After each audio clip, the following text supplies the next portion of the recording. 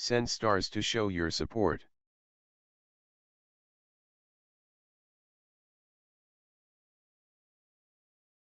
Siri_bot has joined Love. Artextric is now live. Streaming art, drawing character design while reacting to YouTube content number 16. Bot Rix has correctly joined the channel.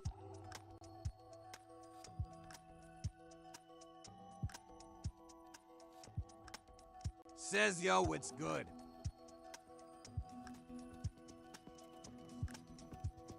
Artextric is now live. Streaming Dota 2, Plus.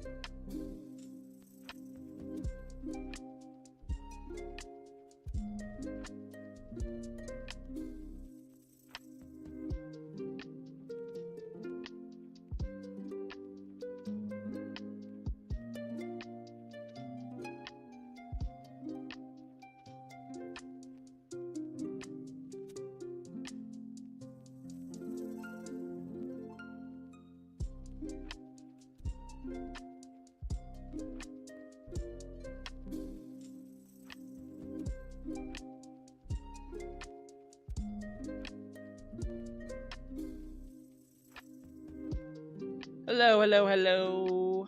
Hello. Hello. I'm finally on. Well, I'm on finally, but I'm prepared. Everything's looked like it's in the right order. Super. Let me see. Says hi. Hello. I want to make sure on something. Okay. Can you guys hear the voice? Can you hear the sound? Sorry, party's canceled. Waiting on the cable internet guy.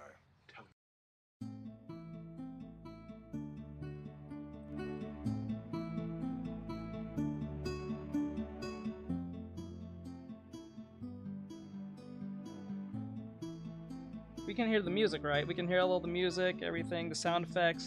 We can Says hear. I teach. We can hear Good the to voice. see you. Oh wait, we can't hear the voice. We can't hear the voice. I know you guys can't. Hello. We can't hear the voice. I know we can't. Hold on.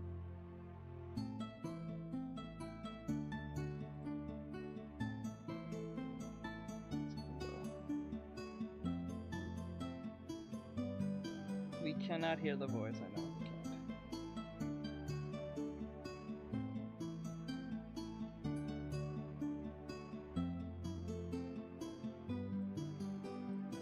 There we go.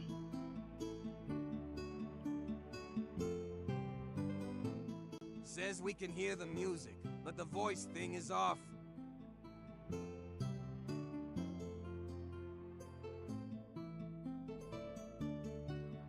Okay.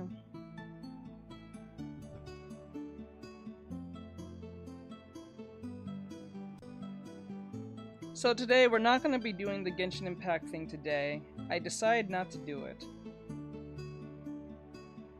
Okay, I decided not to do the Genshin Impact thing today. There's a good reason why. So the reason why I chose not to do the Genshin Impact thing was, well, one, I was on late, but two, I kind of realized and thought of a good idea to get as much maximum viewage as possible.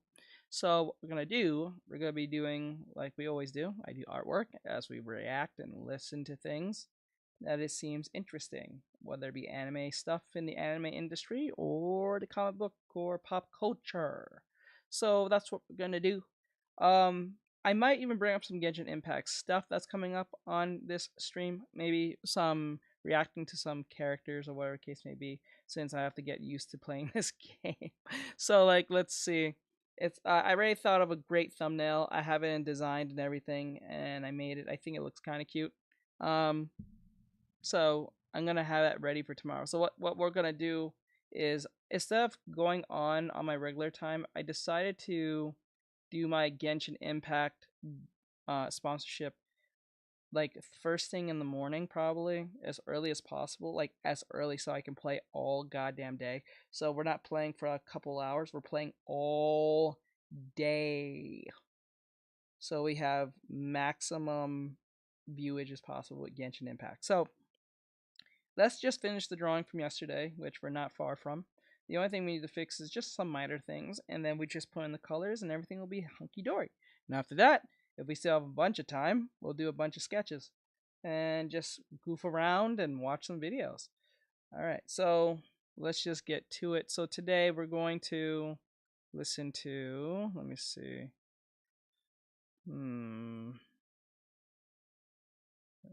We got Charlie here. What is it? Goodbye Funimation. So let's listen about what's going on with Funimation. I think this will be interesting since Crunchyroll pretty much killed Funimation in a nutshell. So let's see what Charlie has to say. Let's go, Moist. Another sad reminder that you don't own anything in the modern age, and Nope. you just gotta put that in your pipe and smoke it with a smile on your face and say, "Thanks, Corpo. May I have some more?" I know I just made a video on this topic a couple weeks ago after Ubisoft publicly came out and put their own dick in their mouth, saying gamers need to come to terms without actually owning the games they pay for, or something to that effect. Basically just saying, when you purchase a digital game, you don't really own it. We all know that. It's not some like tight-lipped secret When you purchase a digital copy of something, you don't really own anything. You're just granted permission to access it because you paid the admission fee. But it can be taken away from you at any time for any reason. If your account gets banned, or if the service shuts down, or if the license deal expires. Says sounds good. I'm just getting ready for a Valentine's Day date. You don't really own anything besides just like their word that you can use it. And that can be taken away at any time. And today we just saw a really massive case of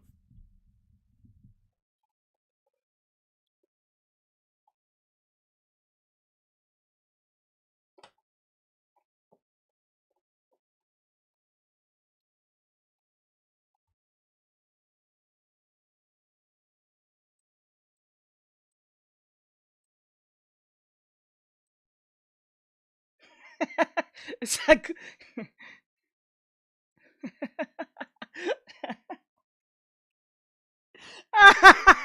is that Goku? Look at Goku's face. I'm sorry. I know this is not a funny subject because Funimation's dying, but then again, Funimation kind of died since like what 20. It's I'll say like 2014, 2013. It died a long time ago. Like it went. Like, I don't know, something about Funimation kind of feels different even after the whole Crunchyroll thing. But Jesus Christ, look at Goku's face. Imagine Goku making this face. The face Goku. This is the face Goku made when he threw the Fedora ring to Gohan. You can't.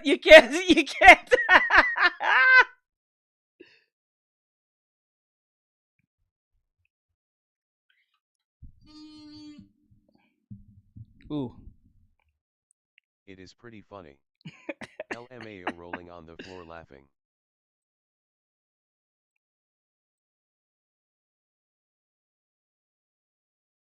Hold on.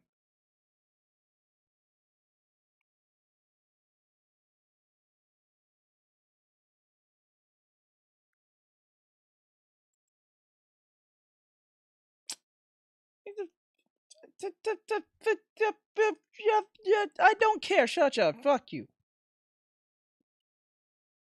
First place.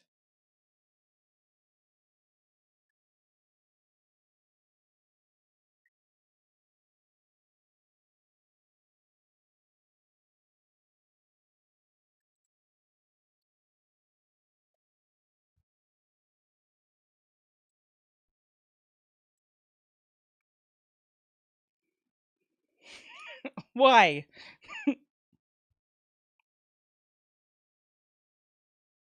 Ooh. Ooh. Says No. did the sound get turned off?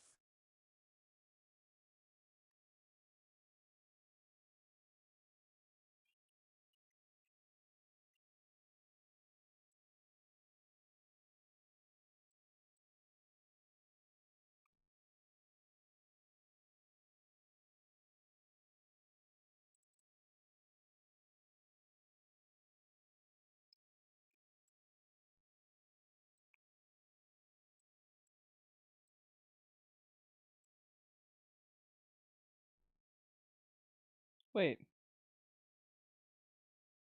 Hold on. I just wait, hold on. Go back. That's what you meant. Hold on. I just now noticed it. Hold on. The sound was off. Shit, it's fucking stupid. I hate that shit. That's why you guys can't hear it.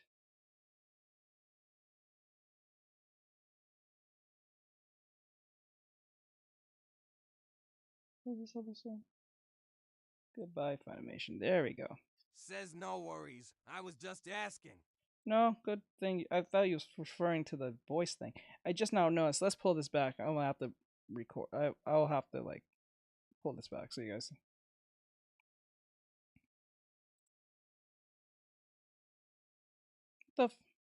Hold on. Says hi. Why is this thing acting so stupid? I don't understand.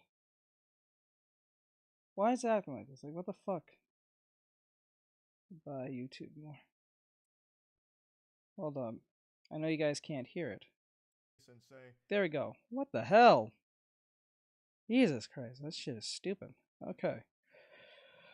Alright, we're gonna redo this because, like, if I'm gonna post this, gotta do this right. So, pretty much for those who don't know, Charlie's supposed to explain what's going on with the whole Funimation situation.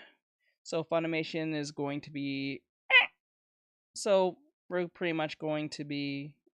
Have to deal with Crunchyroll for the rest of our lives, I guess. And it's not. And the future's not looking bleak. The future is looking bleak. Can't talk. Anyway, with that said, let's just get straight to it. I'm going to turn this up. well, if it isn't another sad reminder that you don't own anything in the modern age, and you just gotta put that in your pipe and smoke it with a smile on your face and say, thanks, Corpo, may I have some more? No. I know I just made a video on this topic a couple weeks ago after Ubisoft publicly came out and put their own dick in their mouth saying gamers need to come to terms without actually owning the games they pay for, or something to that effect. Basically just saying, when you purchase a digital game, you don't really own it. We all know that. It's not some, like, tight-lipped secret. When you purchase a digital copy of something, you don't really own anything. You're just granted permission to access it because you paid the admission fee. But it can be taken away from you at any time for any reason. If your account gets banned, or if the service shuts down, or if the license deal expires, it can leave and you just lose access to it. Even though you paid for it, you don't really own anything besides just, like, their word that you can use it. And that can be taken away at any time. And today we just saw a really massive case of a ton of people losing things they paid a ton of money for because of the closure of a service known as Funimation. Okay. This is probably something that's near and dear to the hearts of many of you watching. Funimation has been a staple in anime for quite some time, and in 2021, Funimation and Crunchyroll performed a fusion dance. They merged together, and then today it was announced that Funimation is officially shutting down. They're closing the doors, and they're letting it sail off into the sunset. Except that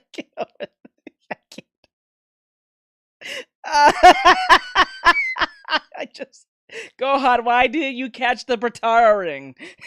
I can't touch that face. Letting it sail off into the sunset. Except the name of the boat that it's sailing off in is the Titanic, and it's currently hitting the fucking iceberg and causing a massive problem. Because with Funimation closing, Crunchyroll has announced that a lot of the digital goods that many users purchased over the years, such as, like, Blu-ray, special features, and a myriad of other things, will no longer be accessible because Crunchyroll does not support it. So things people have paid a lot of money for are just gone once this shuts down on April 2nd. So you're just going to lose access to it forever because you never owned it in the first place. You'll own nothing and be happy. That's the way things are trending, and between that and AI girlfriends popping off, the future's looking weird. And just when you thought it couldn't get worse for this announcement here, just when you thought it might be safe to sleep on your stomach tonight, Crunchyroll swoops in and violates your butt while you slumber by announcing that it's going to be increasing its subscription price substantially to $100 per year starting on January 28th. Woo! What? Oh, no. No. $100? Is it annually?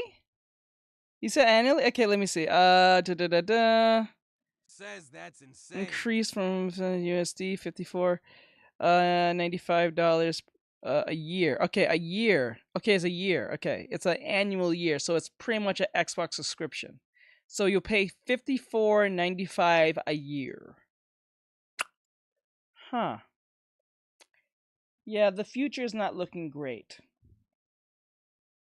Oh, wait. It says... Can you draw Scubby-Doo and Shaggy? I can, but I can't do that right now. I'm doing a commission. It says, good evening, everyone. It says here, USD 54 to 95 a year to USD $99. Oh my god, that's $100. Oh, the beginning of wait, I'm stupid. It's 100. Like, he's right. It is $100 a year.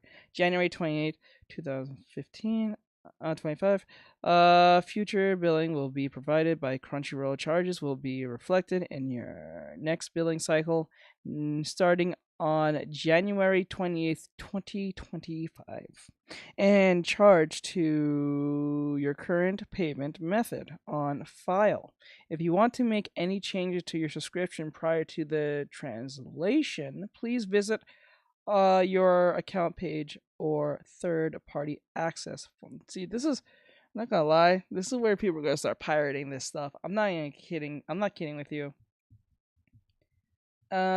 And you know what's weird? I always find it kind of weird that when pirate sites come around, they tend to do a better job than the people who you're paying. Isn't that weird? Did anyone find that weird? Like, okay, perfect example. Like, back when VR chat was like still not terrible, now it's just completely terrible.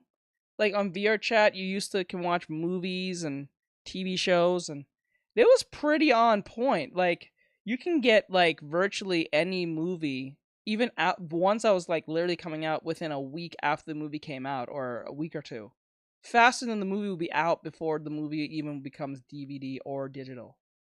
You think to yourself, Guess hoy back.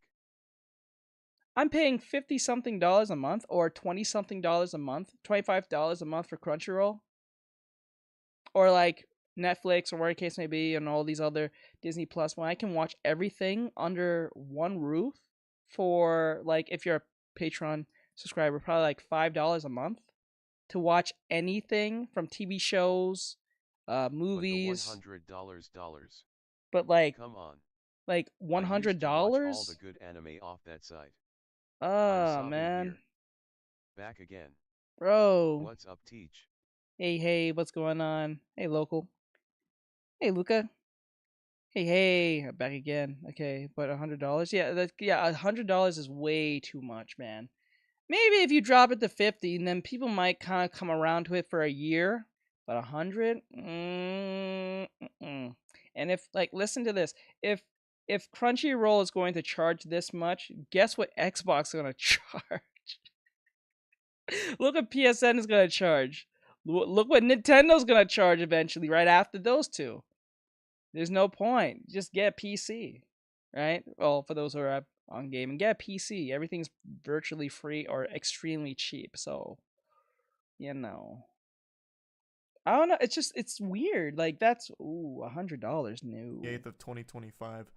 So now you're going to be paying more for the pleasure of losing things you had previously paid for. Ooh. That's nefarious. That's downright diabolical. Yeah, this that's not practice good. is becoming more common than the cold, with companies taking away access to things that you had paid for, because when it comes to digital goods like this, you don't really own shit. And these companies have proven that they are not shy about taking it away. No. So naturally, Now all I that can leaves do is people read with and I'm off 3 the books. options. Anyone have The extra first one, which I bookshelves? think is the worst one. Be a mindless consumer who just buy product, get excited for new product, and that's it. You don't care. Yes, you paid for all of these digital items, but you knew what you were getting into, so they took it away. Wah, call the wambulance, get a side of French fries, rub some dirt in it and be done with it. You don't care that much, and you'll continue to just accept the shit they feed you. That's very wild, much an man. option, I don't know. Keep subscribing to every streaming service under the sun that keeps popping up like a fucking hydra, because there's a million of them now. The second option, you start buying physical media, because if you actually own something tangible, the only way they take it back is if they physically take it from you. Like taking a toy from a toddler. So even though Funimation shuts down here, if you bought the physical Blu-ray for Attack on Titan or something, instead of buying the special features and everything, Barbie is... They can't do nothing to you. Like, virtually, they can't do nothing to you. You would still have it here and could still enjoy it because you legitimately own something. And then the third option, which I think is going to become the most popular option, if it's not already. Piracy. What did I just say? What did I just say? I just said it. Like, no shit. Like, literally, I'm not kidding. Like, literally, like, people are gonna start pirating the fuck out of these people. Like, I'm not saying that's a good thing, because that actually hurts the anime industry. But when you stop and think, or just any industry in general, but like, I'm telling you, it's literally true. Says he literally just said that. I just said that. I just said, like, no shit. Like, no one's going to take this seriously. Like, no one needs anime, right? So, like, this is what it is. It's not like you need anime to live, right? So it's gonna end up being pirated. So, like, it's just straight up. Straight up. Straight up. It is what it is. Says you. I live off that stuff. I knew as soon as VR chat came with that new update with that policy thing you have to sign on. The pirating is real. Yo ho ho ho, you're now a pirate. Now the thing is, yo ho ho yo ho ho. See, the thing is, I don't know, like, when I knew that VR chat was not going to last, once I saw, or something was totally off, when I got into VR chat and I saw that signed policy thing. When I saw that, that's when everything went left. That's when everything went left. It is what it is.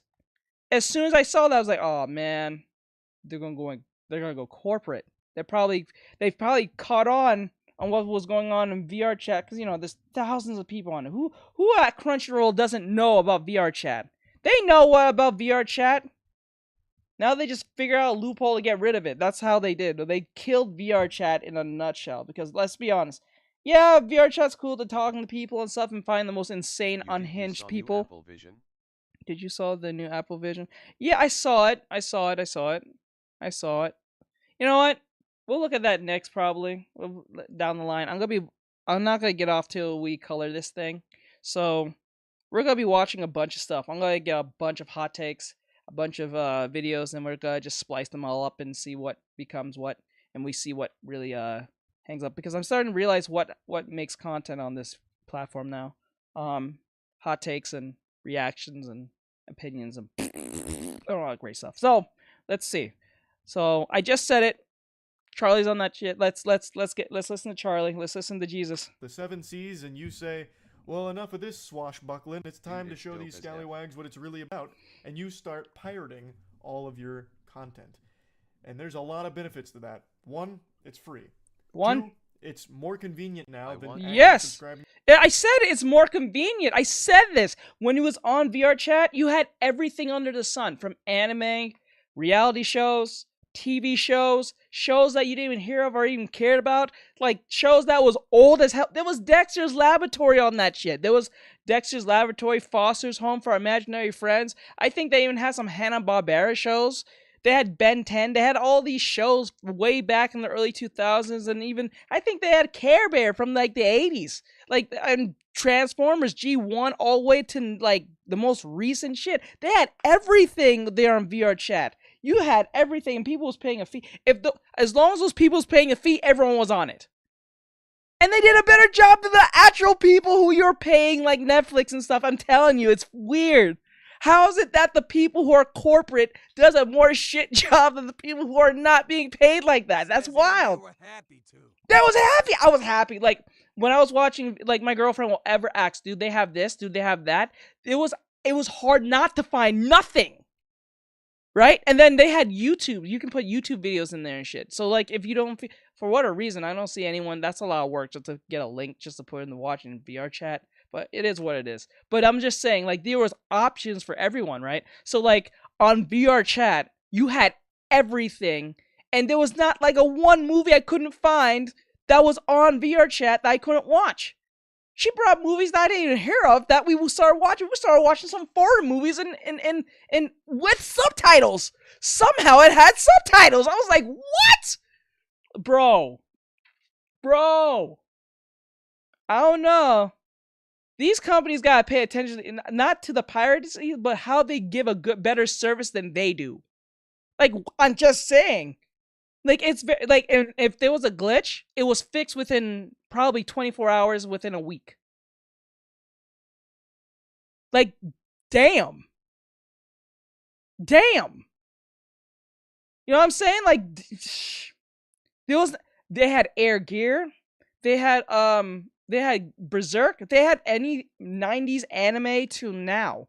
Yu Yu Hakusho, the old accidentally married a Smungus teach. That's the Among Us. And then they had the old 90s Hunter x Hunter. They had everything. Anything. I couldn't find nothing that was I was not interested or didn't see. They had all the seasons of Samurai Jack. They had all the episodes of One Piece as well. Like every episode to the most recent. Now they're all gone. They'd have to be. If anyone reports a problem, they got lit for it and they fixed it ASAP. But they fixed it like within like less than 24 hours to a week. It was freaking weird. It was like golden service. You didn't have to really. I don't know. Once you made a complaint, it got fixed. I don't know, man. These corporates are lazy as hell. I don't know. The people who pirate your is better than you servicing us and getting all these shows and stuff. And then if they get canceled, they still up there. So if you got a canceled show, you can still watch it. You know what I'm saying? It's not gone. So it was like, damn. The streaming services, because everything is so splintered and shot off into all kinds of different places. Yep. I talked about this in the last video I made, but best example is the one Donkey gave about trying to watch all of Pokemon.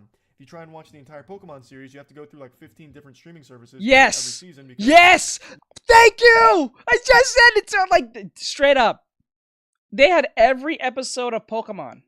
Somehow they have every episode of Pokemon. I think they even had I think they had a few banned episodes too. The one that gave all those kids what is it? Seizures? Epilepsy, I think, with the lights. I think they had that episode too. I'm not totally sure, but I think that episode was on VR chat. And I think I think that was it. That's it. Netflix has like 1 through 5, then fucking Booble.org or something has season 6, and then Roku's got season 7, then you gotta go back to Netflix. Yeah, there's like 15,000. Yeah, it's like Tubi, Netflix, Disney Plus, Hulu. If you're a sports guy, ESPN, and you have to be under Hulu. Female James episode. I think they had that too, with him having titties or something. I don't know. I remember that. Not remember it, but I know there was a thing. I don't remember seeing it as a kid, but I know that was a thing. But that was taken down. Says Hulu really is good spots for horror movies. And it's very expensive. It would be cheaper if you bought the physical media in that case, and it's also even cheaper if you just pirated it, which a lot of people are choosing to do. Yep. Not something I'm advocating for. I'm just talking about the reality I'm not of the advocating, situation but, you that know. we're in now, where it's extremely convoluted and difficult, just a massive fucking headache to legitimately try and buy like the things you want now when it comes to streaming, because I'm not gonna lie, it was better when Netflix had everything. I'm not gonna lie to you, it was better when Netflix had literally everything. And I think we're gonna get to a point where everyone's gonna run back to Netflix, or there's gonna be one streaming service that has everything. Because as you can see, Disney is like bleeding money, and all these other shows and streaming service doesn't have the same hit back as or kickback as Disney and Netflix. You know what I'm saying? So like right now, the best streaming services is like Netflix and Disney right now. And that's really not saying much about Disney. I'm not just gonna be honest with you. Because everything is under Disney. Hulu's under Disney, ESPN's under Disney. Good, but that's my personal opinion. No, I'm just saying, it doesn't really mean the quality of shows. I'm just saying in general, those are the ones that people just kind of run to because it's the most safest one to like recommend. You know what I'm saying? So like if you said, oh, this new Netflix show, you're like, oh, okay.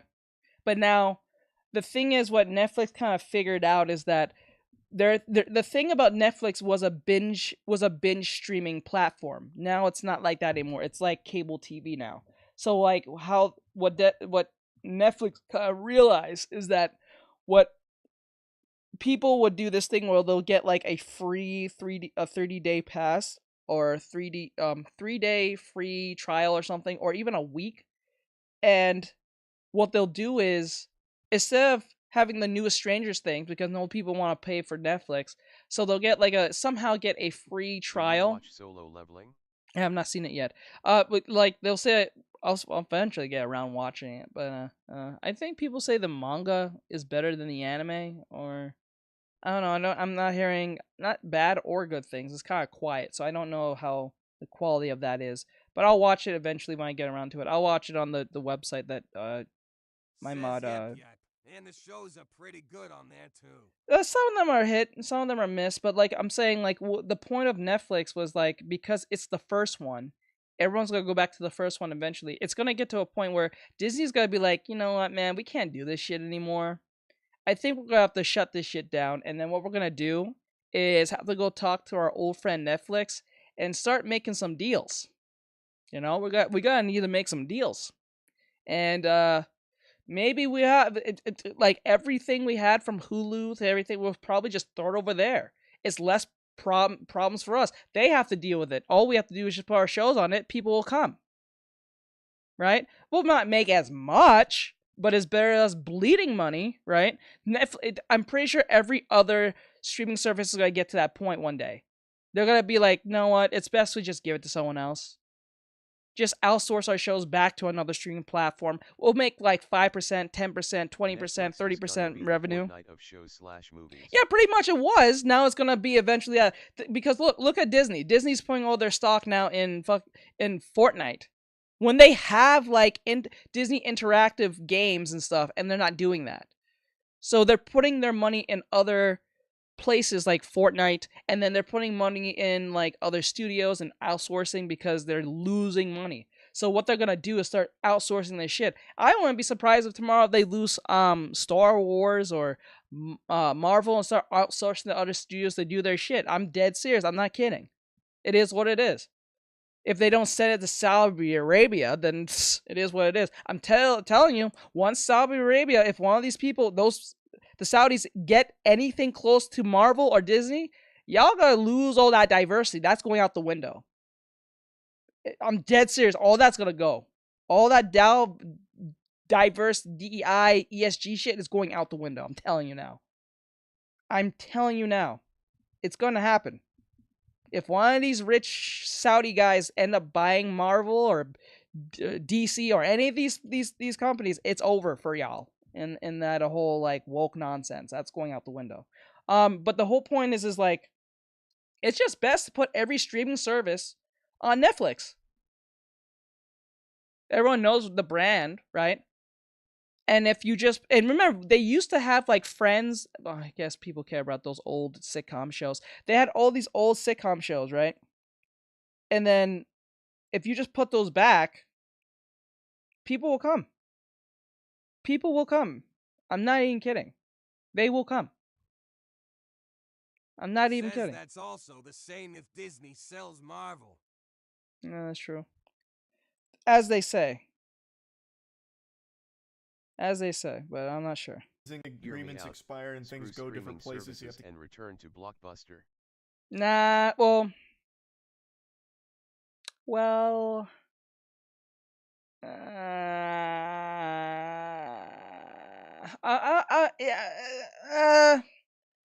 Blockbuster can make a comeback because of they can take advantage of this situation easily, right? They can take advantage of this situation pretty easily.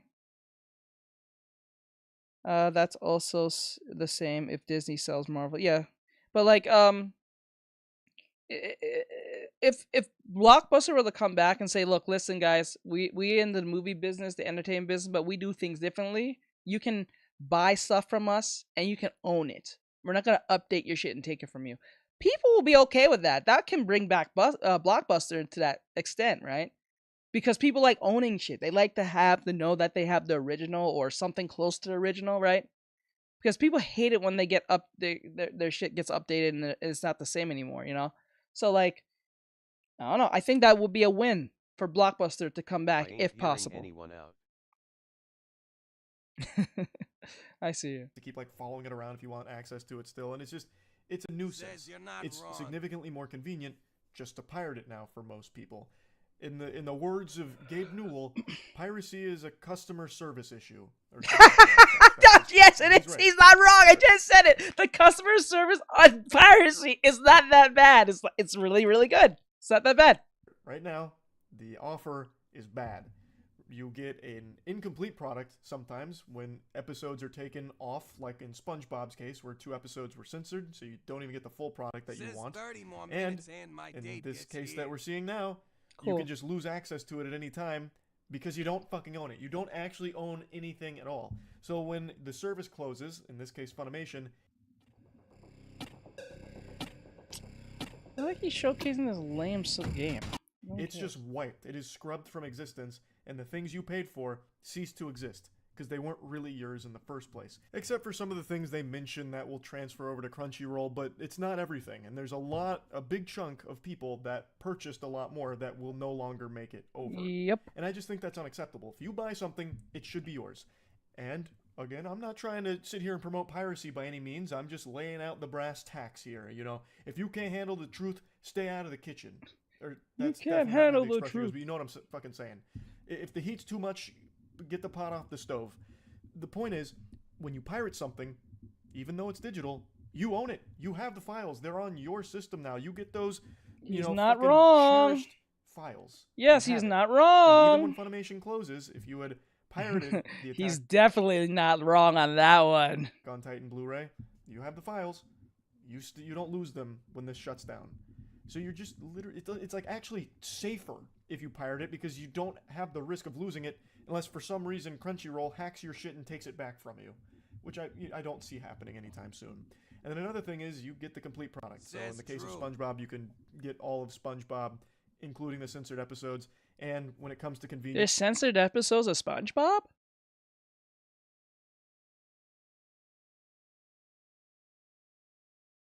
Are you serious? What episode is censored? Last I checked, SpongeBob is pretty vulgar. Lots of them. Holy shit! Like, dude, there's like an episode. I think everyone's seen it. There's an episode of Squidward moving a chair or a couch, and this thing ripped his toenail off. It was the most grossest thing I ever seen. How the fuck is that okay? Says here one of the episodes references a creepypasta with a creepypasta jump scaring. I don't know about that Says one. I forget which ones, but I know some are censored. How is it set? Like, wait, what is it that's censored? Did they say something? The only episode I know that is censored is the cursing one, and that was like when we was all kids, and that was intentional. It was supposed Says, to oh, teach yeah, kids a that lesson. scene.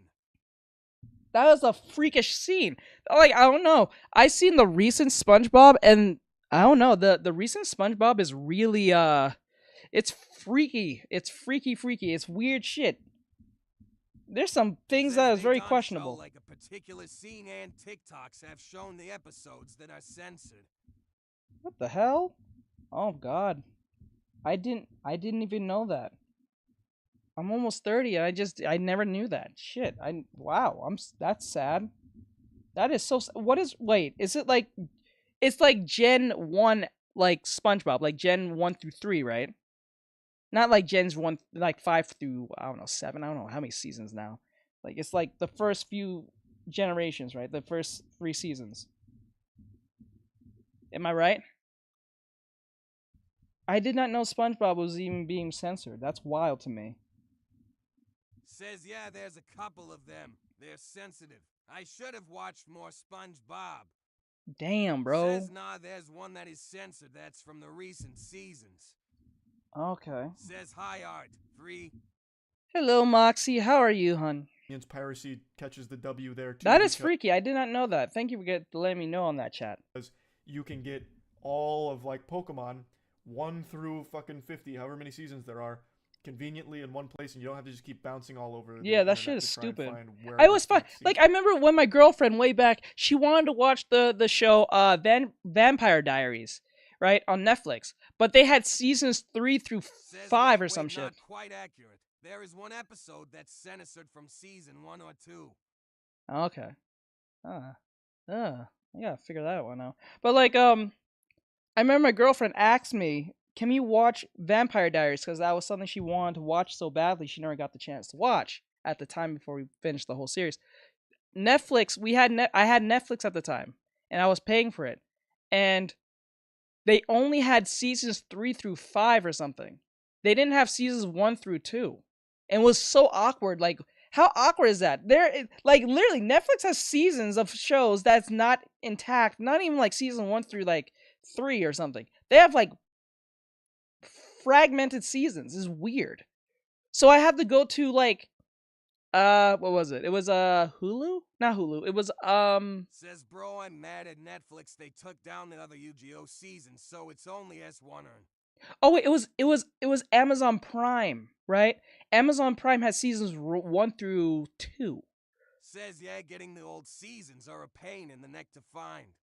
And then like Netflix had 3 through 5, I think, or 3 through 4, cuz I think there was a total of 5 or 6 seasons if I remember right. And the CW had it all, but then again they just kind of like not let you see it unless you have CW, and I was like, "Eh." So it's like, So that's when this is when I think at the time Ari came to me and said, "There's this thing called VR chat." And then when we went on VR chat, they had all the seasons, they had all everything. I was like, "Fuck!" I was in love. I was in love with VR chat. Like right after I was done dealing with y'all on like YouTube and doing videos and doing whatever I was doing, like teaching or whatever. Once I'm done dealing with y'all for the day, I go straight to there to go watch TV. When I'm like working and doing more artwork, like while I'm working or doing artwork, I'm watching VR chat, just sitting in VR chat by myself, watching some random movie or listening to something. Unless it's not a podcast and I'm just doing work. It's wild. It's crazy. Seasons located. So it's just much more convenient. Every decision that the industry is making right now in this gold rush for streaming services is pushing more and more people towards piracy. They are actively pushing people away because they're making it significantly more difficult and significantly scummier and significantly more expensive. What a recipe for disaster. So more people are going to continue to lean into just pirating the content, especially when it comes to anime. Jiminy Christmas, Crunchyroll started as a platform where you could watch pirated anime. It was literally a piracy site that got so popular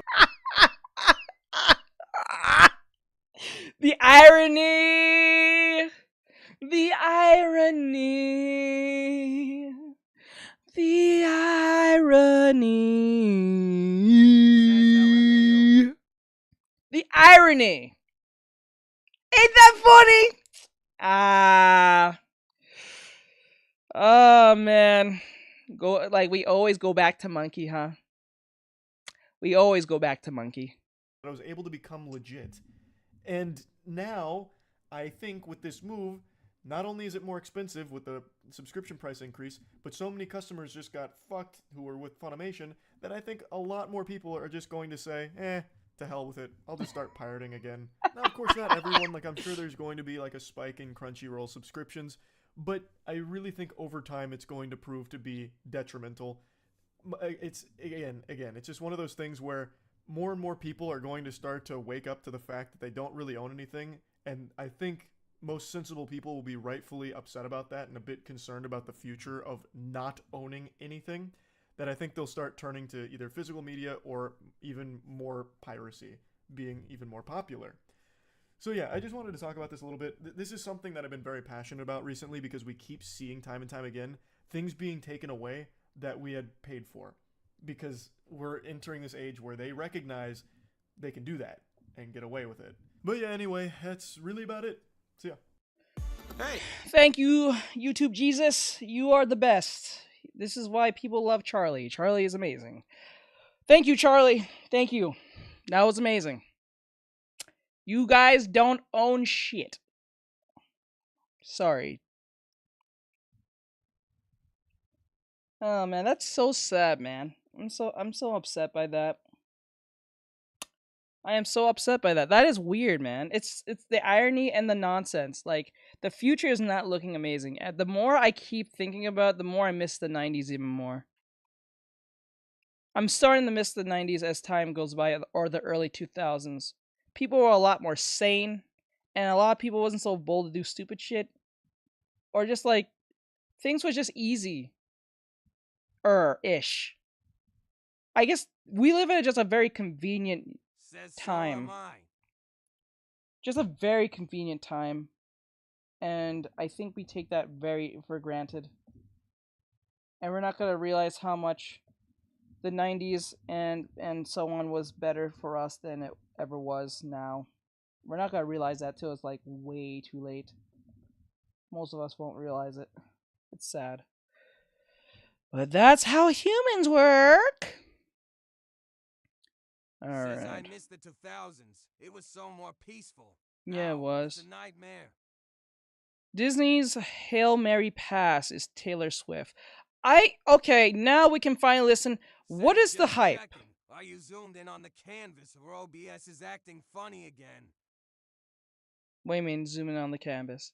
Oh no, I'm doing that.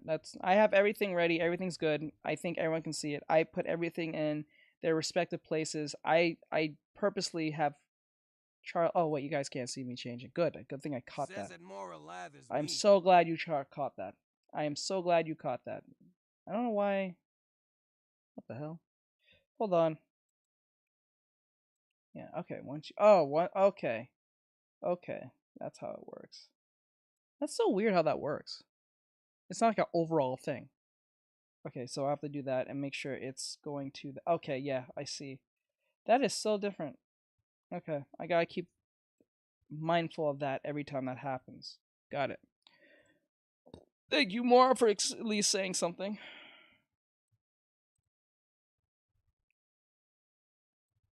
Okay, I don't understand the hype. I don't understand the hype around Taylor Swift as a recent. Like, I know Taylor Swift is popular. I get it. She touched the hearts of young little country girls around the world and little girls in general because she used to sing about being the girl next door type shit. Now she's I don't Says know, okay, just checking on you. doing weird stuff. I don't know, it's weird. Thank you. Thank you, Mora. Hold on. I wanted you guys to hear this. Says come on. Her music was amazing. And I was a kid when I heard her music. Oh, I too. never said it was bad. Says I just something about I think. I never said it was bad. I just said well hold on. Can you guys hear it? Nope. Hold on, it's being stupid. Oh, it says that. Oh, it has to say that. Okay. Okay, that's how it works. Yeah, okay. I'm not saying that. Okay, I don't understand the hype. Okay, Says first thing. actually, I want to was make a big teenager when I heard her music. I want to loved it. I want to make a big disclaimer here. I have no hatred towards this woman. I don't know this woman other than her music. I only know like what 2 or 3 songs. I'm pretty sure she has like hundreds now. But like I have no hatred toward this woman. So I'm going to let you Taylor Swift fans know right now I'm not attacking this woman, so don't come at me, you crazies. Anyway, so the point is, I don't get the hype around this woman as of recent. I think it's because of that NFL player she's dating or some shit, or there's something more to what's going on. Because I keep seeing her more often, and it's, I won't say annoying, it just seems off-putting, right? Something about Taylor Swift puts me off. I don't know what it is, but overall, I don't understand the hype. I get it if you're a Taylor Swift fan. I get it because that's who you like. Fine, it's perfectly fine. But the issue is, I don't get the overall hype that she keeps coming on my For You page. I don't need this, but it is. It is. She comes up every time, and somehow YouTubers keep mentioning this woman somehow, and it's weird, but it is what it is. So we're gonna listen. This might explain why she's such the hype. It says here Disney's Hail Mary pass is Taylor Swift. So Disney is doing something with Taylor Swift to Says some. I feel called out again. I just saw a TikTok about her. That's what I'm saying. What is this woman? You know what? Let's just play that. Let's see what Clownfish has to say. Hello and welcome back to Clownfish TV. Oh, it is me, sorry. Geeky Sparkles, and I am here today by myself because Neon is out doing something else. So we're going to talk about Disney's Taylor Swift, the Eras Tour, Apparently, and she has a why cult Disney following. announced this at the shareholders meeting, which is exactly what we said was probably why they announced. No. Cult following's okay because that's kind of expected if you're a superstar for a while now. Like, if you've been doing this for 10 plus years, it'd be really weird if you didn't have a cult following, right? If you're always in the media and people know who you are and all that stuff, I'm not gonna lie to you, you should have a cult following by now. You know what I'm saying? It is what it is. Like David Dobrik. He's like a YouTube star, but people think people say he's insane, or something like that. So, or like Mr. Beast. He's been around for a long time, for almost like 10 years now. I remember when I started watching Mr. Beast, it was not even for his challenges. It was back when he was on when Twitch was still like becoming more mainstream, and then he was doing the thing where he'll drop like $100, $200. In rabbit before the word called. He will drop like a bunch of money to like to streamers to make them feel good about themselves, but it's supposed to help out small streamers and give them a sense, and they also give them views. I understand it works on both ends of the spectrum, but like that's how I got to know Mr. Beast. Some of these kids got to know Mr. Beast just because he did a challenge one day or some shit. Or, I don't know. He tried to paste his face to like an expensive like plane or something or some shit. Well, other celebrities who are just as rich or richer. Same with Moana too. Same with some other things. It looks like they wanted some big announcements to try to keep their butts in their seats. So before we get into it any further, please like and subscribe. If you do, I will give you a woohoo, and we're going to talk about this. So, according to Puck News, Disney paid Taylor Swift $75 million to stream the Eras Tour because they $75 million. Oh my god! Wanted a big announcement for the earnings call. Now, why would they need a big announcement for the earnings call?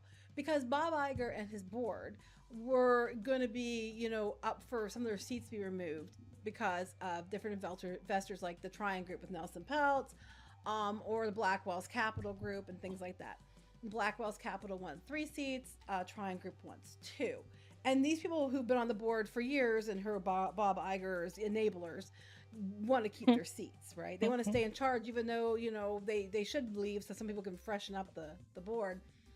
And it's amazing to me how Disney's board can get stuff done when they're afraid that they're going to lose their seat. They can do stuff. Hey, when you threaten my position, that's when I start caring about my job.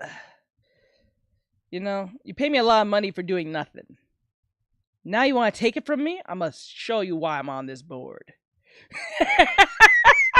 Think about that. Think closely about that. Like, these people getting paid for just doing, I don't want to say nothing, but like, they're not doing a good job. That it hurts. I know, right? Imagine that. Imagine you're being paid for like making slop, right? People threaten your position now because you're not going to be on the board. And then when you finally get threatened, you're like, you know what? I'm going to show you why I'm a Hashira. I'm going to show you why I'm a court guard captain. I'm going to show you why, what was it? I'm a shinobi. I'm you know what I'm saying? I'm going to show you my skills. I have a particular set of skills that only I have, and that's why I'm on this board. And I got so cocky enough that I don't have to do nothing. Now you threaten me, I'm gonna throw my bunk at you. Domain expansion! Woo! I'm like, okay. I can show you why I'm on the captain board, Lord. Yeah, right? It is what it is. It is what it is. Jesus Christ. Time. But it's Mickey amazing Mouse how pull out their fast domain they can throw expansion. deals together. Disney Plus. Domain expansion. Playhouse Disney. That could boost stock when they Oh boy. All right. So when Bob Iger made the announcements during the investor call, and I think some of these were announced before the investor call started, the things that were brought up initially were, the board, who wants to keep their seats, is going to give a 50% higher dividend in July. Now, they block dividends forever. They're bringing it back, but they want to keep themselves in their seats and not get ousted. So, tired of running to the pharmacy. This is a perfect example of why people who this is why, this is exactly why in our America, when we have a president, we only have them for like 4 years, at max 8, and that's it. Because people like this, and I think it's that saying that Harvey Dent said in the Dark Knight Rises, I think it was the Dark Knight Rises, where Harvey Dent said, either you can become the hero or become the villain. Like, I think how it goes is, if you stay long enough or you're around long enough as a hero, you become the villain eventually. You know what I'm saying? So it is what it is. So these people have probably been on the board for a very long time. got cocky with their powers, with their That their is very power. much true, but people in the Senate has been there since their 20s. They're in their 90s, 80s. Yes, to I nearly know. 100. That's something we need to start switching out. Yeah. But then again, it's not. But this is the thing, though. If you have those old people up there for that long, right? The problem is when you bring in the new people in, they happen to be kind of woke. And then they'll bring you in more insane topics. I think the only reason why our current president is easy to make fun of is because he doesn't know he's president. I'm not making fun of him in the sense of Democrat or some type of Republic. I'm talking about his age. He looks like he has wartime stories of other people's wartime stories. Like he'll tell me someone else. That is also the sad problem. But what would you rather, a functioning person or somebody's gonna a blue screen in front of you? You're not wrong. I'm not gonna go against that. I don't like the idea of my computer blue screening when I'm doing work. So, you know what I'm saying? Like a computer can always be fixed, but when it blue screens, oh man. Like I don't know. When I look at my current president, I'll be like, he looks like he knows other people's wartime stories and just self-inserts himself. And then when you ask him about the wartime story he just told you, he doesn't know what the fuck you're talking about. It is what it is. Like, that's just how it feels. That it is what it is. Oh, we're gonna give you 50% more next time if you keep us in. All right. Then they pull out the sports deal between Warner Brothers, Fox, and Disney. Since it's a 3-way deal, that one probably took a little longer, but they're probably working on it. But they pulled that one out. Okay. The things they focused on the most was the Epic Games deal for $1.5 billion, which I'm sure they already had ties to Epic Games because of they've had tie-ins before with Fortnite and stuff. And they hurried up and called a deal in for that to have some big announcement. But the Taylor Swift one was already done. It's just a matter of letting, the Taylor's cut, letting her throw a couple more songs in it from her tour, and then they give her $75 million. Says about ready to head out teach. Okay, Ari, do your thing. Be careful on your Valentine's date thing. Be careful, Don't drink anything I won't. I'll drink anything, but I'm just saying, don't drink anything I won't. Download Genshin Impact for free and start your magical Hey, adventure. hey, listen, no. Create a new player, reach adventure rank 6, hey, and complete the license to Glide Quest to no, support the stream. We're not doing the sponsor. We'll do that tomorrow. https://sterms.net/gensin_Artexrtic. You shut up. Thank you. We're not doing that. We're doing that next time. We're not doing that now. Because I want to get this done. Tears of joy, face with tears thing. of joy, face with tears and you know what's weird? When I even signed up for the sponsorship, I didn't know it can automatically do that unless that's a new update they do. They don't have to do it yourself or some crap. It's freaking weird. And they flat out said, I'm sorry, I keep pausing now. I'm gonna stop doing that. But like, I always wondered, it must have been such a hellhole for Fortnite to even ask Disney for their characters. They must have had to pay a lot of sum of money just to use a Darth Vader, a Tony Stark, or even like a freaking You should actually Thor. Start a new account so I can actually play game with you when you hit your AR-15 LOL. Okay. Why you have to say it like that? Jesus Christ. This one was done. Try to razzle-dazzle the investors to keep their seats. Razzle-dazzle. So Netflix and Universal are also, bidding for this. And Bob Iger doing Bob Iger as he does. He, made sure he was the top bidder because it worked so well with Fox. And then he hurried up and got this together because he wanted a big announcement for yesterday's earning call and paid the big Moana prices thing? to get them. So he outbid everyone to make sure he had this because probably as soon as they heard Peltz was coming back and then Blackwell started, they started case building, started hurrying up and trying to get as many things as they can. That's why we got the stupid Moana 2 announcement, right? It was going to be a TV show. It was a TV show that they were doing for Disney Plus, and they hurried up and decided, let's all shove it together into one movie. We'll get it nice and polished by the end of the year to put it in theaters. Because we know they're going to ask about theaters. And they don't even have Dwayne Johnson signed yet. I mean, they're probably getting that taken care of, But they announced this without even having, you know, a whole plan the whole way through. Because they were just trying to razzle dazzle to keep their asses in their seats. Isn't Dwayne Johnson in a lawsuit with some random woman who claimed that she got kidnapped by this man? Right? Am I getting the right celebrity right? Wasn't Dwayne the Rock Johnson the Rock, the bald head himself, the big man, Maui? Wasn't he being sued? Yes. Yeah, isn't he being sued by some random woman? I think it was a woman, or it was a ex coworker from his Says, hey, what's up? from his wrestling days Poggers. or some shit. Says, hey, Bri. Says when Yeah. this happened. Look it up. Literally. Says you heard that correctly. Yes. He was being sued by some random woman for some type of kidnapping attempt in her son, something with her and her son, her young son, or some crazy shit. It's some insane stuff. It's insane. Like it's almost out of this world. I thought it was not even, I thought it was one of those Onion like stories where it's kind of made up and it's supposed to be funny. I think it's legit real. Like legit. I'm not kidding.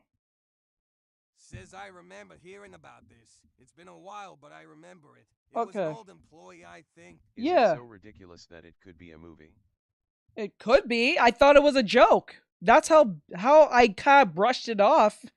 But now when I think about it, he's been super quiet since that. And well, it was actually the Oprah thing, and then after that, he got accused of some woman, accusing him of kidnapping her and her son, or some craziness, or her young son. I think he was like 5 or 4 or some shit. I thought it was a lie. I thought it was just a big joke, but apparently it's real. Again, they can move as an investor. I'm looking at Hey, this. And I'm like, Says well, no, it was Disney can get real. stuff They done had when they real want to. The BS Disney about board it. and Bob Disney has Iger posted it can since get on things TikTok, done when their feet are to LOL. Okay. At least I'm on the right track. At least I'm paying attention. the fire, and it's either, you know, shit or go off Says the pot. underscore. Then amazingly, they can do Hi, things hum. How are you, that hun? can boost Disney stock. Disney stock was like $78 a few months ago. Now it's $108, and that's still down from the $111, $112 it hit. It's still not as well. I guess that's a new 52-week high because it was $118. Says I'm okay. But they could That's drive good. it up from $78. I'm doing well. It was We out here making some content about Disney and other things, but I'm good. I hope you're doing well. Thank you for coming in Says at and saying Melodic hi. Productions, hi hum. I appreciate you, hun. I appreciate you so much, hum. sitting around 90 some to 112, and they're like, oh, 20% stock increase. Great. Says at Why weren't you doing that Brighterclose, before? underscore. I mean, I understand there were strikes and stuff like that going on. I do get that. But it wasn't up like that for a while. And then you guys could have done other things. And all you do is last minute pull something out of your butt. And then you're like, razzle dazzle, and you get to stay there. And the status quo remains. But it's funny because now they're coming out and saying that. I'm looking at this article, and they're actually saying that what they're hearing is that Bob Iger. Well, I'm you're working gonna on this hate new- Pine as much as I do, and you're gonna feel it XD. You're gonna hate Pine as much as I do. Oh, Paimon. Come on, asterisk. Paimon. I think you're talking about Paimon. On the Taylor Swift rights because he wanted a big announcement to be like, look what we're doing, keep us in. They said that the concert film, which grossed $261 million worldwide, is what they're basing this on, which again wasn't Disney's risk. That was like AMC, I think it was, and some other people that were the ones that put it in the theater to save the theaters because Disney and co were stalling out the negotiations with the Actors Guild and the Writers Guild, which means we didn't have any movies till next year. So they kind of caused the problem. Somebody else solved the problem, and now they're trying to piggyback on the problem. Sounds about right. So it started streaming as a PVOD title on Universal, where it did well, but now it's going exclusively to Disney Plus next month on March 15th.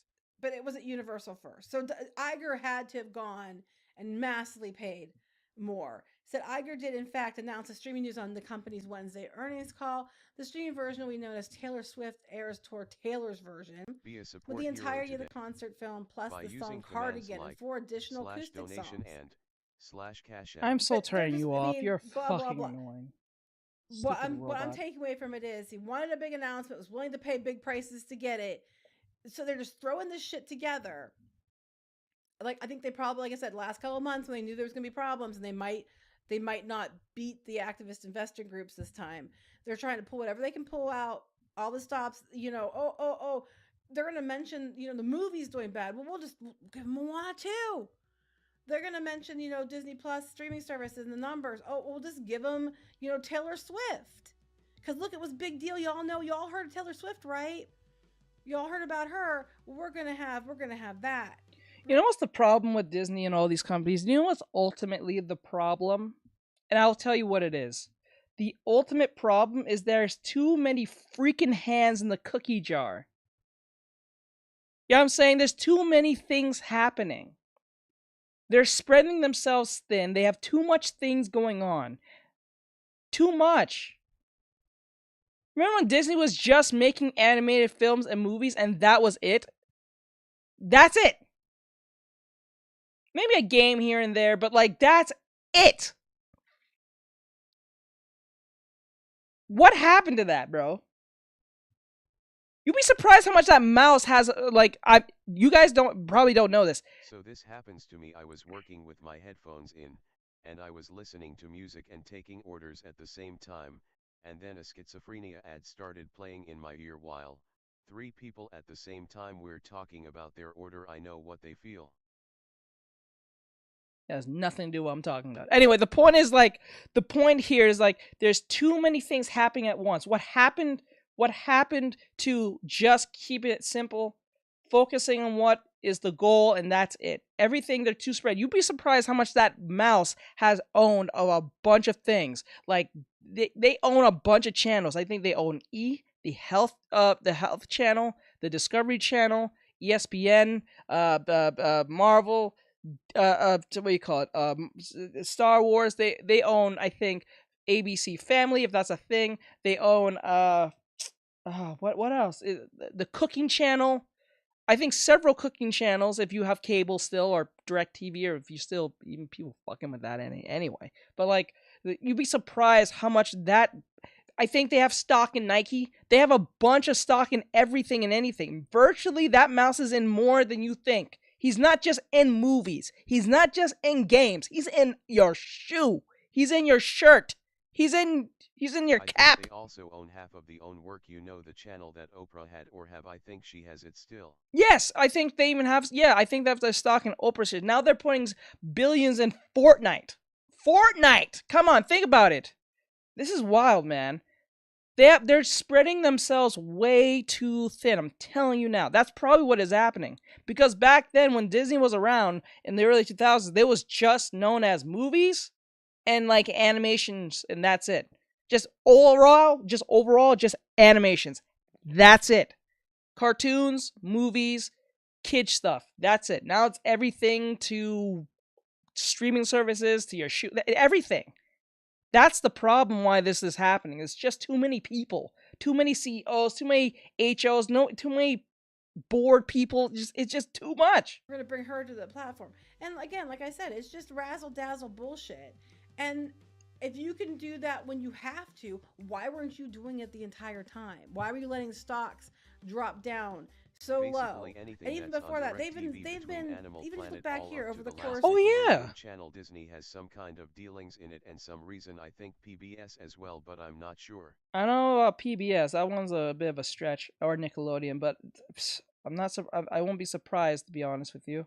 And to be honest, I forgot they own the Discovery Channel, the Pet Channel, or whatever the hell it's called now. Jesus Christ. The last year or so, they I can go back further, 5 years. Okay, just to be clear to you, Disney owns Markiplier. Just to be clear to you, Disney owns your Markiplier. Yes, him, the Markiplier. Remember, he's signed up with Maker. Maker's owned by Disney. So yeah, why do you think he was able to go on that Disney show way back when Disney was trying to cash into the streaming gaming thing? Yes, if go on YouTube, type in Markiplier Disney, you'll see him on that Disney show back on true. Disney XD. Something about Movie Maker agency that he's with, but I'm not sure if you're still with them anymore. I don't know about that one. Is Movie Maker still a thing? Huh. I forgot about Movie Maker. Huh. That's kind of how I started my channel with Movie Maker way back when. Oh, my old gaming channel, then Artextric eventually over time. But like, damn, that's a lot.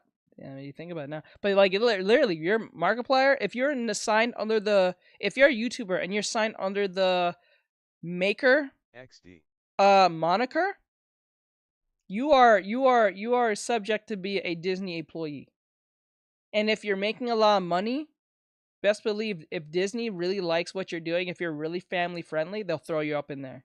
But then again, I'm not gonna be honest.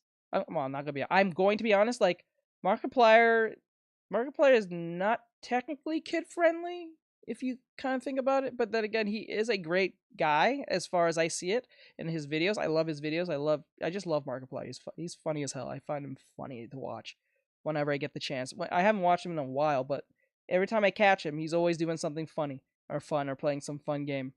That man's a genuine individual based on what I've seen all the years I've known him. I've been watching him since I was in fucking like high school or something. My sister has a giant crush on that man, even to this day. But it is what it is. I think Markiplier is the very reason why my sister's into Asian guys. I think that's literally the reason. But it is what it is. Let's go. Let's go. Iger came back the end of 2022. Okay, that's September. He came back around November. So in here, it was under $100 then. It has been staying that way. LMAO. Pretty much until you announced Taylor Swift and Epic Games and all that. So if you had the power to fix this there, why did it take you all this time to fix it? And again, and that's in comparison to here. Because they don't have to. 190. They don't have to. Listen. The reason why these companies are not putting the effort to do what they're supposed to do is because they know that you're going to buy it. Think about it. For every 10 people who goes and watch a Disney movie, 3 or 4 may not go, but majority will because it's a Disney movie, right? There's going to be the woke people, the shills, the people who believe they have to go because it's Disney, because they're so hell-bent on nostalgia all the time. And thinking that Disney will come back and save. They're not coming back. Disney will never be the same. Disney will never come back, people. Let it go. Your Lion King, your Kingdom Hearts, your Lion King, your Toy Story, gone, dead. They're gone. They're never getting the same spark as you did when you was a kid. They do not care. They see you as pay piggies. That's all they see you as. But you know what? It's gonna take some hard truths to tell people this lie. Like, come on, man. Give it up. It's not going to work. They're not going to bring the magic back anymore. You are just a pay pig now at this point. They figured you out. They figured out the game. This is why there's 1,010 Call of Duties and always a new expansion or something. Because Call of Duty's not even Call of Duty anymore. Let's just call it for what it is. Call of Duty is not the same. It will never be the same. Even if you bring back Modern Warfare, it's still not the same. You know what I'm saying? It's never going to be the way you want it to be. Let it go. You have to let it die, man. You have to let it die. Because I noticed something when a show is popular. I mean, like, really popular from way back when. Or even if it's still going, like Supernatural. It's, like, let's use Supernatural for example. With Dean and Sam and Cass, right? When Supernatural aired, it was, like, in, like, the early 2000s. Like, 2003. And it ended in, like, 2022, I think. Last season was 2022, 2020. No, 2021, 2022, or 20. Yeah, 20. I think it's between 21 or 22. He's in one of those two, right? When it ended, that was amazing because like those people lived up to 14 seasons. I think it's like 14 seasons of Supernatural for those who watched it. And not a single one of these actors was Me Too'd or anything, right? Surprisingly, because remember, these people go to Comic-Con all the time, right? And this was in the height of the whole like Me Too movement and blah blah blah, you know. And when you think about it, if you made it out throughout your whole 14 seasons of Supernatural and didn't get a case in the slightest because you looked at some female wrong or you said something to someone and mispronounced their pronouns or whatever, you would be canceled instantly on Twitter, right? So for Dean, and Sam and Cass, the actors, forgot their name, for them not to get in trouble within that time without saying anything wrong or anything at all, because I don't know, people make mistakes, like they say something wrong. I'm not saying doing something wrong, but saying something wrong, maybe had a bad hot take, and for them not to have a single one within the hype of Twitter and all that stuff, that's amazing, right? So within that time, for them to Says even good end their form. show, Gotta rework the angle of the head in relation to how it connects to DA's spine. well, thank you. But like if with the idea of them being not able to get in trouble, I would be, that's a win. You finish your show. You know how many shows has been canceled because some idiot said something to someone on the hot take on something? You know what I'm saying? Like, just, it is what it is. It is what it is. Like, pfft. So if your show lasts that long within this time, it's gonna be woke eventually. Look what happened to Riverdale. Riverdale was okay, and it got super woke at the far end. Like, it just got really woke. So woke that people who are woke didn't like it. That tells you something. That tells you something. 97. And again, this was like Chapek in here when he was in charge. But thank Iger's you. in I appreciate it. charge, Chapek's in charge. Not granted, the pandemic, I think, had something to do with it. Oh, But you rework come the down angle here of and the it's been head staying relation, pretty, how you it know, connects to the down, spine. down. Oh, look, Taylor Swift. I don't know. I'm just, if you had the power to do it, why didn't you do something sooner? Actually, the So feet is that's what I off. have to say about it. I just think it's funny because I joke that's probably what, I wasn't joking. I'm like, they're doing this. They're just pulling this stuff out of their ass to save their asses. And that's what they did. So, and it's being confirmed by The Wrap. So like and subscribe, and I'll talk to you later. Bye. That was interesting. We got another clownfish on the way. I'm gonna be knocking all these videos out of the way while I work. So yeah, that was it. That's the Hail Mary of Taylor Swift, I guess. Or Disney making more strange decisions. I can't say they're making bad decisions. I'm not a business person like that. But then again, I don't know. Disney has been making some strange decisions. It is what it is, though. All right. What's this one? Disney has never been more expensive. I don't care for that right now. Kids aren't watching Disney anymore. That's one's interesting. Kids are not watching Disney anymore. I'm not really surprised on that one. Kids are on like TikTok and shit. You know what I'm saying? Kids are on TikTok. That's what kids are on. They're on TikTok. They don't care for Disney. They want to be the next influencer or some shit. They don't care for that crap. No one cares for that.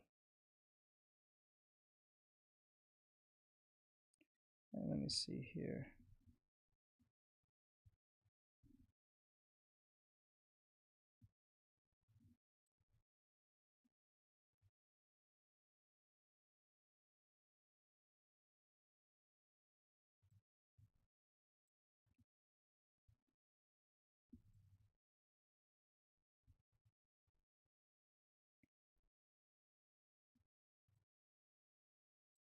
Okay, I think I got everything. I gotta do that every time. That's kind of lame.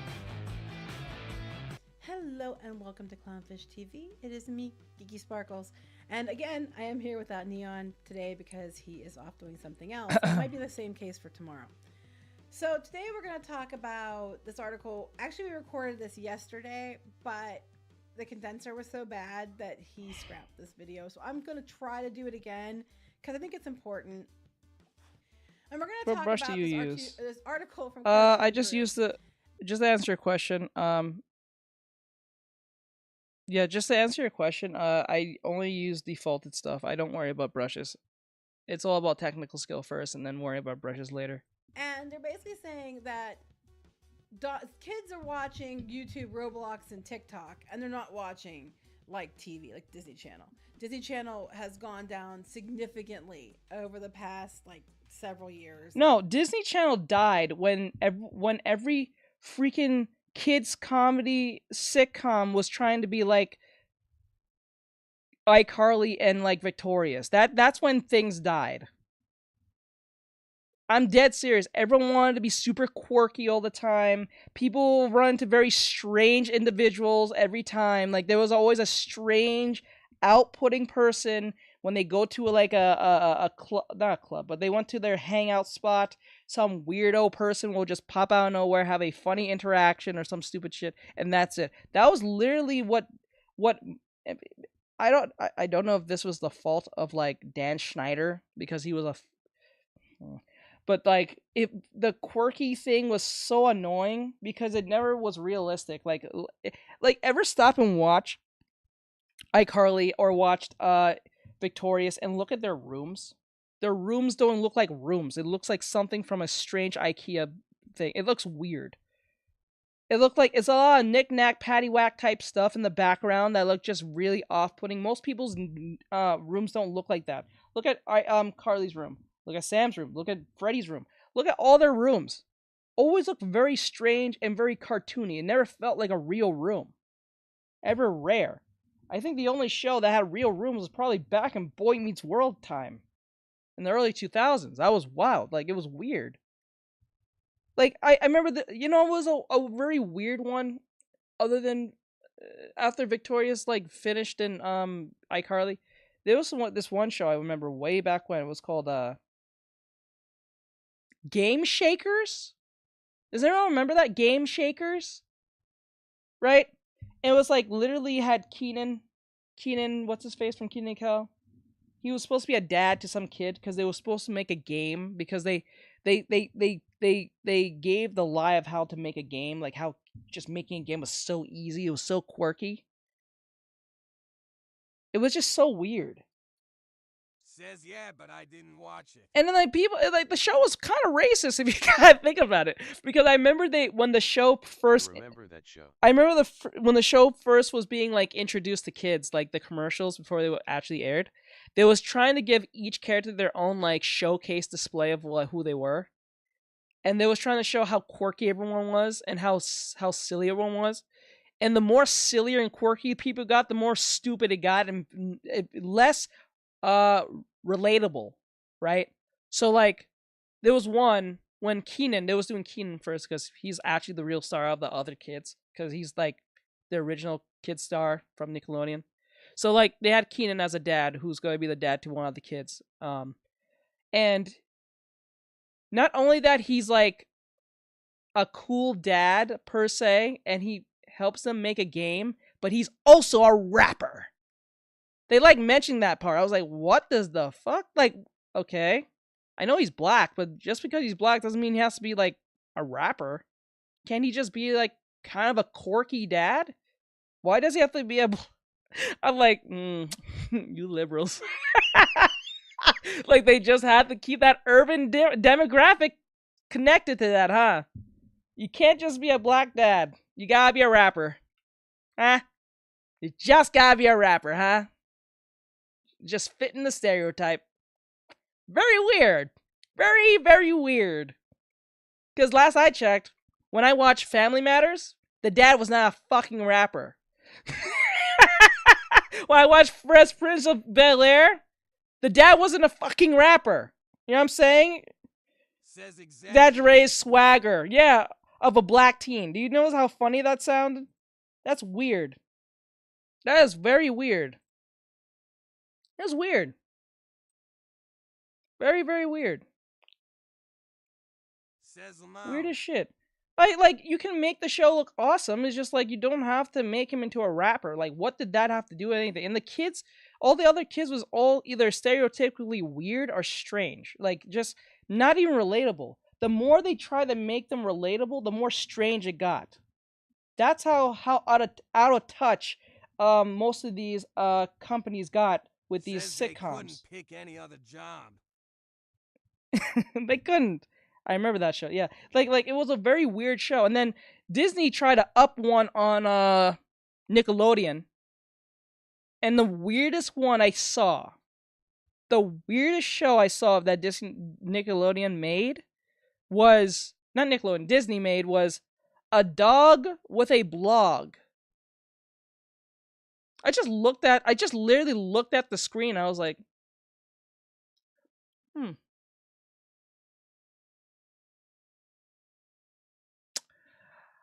this looks like shit. Like, who thought this was a good idea? Who greenlighted this? Like, honestly, who greenlighted this? This doesn't seem to make much sense. It doesn't make much sense. It's like a dog with a blog. What does that mean? Like, you guys are so trying to be relatable that the dog has a blog too. I don't even think people blog anymore. I don't even think people say that anymore. I'm not even kidding. I don't think people say that anymore. The word blog. If they do, very rarely I hear anyone says it. Anymore. The only people who used to say blog was like influencers who was like in the, I don't know, the makeup space, I guess. Or something like that. Or, you know, the drama space or something. Or trying to get rumors. Like, I forgot that one guy name. I forgot his name. But, yeah, like, it was weird.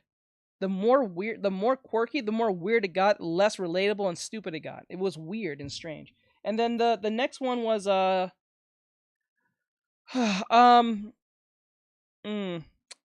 think Cartoon Network tried to do one too. No. It was like a Mad TV type show. Way back when. It was I don't even remember. It had the guy who did the voice of Finn from Adventure Time as like this show of kids. And he had the dude who did the voice of the guy who did the voice of Miles Morales in the movies. He was part of that crew. Something crew. I forgot. Something crew. I forgot. It was on when this is around the time when Cartoon Network tried to go CN Real. For those who remember CN Real. Does anyone remember CN Real? That train wreck when they was trying to go they wanted some of that Zack and Cody money. They wanted the Zack and Cody money. They really wanted that Zack and Cody money and it didn't go well. And then they tried to get kids into sports, which was weird.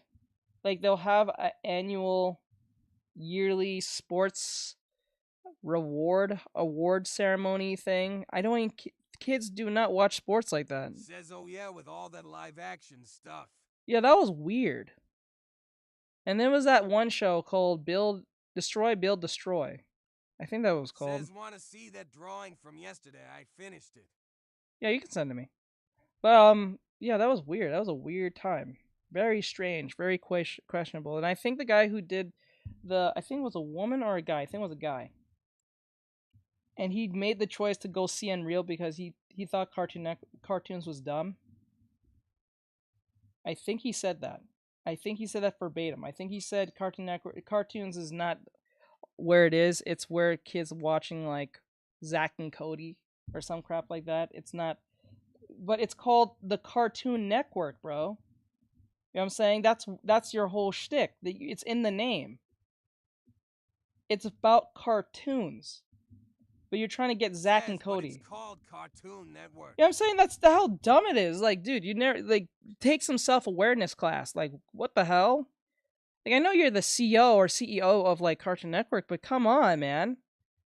It's called Cartoon Network. And then they try to literally change it by calling it CN Real.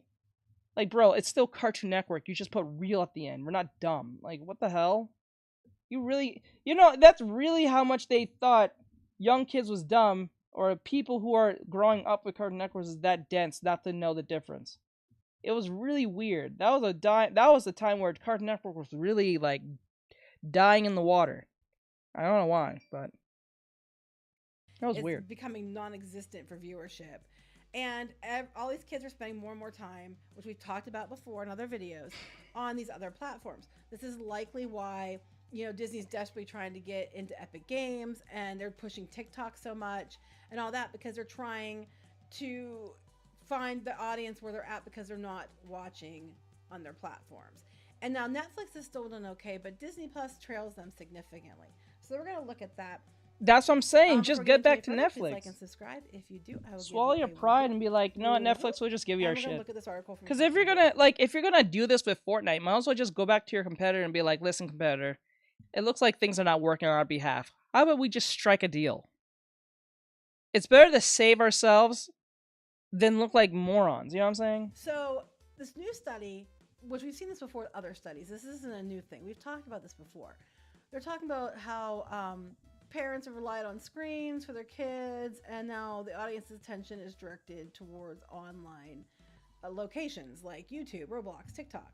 So this is a report they've collected from 400 families with children between the ages of 4 and 18. This is just for kids. I think it's definitely going to hit, I think, even people into their 20s and 30s. I think you're going to find this is probably true across, you know, a wider age range. Just they were focused on children. And they said that they have found compelling evidence that Oof, gotta get rid of this. Tell me why. Because it stinks. Have you tried down God, Jesus. It helps Oh, remove odors man, 3 times that must better than really detergent suck. alone. It worked, guys. Yeah. Downy Oh my God, that must really suck. Doesn't that prove how much your career went backwards when you're doing commercials again with your old band? Like, you were superstars and people loved you. Now you're just doing commercials. And you're like probably in your late 40s, early 50s. I think. That must really suck. Ain't the like, you're not making any money on your royalties, or like, are you just that greedy for money? Either one. they spend more time gaming, surfing social media sites, and watching free streaming platforms than they do on paid things like Netflix, Disney Plus, or Prime.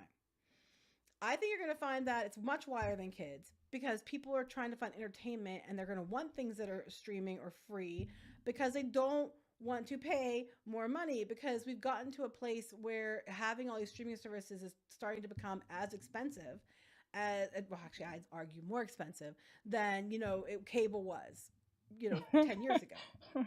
So I think this is a case of where they're focusing on kids, but if you really looked into it, it's a much larger group of people, which is even more condemning as the article goes on.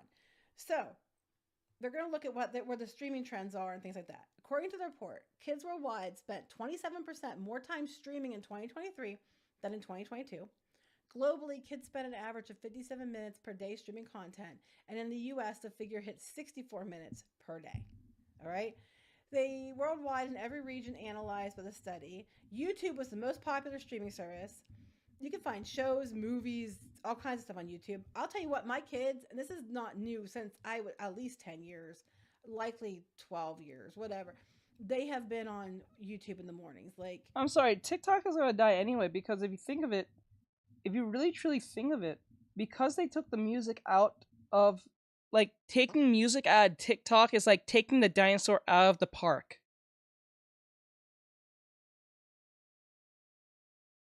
Like, seriously, that's literally what it is. Like,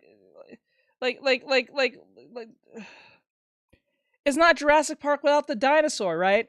So if you take the dinosaur out, it's not Jurassic Park, it's just an empty space of nothing. Right? If you take away the music, it's not TikTok anymore. It's just a random app you're on now. And ever since the TikTok shop came in, that just kind of just ruined everyone at that point. I'm just saying. when they would go to school, they would watch YouTube, go to school. They would watch like Good Mythical Morning. They'd watch, you know, Annoying Orange. They'd watch, you know, different shows on there. I know our daughter used to love like these little pet shop things. And they'd watch all that stuff. They had different shows with kids on it back then. And they would watch that more than anything in the mornings. And even now, they watch YouTube and TikTok. A lot of times they'll watch TikTok compilations on YouTube. They're always doing things like that, and they're not really watching television, or we pay for it, but I watch it more than they do. All right. So, according to the report, wait. Why do you pay for it? Are you talking about? Wait, go back. Wait, hear that one time. They're always doing things like that, and they're not really watching television, or we pay for it, but I watch it more than they do. Oh. All right. So, according to the report, 63% of kids used YouTube in each of the last 2 years. Both YouTube and YouTube Kids saw increases in the amount of time kids spent using them in 2023. YouTube Kids jumped from 84 minutes a day to 96, and YouTube jumped from 67 minutes a day to 70. YouTube Kids probably jumped a lot because parents are probably just putting the kids on the YouTube Kids. Yeah, because pretty there's a lot much. of stuff on there, and if it's kid friendly and they know they can trust it. No, they don't They're trust it. They probably, just put anything here, in front of watch the kids this, as you long know, as I it's need not to like a still non want your adult. haircut. Here, watch this on my phone, kind of thing. They said of all the paid platforms, only Netflix was one. I am never doing that to my kid. I am never doing that to my kid. I'm not gonna throw the TV in front of them. That's the most worst thing you can ever do to your kid. Like, I understand if they want to play their little game. I get that, but no, just don't throw them in front of the TV. Spend time with them. Do something with them. Do something educational or something fun with them or something. Or maybe if you're a busy parent, just be very mindful of what the hell they're watching. Like, have them like, if you're okay, say like you're a business person, or like say you're a mom that works from home, right? If you're gonna put the TV in front of your kid, be very mindful of what they're watching. So have it play in the background, or at least have it play and pay attention to what they're listening to, because you'd be surprised what the woke shit they put in these kids' programming now. It's unreal. You know what I'm saying? So be very mindful of what your kids are looking at. It can lead to a bad situation, or they might learn things that they shouldn't. Or, you know, it doesn't even have to be the educational shows. It could be like the YouTube in general, because like it's easy for kids to walk away from the YouTube show when someone can put a Hulk on a thumbnail and they recognize who Hulk is, but don't recognize the people who are making the Hulk video. And then you get that whole Elsa Gate situation. If you know what I'm talking about, you know what I'm talking about. Like, if you know, you know, right? You guys, if you guys know what I'm talking about, right? The Elsa Gate problem. So, yeah, you don't want that happening to your kid, being traumatized by Elsa, by a fake Elsa, fake Spider-Man, fake Thor, you know, a Joker. Not that, please, no. Yeah, that was a very bad. And you know what's funny? None of those YouTubers got in trouble. Most of those YouTubers were prank YouTubers that people know. You know what I'm saying? Those was actual YouTubers that people know. Those are not just some randos. Those was like people with clout type YouTubers that never got in trouble for their... I don't think they did. I never heard anything happening bad to them. Just the only thing people complain about is like the whole Elsa thing. That's it. Just shut up, please. I don't want to remember. Increased in popularity from 2022 to 2023. Prime Video, Hulu, and Disney Plus all saw dips. All right.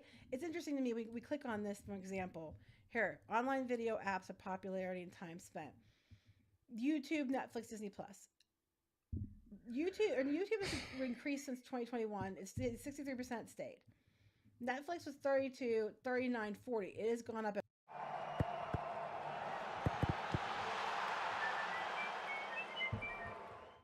Why so serious? We create Disney 2022, and it went back down to 20. Also, it's a third of YouTube. It's a half of Netflix. That's Disney Plus. I mean, it's not as bad as these other ones, but it's interesting to see that on here. Plus, on average, they spent more time on YouTube Kids, YouTube, and Netflix than they did Disney Plus by a wide margin. All right, there's definitely a pattern here, and I think that Disney keeps claiming they're going to come up to Netflix levels. They're going to have to do a lot to come up to Netflix profit levels, the recognition levels, the amount of time people watch it. It's going to take a lot for them to come up to that, if you ask me. Wow. Then they're talking about games. Okay, you got kids. I don't know if you got kids. As an adult, a lot of people are gaming. A lot of people are spending a lot of time gaming. So people are taking their time and they're spending it on things like YouTube, and they're spending it on things like TikTok and gaming. Okay. Which is why Disney is dropping $1.5 billion into Epic, who also got sued for $500 some million for scammy things that Disney seems really excited about. In 2023, Roblox was still the king of Hill and Kids games. Last year, 48% of children played the game for an average 130 minutes a day. I'm sorry. I know some of you who watch my shit plays Roblox. I don't see the appeal. I'm just... Hot take. I know. How evil. He doesn't like Roblox. He's just an old head. I get it. But for some odd reason, people my age be playing this game too. I see Power World more fun to play that. I see Power World more fun to play than Roblox. I don't see the appeal. Maybe you guys can explain to me what makes Roblox so embracive. to go play for y'all. I just don't see the appeal. It just looks like a playtesting version of Minecraft, but or Fortnite. It's like if Fortnite and Minecraft had a baby, it would be Roblox. That's what it looks like to me. I'm sorry, it just looks like that to me. Maybe you guys can explain to me in the comments one day and on YouTube or something why this game or this particular game is so popular. I just don't see it, right? And what's weird is about Roblox is Fortnite is like more like popular based on brand recognition. It's more on perspective. Let me see. You say it's more on perspective. I guess so. I guess I'm just an old head. Maybe I'm just old and my oldness is showing or something. I don't know. It's just I just don't see it. It just looks boring to me. Way more than what we're seeing them stream and watch television. 2 hours a day may seem like a lot, but it was a huge drop from the previous 2 years when kids averaged nearly 3 hours a day playing the game. I think Roblox, is on a decline. I think Fortnite is on a decline. I think Minecraft is on a decline. Not because they don't like them. I think they're waiting for the next big thing. Or people moved on. Like they might be in Minecraft. They might have moved to Roblox. And then from Roblox, they moved on to Fortnite. Or they're waiting for the next big game to come along that's going to get them all involved. Power World's probably going to be one of them that they're all going to move to. It's just a matter of shifting what game you're playing. I think you're still going to stay in the games, but it's shifting. He said Roblox wasn't the only game that dipped in 23. All 6 games tracked saw a decrease in the amount of time kids spent playing them.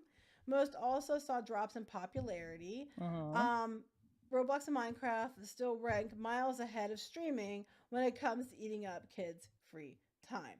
It looks like they did Roblox, Minecraft, Among Us, Clash Royale. I'm sorry, Among Us died. After the whole pandemic thing, that's where the peak Among Us was. So much so, like people like AOC ran up on streamers just to get views or political points or whatever the hell, just to play with that. That's how disingenuous that. Oh god. Anyway, the point is like it was only at peak when AOC was playing it because of political reasons. That's it. After that, there was no reason to play. Like after that, that's when it died. Because when AOC started playing it, it died. I'm sorry, that's just how it went. It was really weird. Like, it was not that serious, but I guess it was that serious.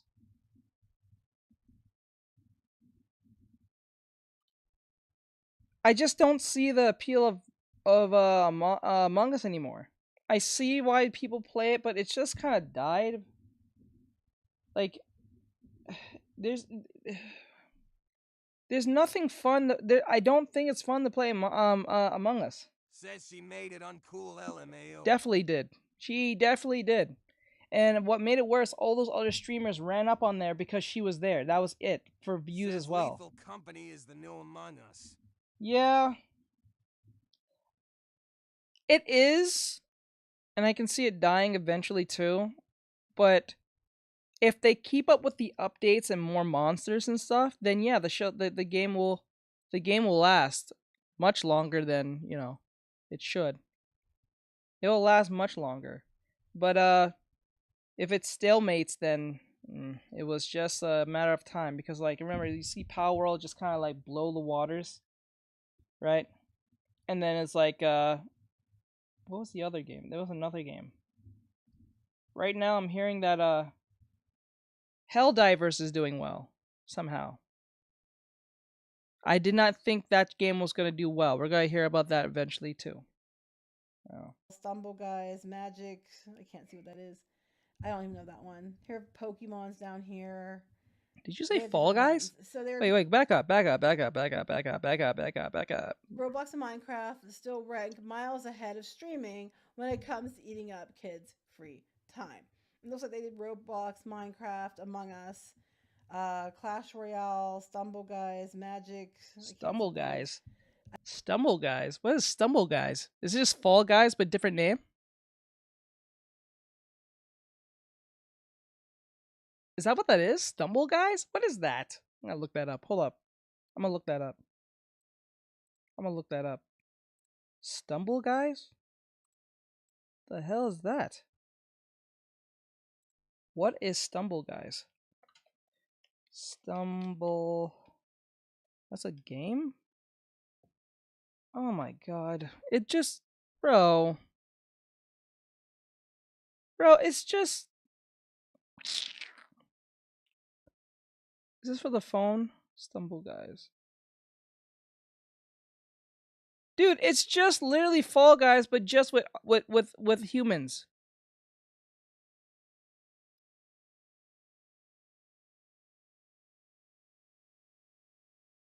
That's what it is. It's not Fall Guys. It's just literally Fall Guys with humans. Skin.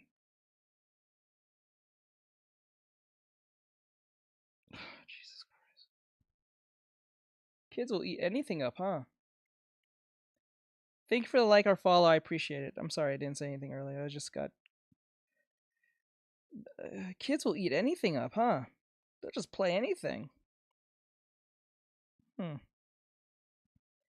don't know if this is the questioning of the intelligence of our young kids of today.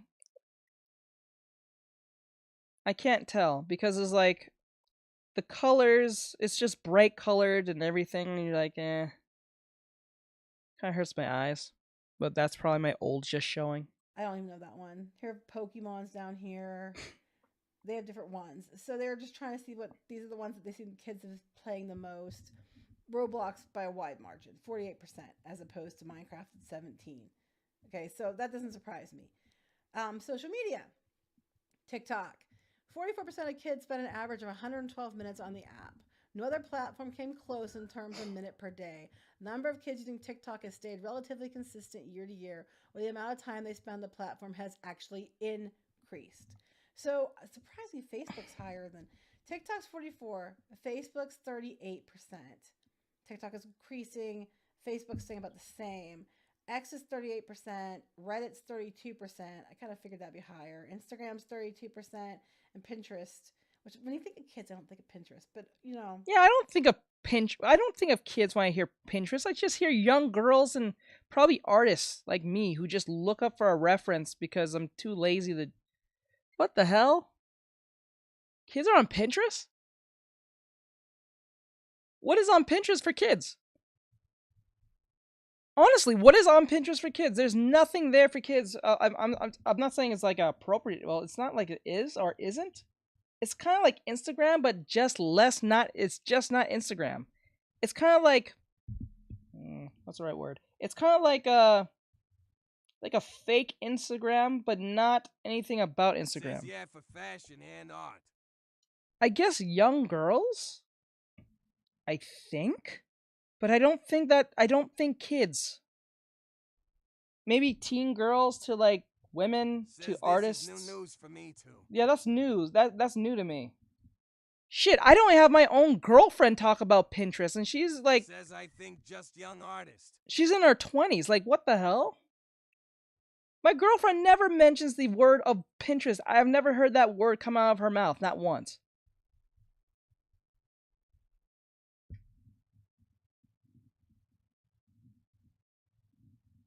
I'm pretty sure she uses it to do like just a quick, like, you know how Pinterest has this thing where you're looking at like, okay, so Pinterest has this feature. I think everything has this feature now. I don't think it's just exclusive to Pinterest now.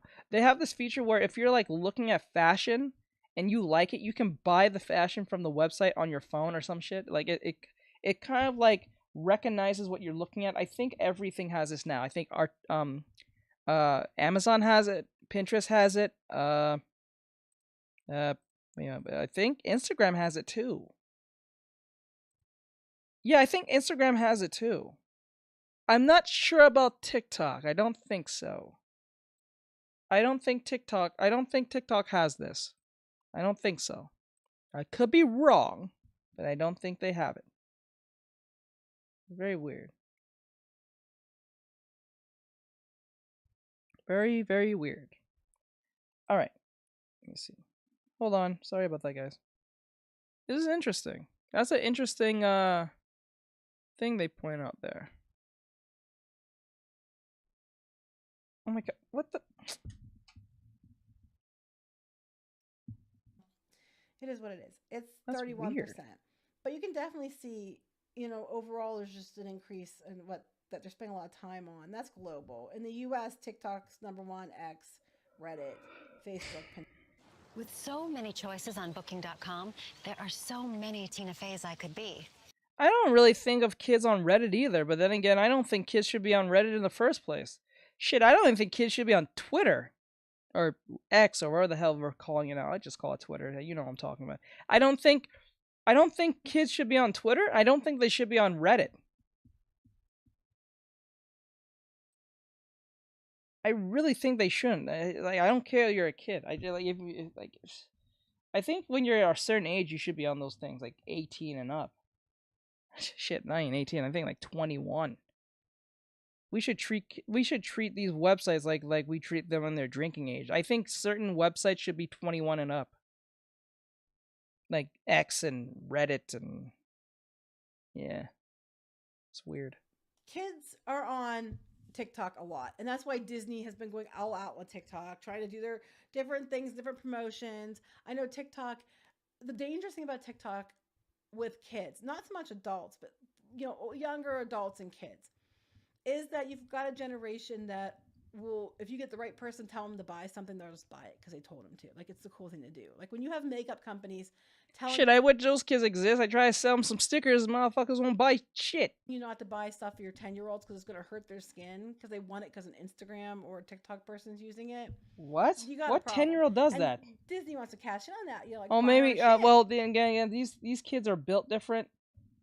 Like 10-year-old, I guess kids are different now. Because I remember there was this one video, I don't know if anyone's seen it. It was like one viral video where this kid was asking his mom for like expensive shit. And I don't mean like kid shit. Like it was like expensive shoes, expensive clothes, bro.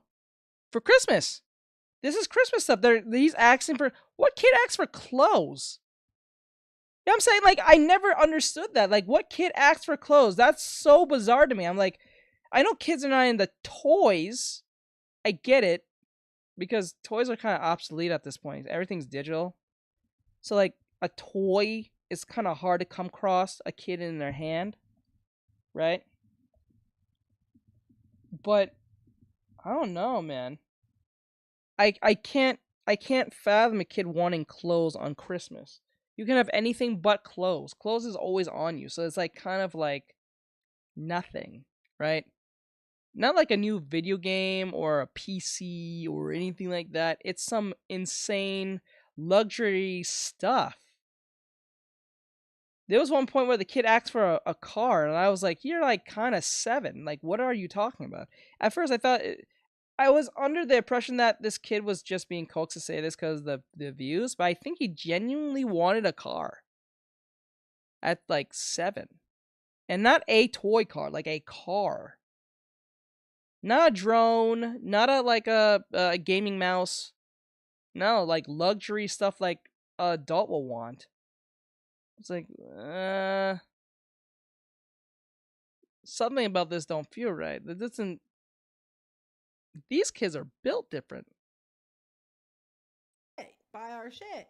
And of course they're going to do that. And that's where everybody's going. TikTok, Roblox, Fortnite, YouTube. These are the places they're spending their time, which is why people are trying, like Disney are trying to get into these spaces, because just banking on their streaming services or their linear television channels is not going to cut it with the younger people.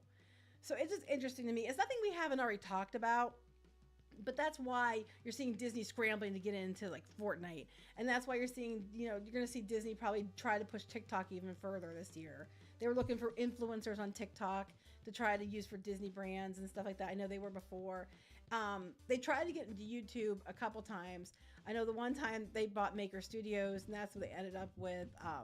Markiplier. They ended up with PewDiePie right around the time of the anti-Semitism fiasco and all that. And I also know that Disney's basically, if you can't beat them down, and the fact that like when there was ad apocalypses and stuff, people think that advertisers were pulling because even though it sometimes wasn't such a big deal, they could leverage that to get better ad rates. And Disney is king of that. Like, if they can get a better deal, they're going to do it. But it's interesting because Disney's spending so much.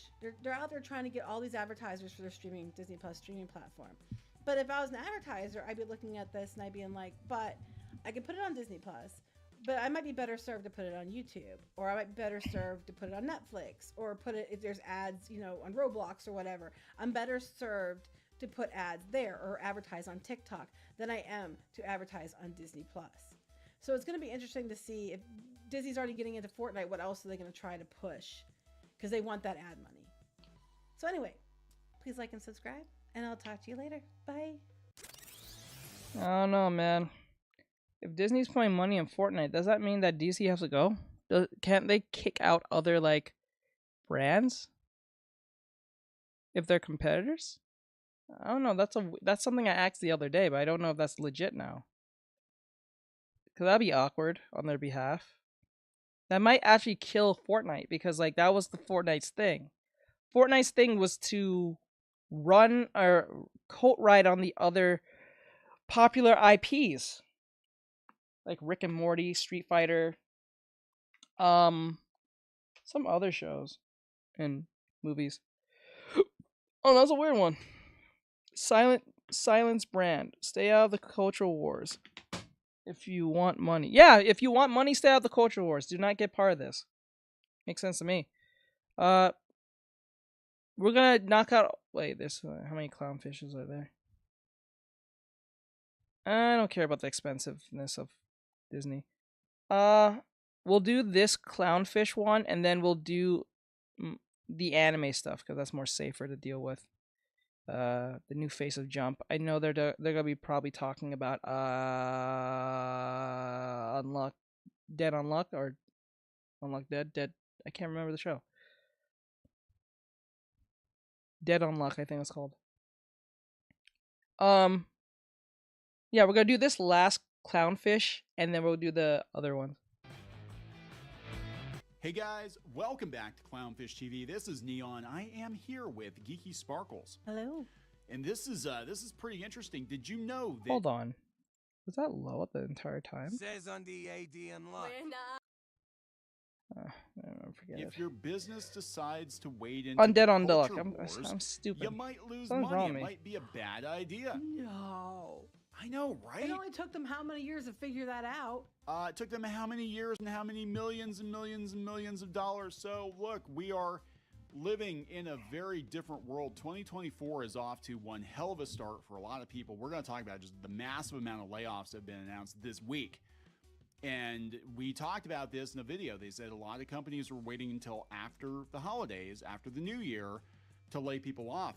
And it's companies you would not expect. And it's because the venture capital's run out, and because they're looking at the books from the last year or two, and they're like, oh man, this is not working. Yeah, we shouldn't have doubled down on certain things. Shouldn't have doubled down on certain things. And here we are, but I cannot believe that it took them this long to put this statement out, this article out on Axios, to be like, maybe getting political is not a good idea. Maybe You think? some of your audience. This is like You 10 think? years after this whole thing started. 10 years. You're a decade late to the party. Just ask so many other companies. Ask Hasbro and Bud Light and Coke had stepped in it too. Coke and freaking Disney, of course, the biggest one, which they bring up. They bring Disney up as an example of what not to do. Do you have Hasbro on that list? I don't know if they have Hasbro on the list, but Hasbro definitely should be on the list. All these companies are bleeding out money because they decided to get political. They decided to wade into the culture wars. They thought that they'd get some fist bumps on Twitter.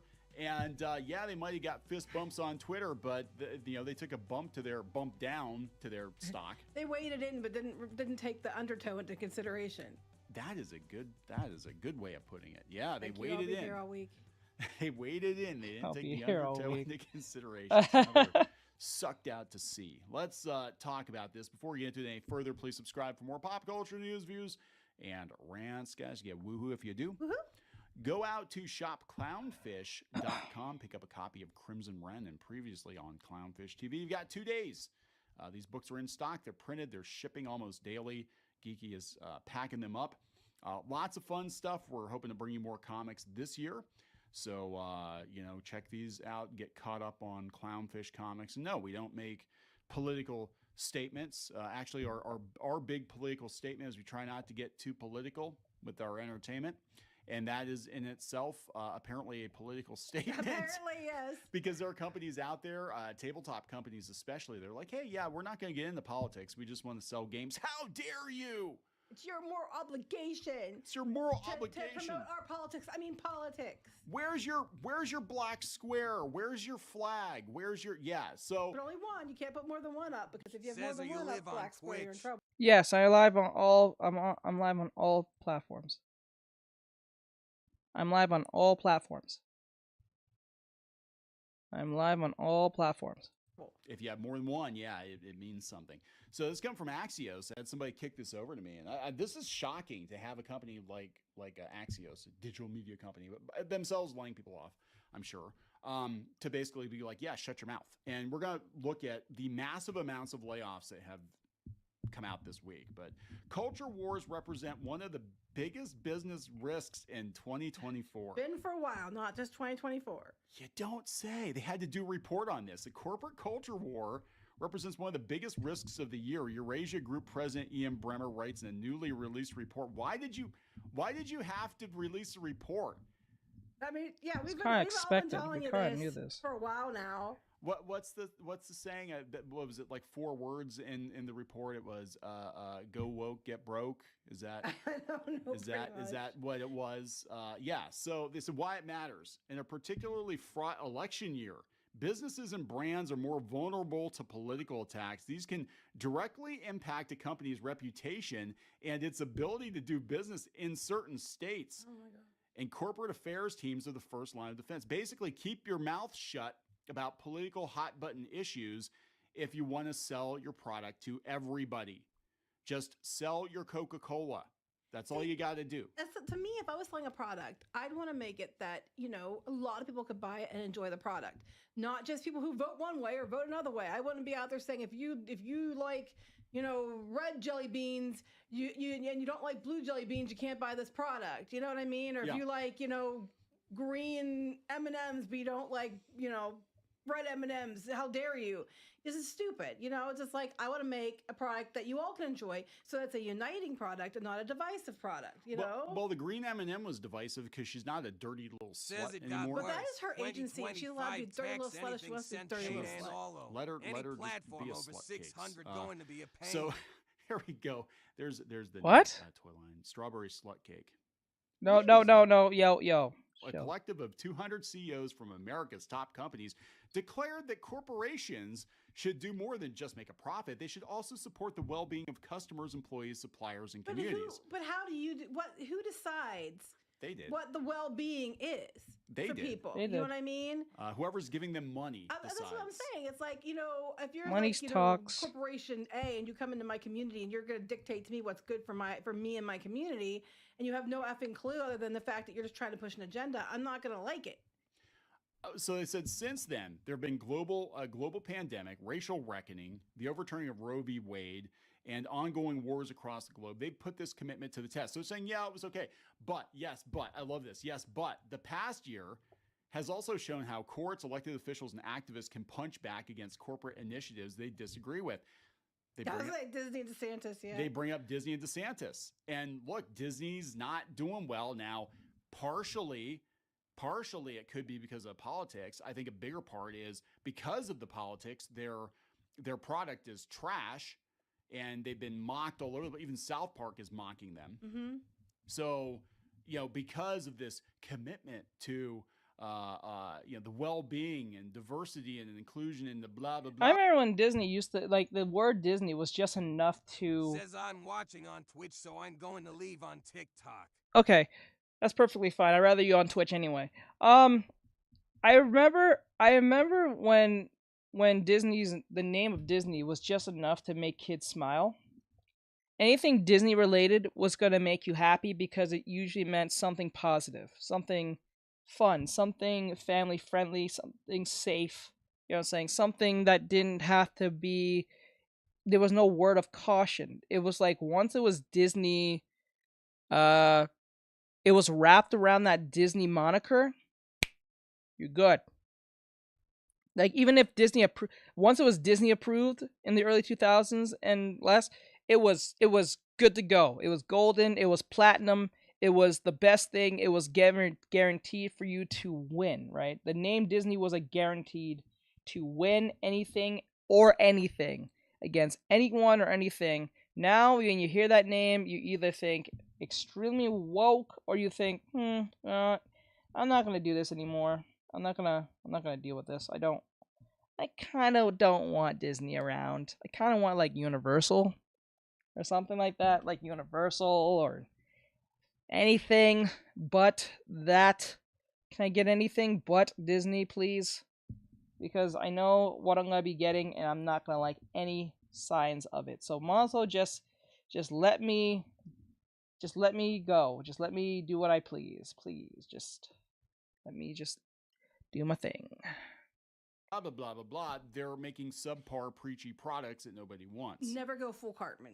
Never go full Cartman. Even in drag. Never go full Attorney generals Cartman. from red states ordered Target to remove specific Pride Never heard merchandise. that one Was that the tuck swimsuit or whatever? Or the kid stuff or whatever? They say claiming, oh, that was kid stuff. Yeah, claiming, it was probably both. It was probably like kids tuck and go underwear. No, we're not talking about that. We'll go skip.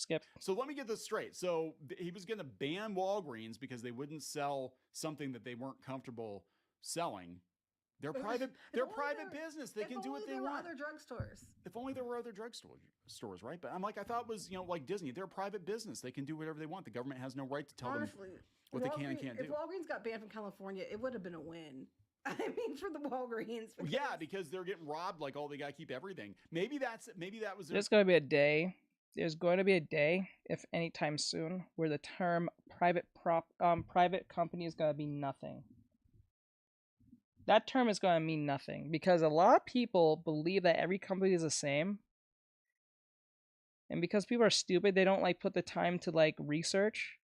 So the chances of these people being going to put in the work into knowing what's a private property or not, they can do whatever they want. When you're a private company, you can do whatever you want. You're not being oversieged by government stuff. But a lot of young people either doesn't know this or too ignorant to the fact that they don't want to know that because they think every company is the same. They think they're literally all the same. Excuse. Maybe they just didn't want to have to keep those pills under lock and key. Welcome to today's side quest. And a weird thing, it's not even like it's their fault. It's not even kids' fault to know that, right? That's just the fault of our education system. Or just the fault of our parents or whoever's in charge of us don't tell us anything. Or teach us anything. But you have to have a gender neutral toy aisle.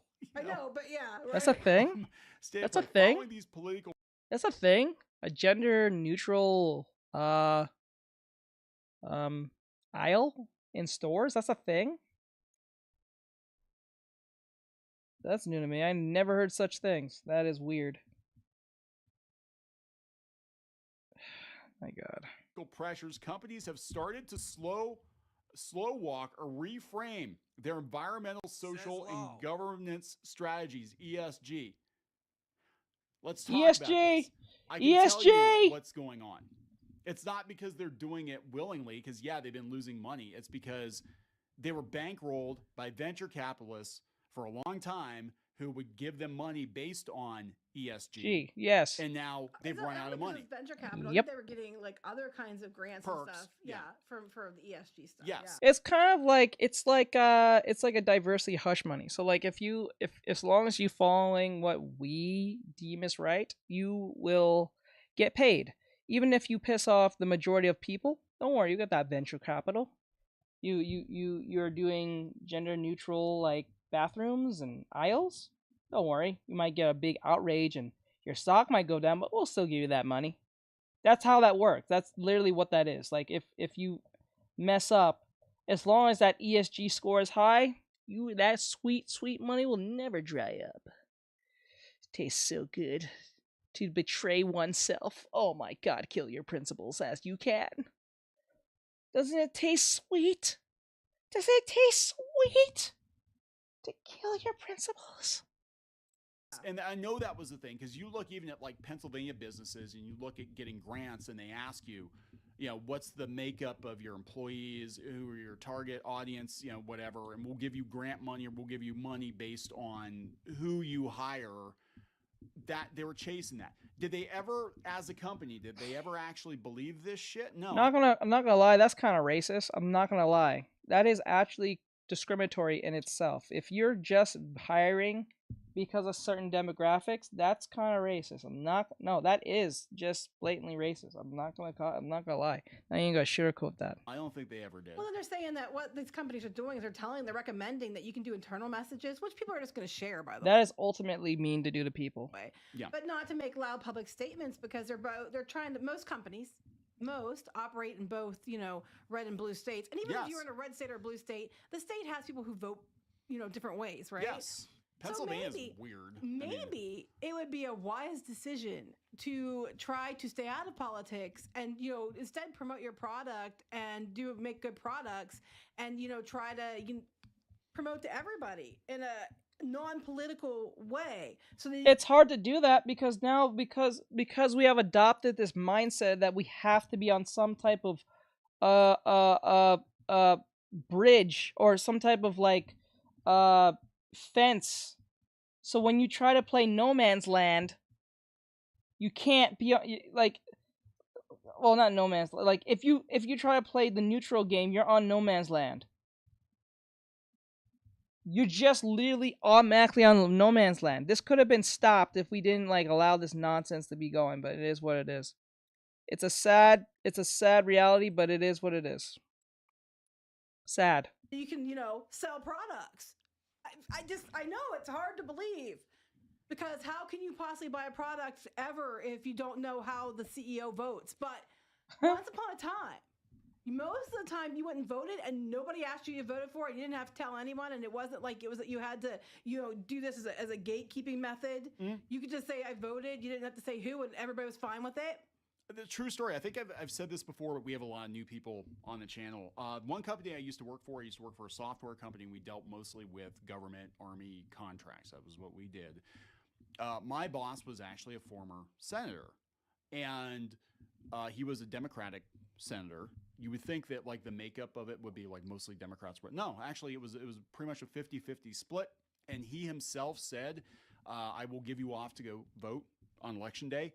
I don't want to know who you voted for. I don't care." But it's important to. That's a good man. He's a good man. Whether you're Republican, Democrat, whatever, he's a good man. You don't need to know who I voted for. Leave me the fuck alone. You're a good person. Anyone who tells you I don't care who you vote for, whether you guys have ideologies that are the same or not, that is a good person on your behalf. Because that's not their business to know that. To vote. It's important to vote, because he was a senator. He said it's important to vote. I don't care. I don't care who you vote for. He was a Democrat. He was in charge. His son was also one of the big wigs there. Jesus Christ. He was an aspiring Democratic senator. He never. Oh my God. Why should? But most of the management were actually Republicans, and everybody got along. Believe it or not. Well, back in the day, you could. It's stupid. Like, are you done? Are we done? Know who anybody else, which way they went. It wasn't that important. Like, you didn't care. Like, how many people I work with voted this way, but you just didn't even think about it. It was like, whatever. Yeah, so they're telling people to basically shut your mouth. Now, we're going to talk about the layoffs, because I just put in layoffs today. And we talked about Pixar in a whole separate video. Citigroup, Google, Amazon. Oh, you mean after Christmas and the New Year, like you said was going to happen? NBC, Twitch. Yeah, we did a whole video about Twitch. Yeah, they're like, no, it's fine. The great layoffs aren't happening again. No. They are. I think they are. Lots of TV stations, news outlets, NBC, laying a bunch of people off. Discord, 17% of employees, they're gone. Damn. Google's laying off a whole bunch of people, and Google's actually making money. A bunch of video game companies are laying off. Let's see, what's this one?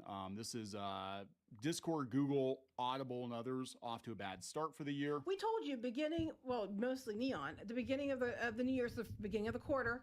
Yeah. For most companies, and sometime in the first or second quarter, you're going to see a bunch of layoffs hit, and that's what we're seeing. What? It's almost like, we've been around for a while. We've done this before. So this is one of the advantages of being older, right? I've been there, done that, and I can see the signs. And I also looked at this because I used to look at the numbers all the time, the various jobs I had, because I was management and probably 75% of the positions I was in, right? So I had access to the books, and you can tell, hey, where's the money coming from? When you have to ask a question like, so where's the money coming from? That's not good. Where's the money coming from? Yeah, when they have to ask you that question, whenever you get that question, that's not a good thing. That's never a good thing. Either some illegal shit is happening, or there's a problem. Something's not adding up. When something's not adding up, and usually there's nothing you can lie about. They can kind of figure you out. This is why you can't. This is why when you try to lie on your taxes, you can get in trouble. Don't do that. Bad. Don't do that. Pay your taxes. Do what you're supposed to do. Do the right thing. Be a responsible adult. I know taxes suck, but then again, it's a lot better when you don't have Uncle Sam on your ass. I'm dead serious. You don't want that shit. You do not want... Look at what happened to Wesley Snipes. You know? I think the same thing happened to Lil Wayne at one point. Pay your taxes. Because if you don't, you're going to be in jail. You don't want that to happen. You don't want to go for tax fraud or anything like that. You don't want to be not being honest. Be honest with your taxes, people. Because tax season is like, it ends I think next month. And I have to finish mine. So like, Jesus Christ, be careful and know what you're doing. If you don't know what you're doing, get a accountant. I know they're expensive, or if you're going to do it yourself, try your best not to like take your time, go through every receipt, everything you bought, and be very careful, because be very careful. Know how to label everything, what's an expense, what's not an expense, what's a business expense. If you have a business, be very careful. Word from your responsible teacher. Teach. I know what costs to run this operation every month. Where's the money? When you have to ask that, and there's so many of these companies I'd look at and be like, how can they afford to pay a bunch of people six-figure salaries and they don't do anything? Yes. They don't do anything. They don't do nothing. Now we got our answer. It was probably coming from venture capital and ESG and DEI stuff, and it's gone. The Onion, this is they're part of GeoMedia. GeoMedia cut loose Jezebel. They were going to shut it down, and then because they couldn't find a buyer, and then they apparently sold it dirt cheap to another magazine. But their contract is coming due. The writers' union contract is coming due at the end of the month, and now they're going to go on strike. I thought this was an Onion headline. Onion writers go on strike during massive economic downturn. News at 11. No, I know, right? Like, they could shut you down. Like, they could shut you. What the hell are you thinking? Like, right now, again, now is not a good time to ask daddy for a pony. Well, it's because the unionized writers' contract's going to expire at the end of the month. But, I'm sorry. I don't think you're going to get more.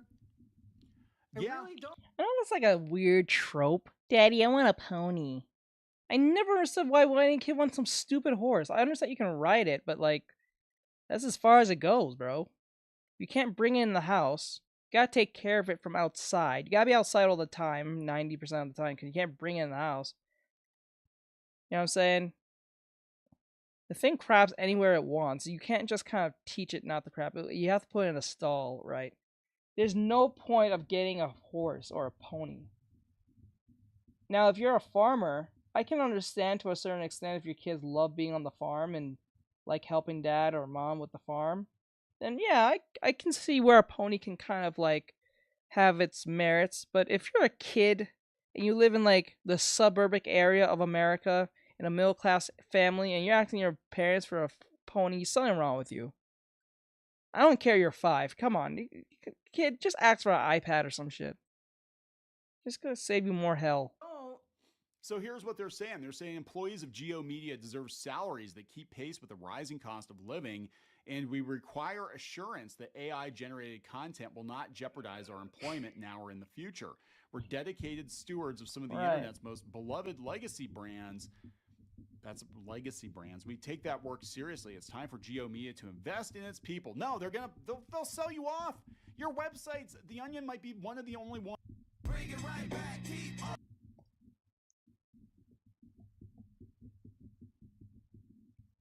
Actually worth something. I would say it's like the only one that is, but yeah. But this is the same Geo Media that owns Kotaku, and Kotaku was flailing around.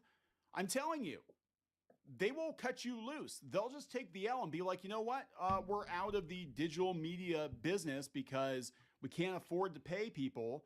There's no money, and we can't dip into venture capital anymore to bankroll this shit for another 5 years. Well, there isn't anything to dip into, but beyond that, the funding, like the ad rates and things, are really low on They're blogs. horrible. They're bad. Like, This is the part I don't understand. Even if you get venture capital money, where's the venture capital money coming from? You know, I ever asked that question. Like, yeah, you have your so-called bottomless pit of money at the time, but where is this bottomless pit money being conjured up from? Does anyone ask that question? Like BlackRock and all that. Like, why? How are they making money? For you guys to depend on them to give them money. What are they doing? Is it foreign affairs or some weird stuff? a quarter of what they were. And I'm like, anybody working there would know that. Even if you brought a lot of views in, you're still down to probably like at least, a third to 2/3 from your revenue at least. Yeah, and they went on strike 2 years ago, and they got a reprieve. It was okay. But there was money two years ago or whatever. There was more money than there is now. Actually, the ad rates 2020 to 2022 were pretty good. They were because everybody's locked in their houses, so they're reading more websites, they're watching more videos. The ad rates were pretty good. Plus, this is before Silicon Valley Bank imploded, and there was essentially a bank run on venture capital. Everybody realized they're not getting their money back. And when they dole out this money, they usually have a plan. They usually have a 5 or 8 or 10-year plan. That's why you see like multiple rounds of venture capital being doled out. And now a lot of the bills are coming due, and they're like, yeah, we can't give you any more because you didn't make back what we gave you. But they they had it is a Gizmodo, loan. Lifehacker, Kotaku, Jezebel. They got a 2-year contract. They sold Jezebel. Mm-hmm. I think they're going to sell Kotaku or shut it down. I have no doubt, because you look at their YouTube videos, they're getting less than 1,000 views on YouTube videos. They claim they're getting 11 million views a month on their website, but nobody I know is actually reading Kotaku other than to mock it, and it's probably legacy content. It's probably walkthroughs and stuff like that from God knows when. And AI is giving people what they need. Hey, how do I beat this level in this game?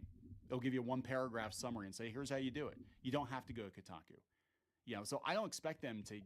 I mean, they could. Good luck with that. But they're all trying to basically save their asses at this point. But yeah, this is not helping. Yeah, that's not helping. Shit is not helping. Some of those sites are like very ingrained and just culture war right sites. in there. And people are tired of it. I think we're gonna have a really, I think we're gonna have a very toxic year. Let's put it that way. Like, it is. I tweeted this morning. I'm like, I don't know if it's a good time to be on social media in 2024, because it's going to get worse and worse and worse the closer to November we get. And people are going to get nastier. And what's going to happen, though, because all this stuff is imploding, a lot of these people that were into the culture war stuff are activists, and now they're unemployed activists, and they're going to spend all of their time on the internet causing trouble. And a lot of them, I'm going to be honest, have mental health issues to begin with, as we've seen, and they're going to spend all their time cause as much trouble as they can because they're angry, they're lashing out. I can't wait till they try to find a way to make everybody have to mail in their votes again, and then a lot of votes will suddenly register and appear that there are more votes than there are registered voters. Oh, yeah. I can't wait for that to happen again. Yeah.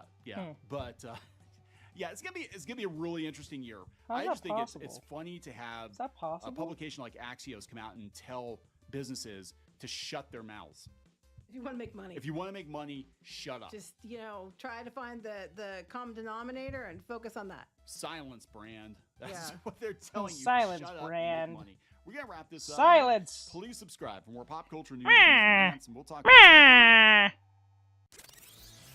Okay, so we're done with Clownfish. We got enough content from Clownfish. Now, I'm gonna let you guys. Who's still here? I know there's not a lot of you over there on TikTok. I know for a fact. most of you are quiet because that why you guys not talking to each other. So I'm gonna assume majority of you either not here, or I'm gonna assume that most of you got bored of what I was looking at because it didn't really interest you. Now we got the interesting stuff. Okay, so the only one that's still here is probably Bry. I'm gonna assume. No, Souls, and probably Bry. All right. So since you two are here, you guys get to pick which are we're don't really both pick, so it could just be split. So we're gonna listen to the History Weekly Jump. The History of Weekly Jump, or the New Face. I think the New Face of Jump. Let's see about that one. That one will be interesting. The New Face of Jump. I think that sounds fun. Let me see. Wait, before I play it, let me see if you guys can even hear it, because JK. Right now, there's a bit of a lull in Weekly Shonen Jump. The hype for One Piece isn't nearly what it used to be. My Hero's been hit or miss. And Black Clover, well, it's Black Clover. These were the top stories for a while, so to have... Okay, wait, before I go into it, I kind of noticed that it's not showing on YouTube. Hold on. I don't know why it's doing that. It's kind of weird, but I guess it's based on the tab. I don't know.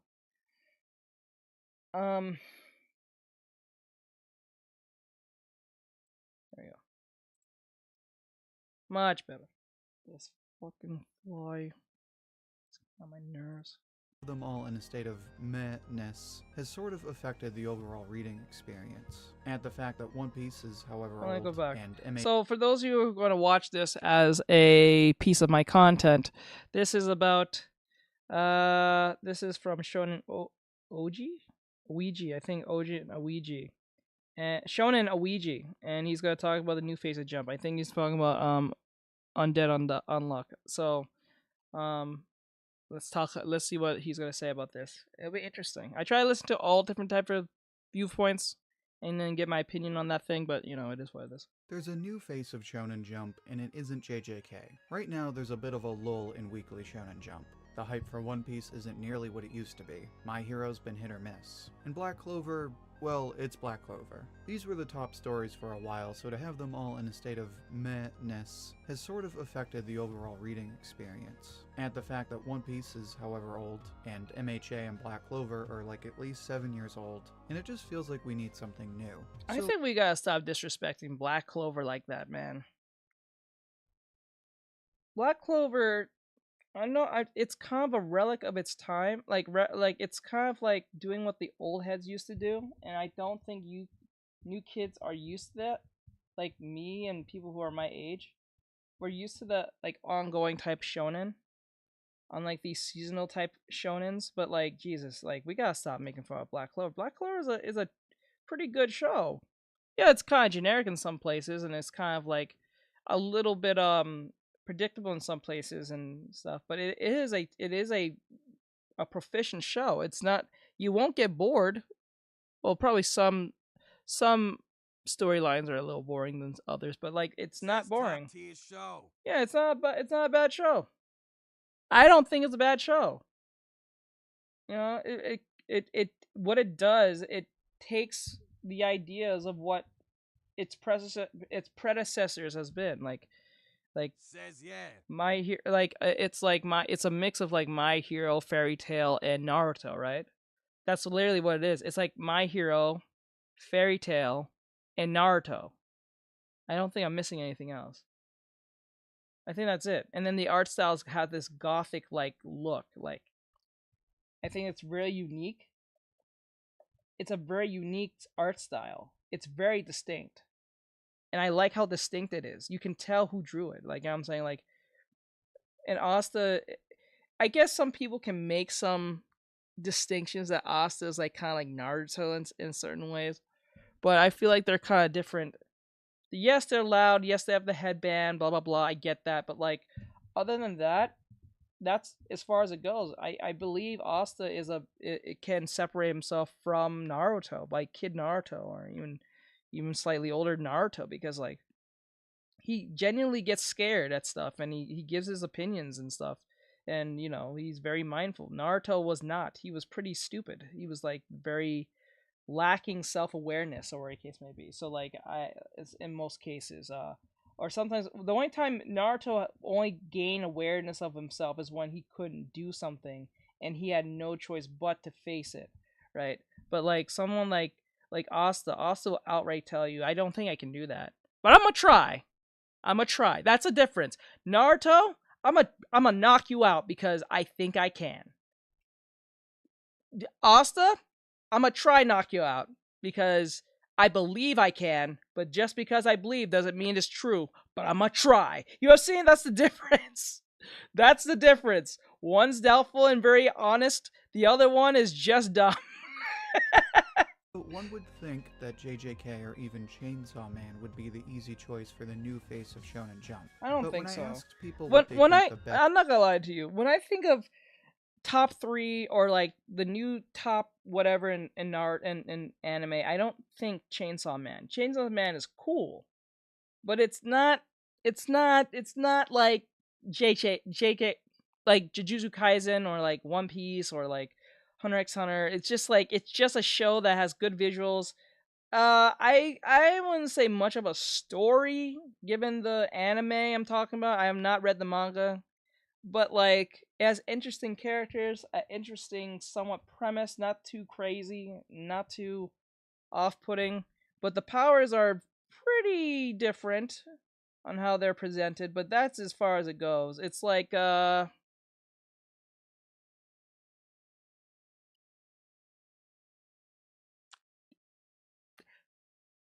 not gonna lie, Chainsaw Man is like a discounted JJK.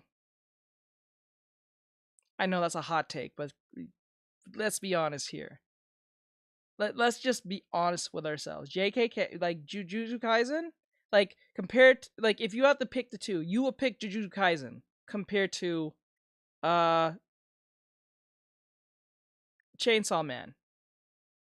Like if you stop and think about it, its opening song literally is lit, but its opening visuals. I didn't even finish it. Oh, you didn't finish it? Well, I know some people didn't finish it. They was like watching it and then they kind of got meh, and then they just stopped watching. I heard some people do that. Like they'll watch like the first 5 or 10 episodes and then meh, and didn't finish the whole thing. It's like I almost end up doing the same thing. It was kind of like a weird lucid dream. Chainsaw Man was AL for me. Let me see. Says I'm caught up to both of them. Okay. Because for me, it's weird to me. Like it's a weird thing because I'm thinking to myself like, when I look at JJK, I don't think of Chainsaw Man. But when I see Chainsaw Man, I just see JJK. Like the way I look at Denji like a curse. That's it. Is that weird? I think everyone thinks that, like in a subconscious way. Like when I look at Denji, I just think of him as a curse. Nothing more, nothing less. Just a glorified curse.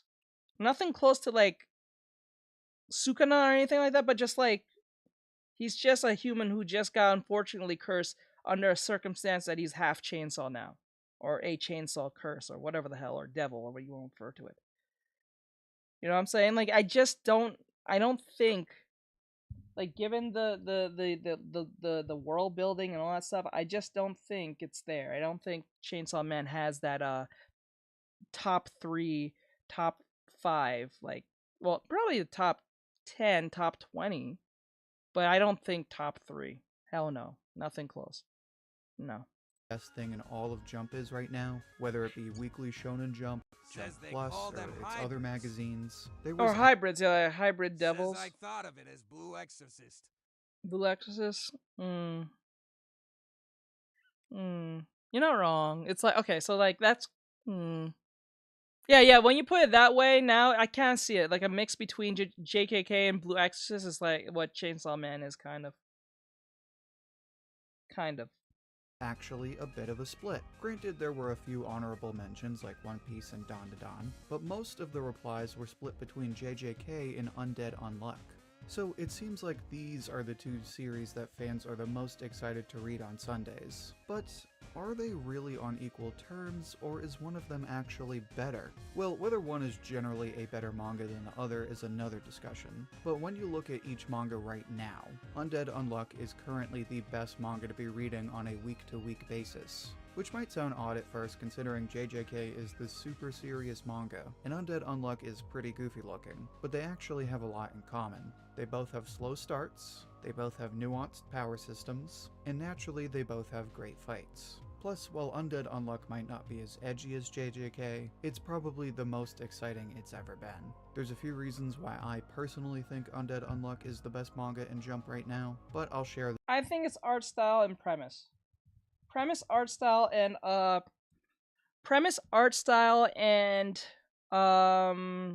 just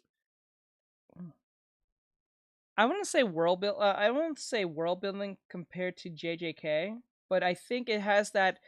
You know what Undead Unluck reminds me of? It reminds me of if JJK and Soul Eater had a kid. Kind of like that, or it just reminds me of Soul Eater to a certain extent. I think that's what it is. It just kind of reminds me of Soul Eater to a certain extent. I think a lot of people probably made that realization to a certain extent. Not completely, but just overall how it's like presented, how it is. I get Soul Eater vibes, but without the Soul Eater. And a bit of Blood Lad. And Blood, there you go, Blood Lad. Thank you, thank you, Bryce. This is why you're my fucking mod. Thank you. I made a great choice picking you. Those in just a few minutes. What it really boils down to is the simple fact that Undead Unluck is just really fun to read. It's great to see how Fuko has grown as a character. She and the other characters have this amazing chemistry that makes for hilarious yet emotional dynamics. And the fights have been back-to-back bangers. Now, of course, if I'm going to say Undead Unluck has great fights, I have to acknowledge JJK. Because JJK is a series that has literally been accused of having so many great fights that it's just back-to-back hype. Kind of a weird criticism, but I would say that JKK has got a lot of great fights, but the one thing I've learned or taken away from those fights is that no one plays fair. Like, the one thing, and you know what? And you know why people are accepting of JJK? Because it's realistic that most of us will not fight one-on-one with a curse. Let's be honest.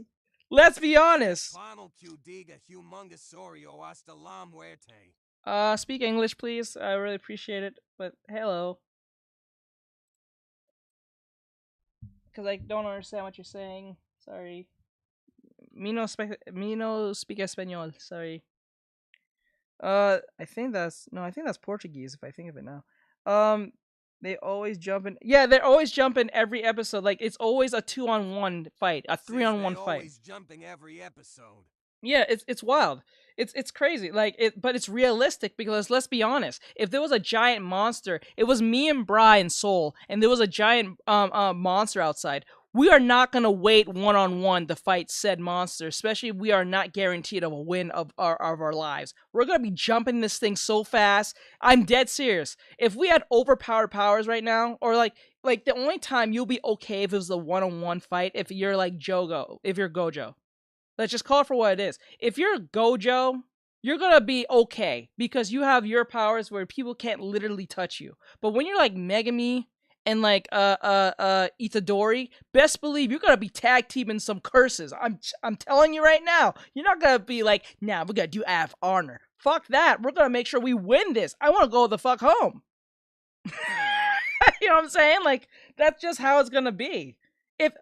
I'm pretty sure, this is why a lot of people like JJK, because it's realistic in its fighting ideology, at least in its premise of how they fight. Not the fighting system, but how they approach fights is what makes it believable in the situation that you're watching in. Because majority of the time, you will not be fighting alone. No one's going to say, I'm going to handle this. This is not Dragon Ball Z where everyone's kind of the same. Like, Think of it. I remember how one of the characters just ran because they couldn't Win. Yeah, it makes sense. Like, look at. Let's be honest. Beat Chaozu. Think of yourself as Chaozu fighting someone like, I don't know, Android 17. You're not going to win, right? So you're better off with the TN on your side, even though you're both not going to win. You feel more safer when this TN is there. You know TN ain't going to win, but at least for a chance, you feel like you have a option of a way out, right? Before you just retreat if you can, right? So this is why the idea... Says hello and cool drawing and you cool. Thank you so much, Digimon. I appreciate it. Welcome back, bro. And thank you. I appreciate the compliment. Thank you. I appreciate it. Digimon, we're out here talking about anime stuff. So if you're into anime, I'm pretty sure because your name is Digimon. Like, if you're into anime stuff, we already done all the Clownfish stuff. So we're doing our hot takes on this, and this will be on YouTube. So if you want to be part of the conversation, these videos will be on YouTube. Like, yes, this is a live stream on YouTube, but I'll be segmenting them. So if you guys have hot takes and you want to hear the hot takes I'm making, or you want to give your opinion while I'm talking about this, it will be in the YouTube video, and it will have a thumbnail and everything. There's one right now about Westerners versus Easterners when it comes to like comic books and manga. That's out today if you want to go see it, but it's literally just a snippet from the stream. It's not like it's super edited or anything. I think this is a great way to get the stream, or at least get the channel being seen, instead of me making a tutorial that's taking me 3 months to just make one video. This is easier, so I can make content and stream at the same time. So, I think it's a good idea. So, yeah, so like the idea of like everything being realistic to the point where we would jump a monster like that. We usually would, if we can. If we know we can win by jumping one monster, then we will win, or at least we have a chance of surviving. But if we're gonna do that one-on-one shit, we're not doing that. I'm telling you, the way they approach fights is very American. It is a very American way of how they would literally approach a monster fight. I'm just being honest. Yeah, we do the one-on-one thing here in America too. I'm not saying we don't do that, but it's just saying if it was a legit monster like a dog, we would run up on that thing so fast. That's the truth.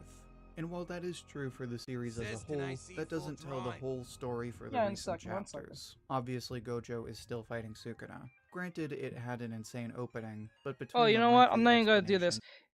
Just to be clear, if anyone's not familiar with or if you don't want any spoilers, I will skip most of this. I don't want to, because he didn't put a spoiler disclaimer. So like, if you're reading or what, can I see the full? Yeah, if you're reading or the tail needs to be fixed. If you're reading these current manga, or you don't want to know what's going on in the manga or in the anime, you can jump out of here now. I'm going to at least be fair. This guy did not put a spoiler warning or anything. So if that's something that's important to you, you can jump the hell out of here. Me, I don't give a shit. I have to. I'm trying to make content, so it's up to y'all. So I'm giving you guys the option, and this goes to those who watch this video. I'm going to put a spoiler. I'm going to try put. I'm not. I can't because I can't. I can, but I'm too lazy. So I'm letting you guys on pause this. No, there is going to be spoilers in this, probably for JJK and other shows like Undead Unluck. And I'm pretty sure. So I think Bri finished the season, so I don't think he cares. But then again, I don't know if he's talking about future like manga stuff, so that might be a thing. And constant string of gotcha moments between the two characters. This fight isn't that great on a weekly read. It seems like something that will flow much better when you can just binge the whole thing. If anything, I see people talking more about why one character or the other is a fraud, and less about how much they like the actual fight. So when JJK's biggest appeal is fights, and the only fight going on right now is kind of in a weird spot, how are you, 31? It puts into question whether JJK is really the best manga to follow and Jump right now. But like I said before, I can easily give you 3 reasons why Undead Unluck has been nothing but fun to read every single chapter. Now, before I explain what those are, make sure to like the video if you're enjoying it so far. It's the easiest way to support the channel, and it helps spread the video to other viewers like you. Now, the first reason I look forward to Undead Unluck every week is because it's just fun. It's genuinely fun to read. And I know this sounds like a dumb answer, but think about how many Says my times you forced favorite yourself to anime's enjoy Digimon. something, or you were Digimon, into something let's so go. much that you actually forgot how to have fun with it. JJK is one of those series where you can definitely have fun, but it's easy to forget how. Especially now in a fight between two gods in a very technical fight where they just keep one-upping each other. It's definitely an exciting fight, but it's easy to get lost in the power scaling and all of the lengthy details. Undead Unluck also has a lot going on right now, but it also keeps the story simple and spontaneous. Without spoiling too much, this current part of the story starts with a time loop. Basically, our main character Fuko was sent back in time after the universe got a reset. So now she's got a big to-do list where she's rebuilding this big organization known as the Union and recruiting all of the other negators. This includes going to Russia and being attacked by a martial arts master, hopping into a Vietnam-era battle to steal a secret weapon, and boxing the heavyweight champion of the world. The boxing one sounds basic, but as a fighting fan, I loved this bit. It was crazy how this seemingly goofy fight quickly became one of the best in the entire series. Especially considering it's with a character that shows up for like 2 chapters in the beginning of the manga. Which brings me to my next point about why I love Undead Unluck right now. What this arc is particularly doing a great job of is rewarding readers. In other words, there is a ton of payoff for investing in these characters. And there's no better example of this than Void. Like I said, Void is a seemingly pointless character that only shows up for like 2 chapters. But then they bring him back and redeem him as one of the most badass characters. He gets a great new backstory in an intense fight that makes him one of the best characters in the story, when not long ago, he was one of its most forgettable characters. Turning to JJK, it definitely has payoff. We are seeing a lot of payoff for all of the build-up for Sukuna, but in terms of comparing it to Undead Unluck, it doesn't come close. All of the other characters are just standing around right now. I'm pretty sure if everything- you compare Undead Unluck to like Jujutsu Kaisen, it's just not the same. Like one is, like you said, one is fun and one is seriously fun. All right, one is like, okay, so if you have to make a comparison, Undead Unluck is like getting a pizza, like getting a Domino's pizza, or no, a Pizza Hut pizza, and then getting a pizza from, but getting Jujutsu Kaisen's getting like a deep dish pizza from a very expensive and famous Italian place. Both taste good, but one is just literally better than the other. But you're not disappointed with either of them. That's what I'm saying. That's what I'm saying, right? You're not disappointed with reading or even watching the anime of Undead Unluck, but you're just as not as, or you're more likely to enjoy probably Jujutsu Kaisen because of its over the topness and how it just literally how fights just goes. And how they put more effort into their fights. I want to say, look, there is more effort. Let's just call it for what it is. But like, I'm pretty sure if Undead Unluck had like just as much of a budget, or at least just as much as talent, they would probably pull up the same thing.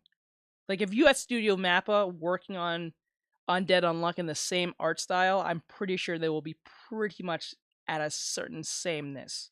Maybe not in world building, but definitely in animation. It's just focused on Gojo and Sukuna, and all they're doing is fighting. And in that fighting, we still really haven't seen the true payoff yet. That's why this is one of the best things about Undead Unluck, because it takes the time to build its characters and present the best version of them to readers, so readers have a reason for every character to be their favorite character. This especially extends to Fuko, the third reason I love Undead Unluck so much. Prior to the time loop, Fuko was definitely a solid character, but after the time loop, she's forced to become the next leader of the Union, and she does this in a bunch of ways. First of all, she masters her unluck abilities, such as using an unluck gun whereby each bullet makes its target unlucky, potentially getting struck by meteors, and more.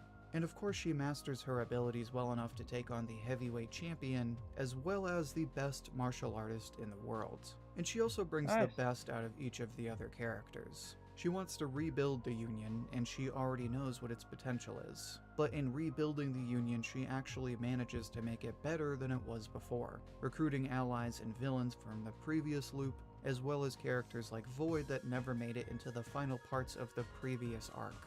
I know a lot of people are saying Fuko is a great female character, but I think she's just a great character in general. There you go. There you go. That's all you need to make build a good character. She doesn't have to be a female character or a male character. Just make them a good character. That's all that matters. Their gender does not matter if their character actually is good. If their character is good, their gender does not matter. I mentioned this about Eva from One Piece. He is legitimately a LGBT character, but he's cool because he's not annoying. He's really cool. He's actually helpful to the Straw Hats. He knows Luffy's dad. You know what I'm saying? He helps Sanji get stronger. You know what I'm saying? Like, it is what it is, right? He gives us context on what's going on in the show within the time of the arc that he is in. He doesn't give too much, or he doesn't give too little information. Just enough right information like any other character. That's all it is. Just write a good character, you're good. That's it. Nothing more. That's it. That's it. That's it. Plain and simple. And when you look at a manga like JJK, yes, it is exciting to follow Sukuna and Gojo right now, but our supposed main character is just on the sidelines. I don't want to say too much more on that because I already explained it to death in a full video, but basically it's kind of weird that Yuji is literally on the sidelines. It just makes his presence in the manga kind of awkward right now. Meanwhile, Fuko is driving every part of the story and But we gotta stop looking at... I think we gotta stop looking at Itadori as a main character. I think, in my honest opinion, Itadori is a vehicle. He is nothing more... He's a vehicle. He's not only just a vessel. He's not only... Hello, Bean. He's not only just a vessel to Sukuna, but he's also a vehicle for us to know what the hell the story is going. He's not the main character. Let's just call it for what it is. He's the main character, but he's not the main character. Has a side main. Yeah, he's nothing. He's a vehicle. High beam. He plays his role. I feel like the Shadow Kid is the main character. Yes. Let's be honest. The main characters, Gojo, Megumi, and Sukuna. That's it. Everyone else is kind of like either expendable or they're just there for plot to push the plot. Even Itadori, I do not see Itadori as I don't see Itadori as a literal main character like a Asuna, a Naruto, a Luffy, Undead Unlock. You know what I'm saying? Like, I don't see that. I just see him as he's just the character we're using to get the point A to point B. That's it. The main character is Megumi, Gojo, and Sukuna. The main villain, Sukuna. The two main characters are Megumi and Gojo. That's it. Nothing more. Says I thought he was at one point, but that plot changed. Yeah, I'm pretty sure that's what happened. Because I think what happened was, if this is what I'm assuming, this is not facts or anything, this is what I'm assuming, so those of you who rewatch this on the video, this is what I'm just assuming. I think what happened was, when the author of JJK wrote this, he realized that Gojo was way too interesting, and Megumi was way too interesting. Because remember, they both have a history together when Megumi was just a kid. Gojo's more Gojo's more entwined with Megumi than he is with Itadori. That's it. Because remember, they knew him from a kid. He fought his father, killed him. Like you know what I'm saying? It is what it is. Itadori is literally just a vehicle for the audience. He is literally the vessel he is. Crying? Oh no, you guys are going with the Oh, you crying? I get it. Okay, that's Bean's thing. You crying? The thing is like, I think that's what it is, and I think the author kind of realized Gojo's too cool. Gojo is way too interesting, way too cool, way too overpowered. How can I underpower him to make Itadori at least likable, relatable, or at least somewhere that he's he's the main character. You can't do it because you just made Gojo way too interesting. Megami's more interesting than fucking Itadori. Now, if you made Megami probably the main character to a certain extent, then maybe people would be like, okay, I can see Megami thing, and then Gojo's just like the teacher who's overpowered. That's it. No. The clans makes it interesting, but the brain person is Itadori's mom. That's why he can take the curse. Yeah, so like it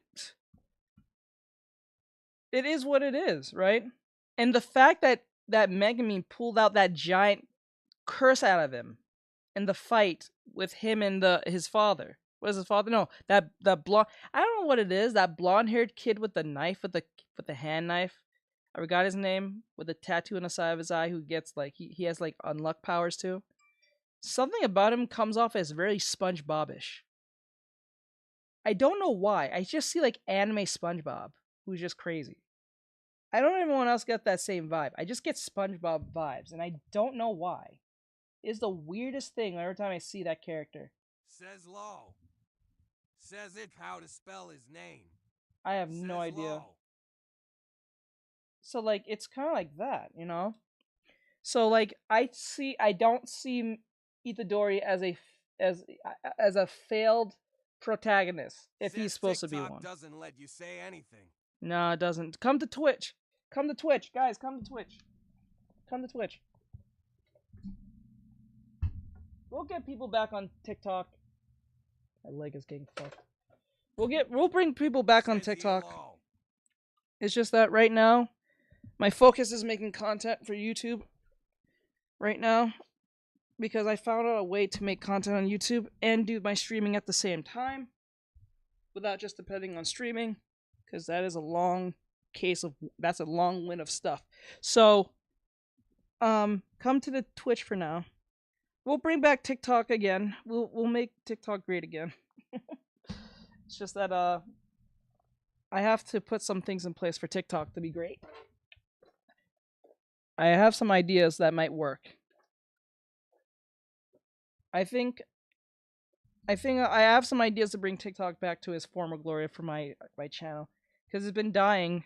Not dying, but I have not made any real content in a while, so that's probably what's killing it. So we need to bring back more content. So we'll do that eventually, but not right now.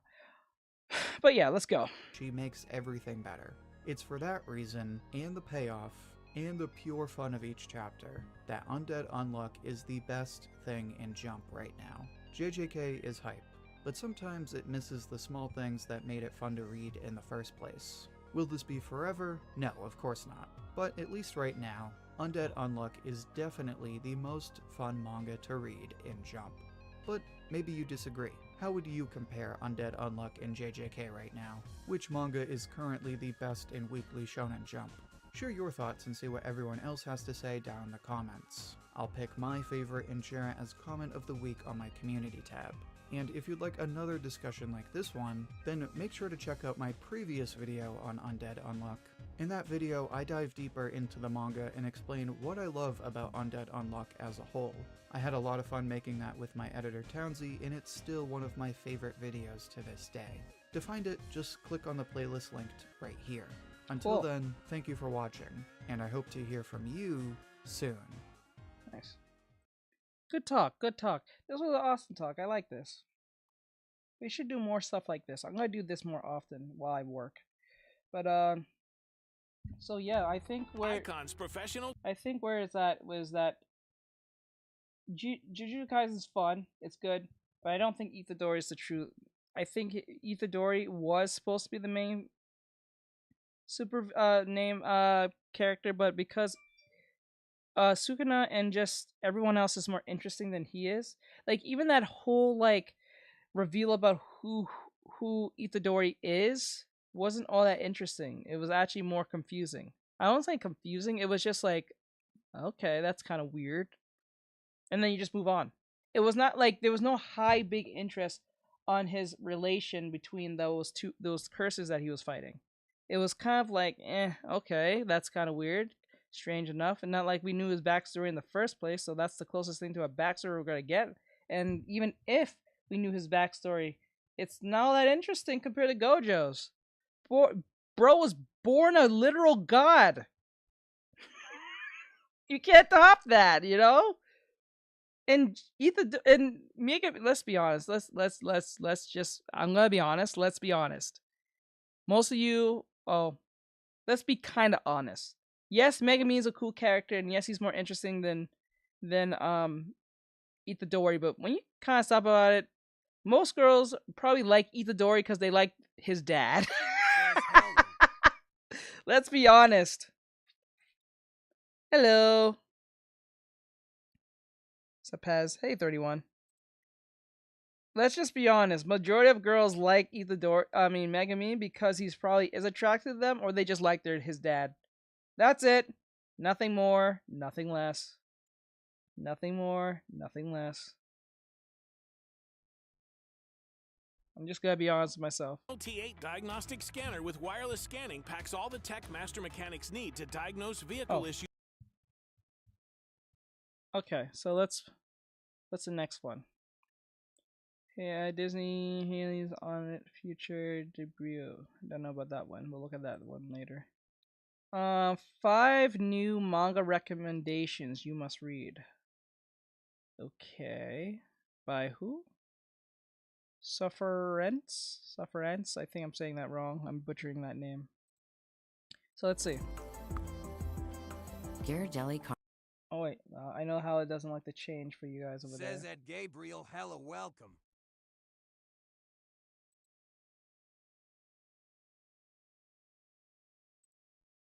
Wait, let me see.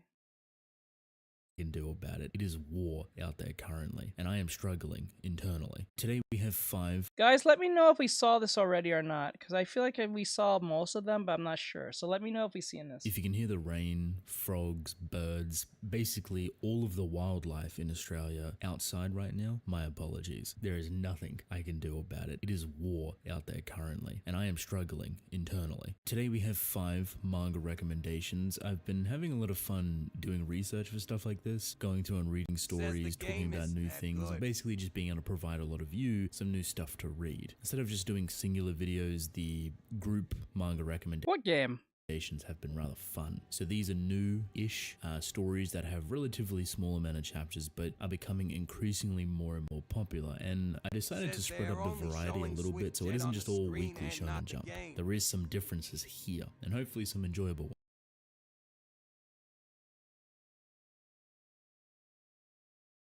What are you talking about? I have no idea what you're referring to.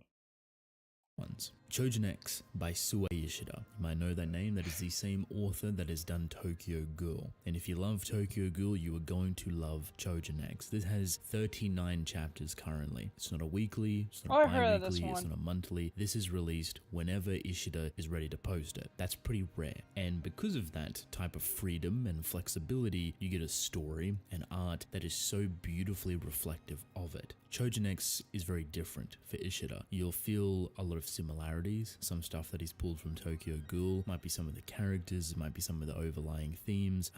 Even the emotion behind a lot of interactions is very much Tokyo Ghoul-esque, but things are expanded upon, played upon, or just drawn so visually different that it feels so incredibly unique. It feels like a passion project by Ishida, and with how he's releasing it, how much attention he's putting into it, this is not a story that is marketed as the next big thing or something that's trying to milk or make a lot of money. This is just him doing him, and the story that you're able to read is so incredibly good because of it. Look, I love Ishida. I know this is probably a hot take on my behalf, and I'm probably gonna get yelled at in some weird, strange way, but I never finished Tokyo Ghoul Season 1.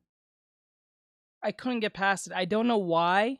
The last time I left Tokyo Ghoul was right after... No, it was right after the Jason situation where that dude who had Jason's mask tortured the hell out of what's-his-face. After he was defeated by the main character, that was pretty much it. I stopped watching it. I didn't watch Tokyo Ghoul Re or any of that. I just literally watched that, and that was it. I kind of just let it go. I was not all that, I guess, impressed. I don't know.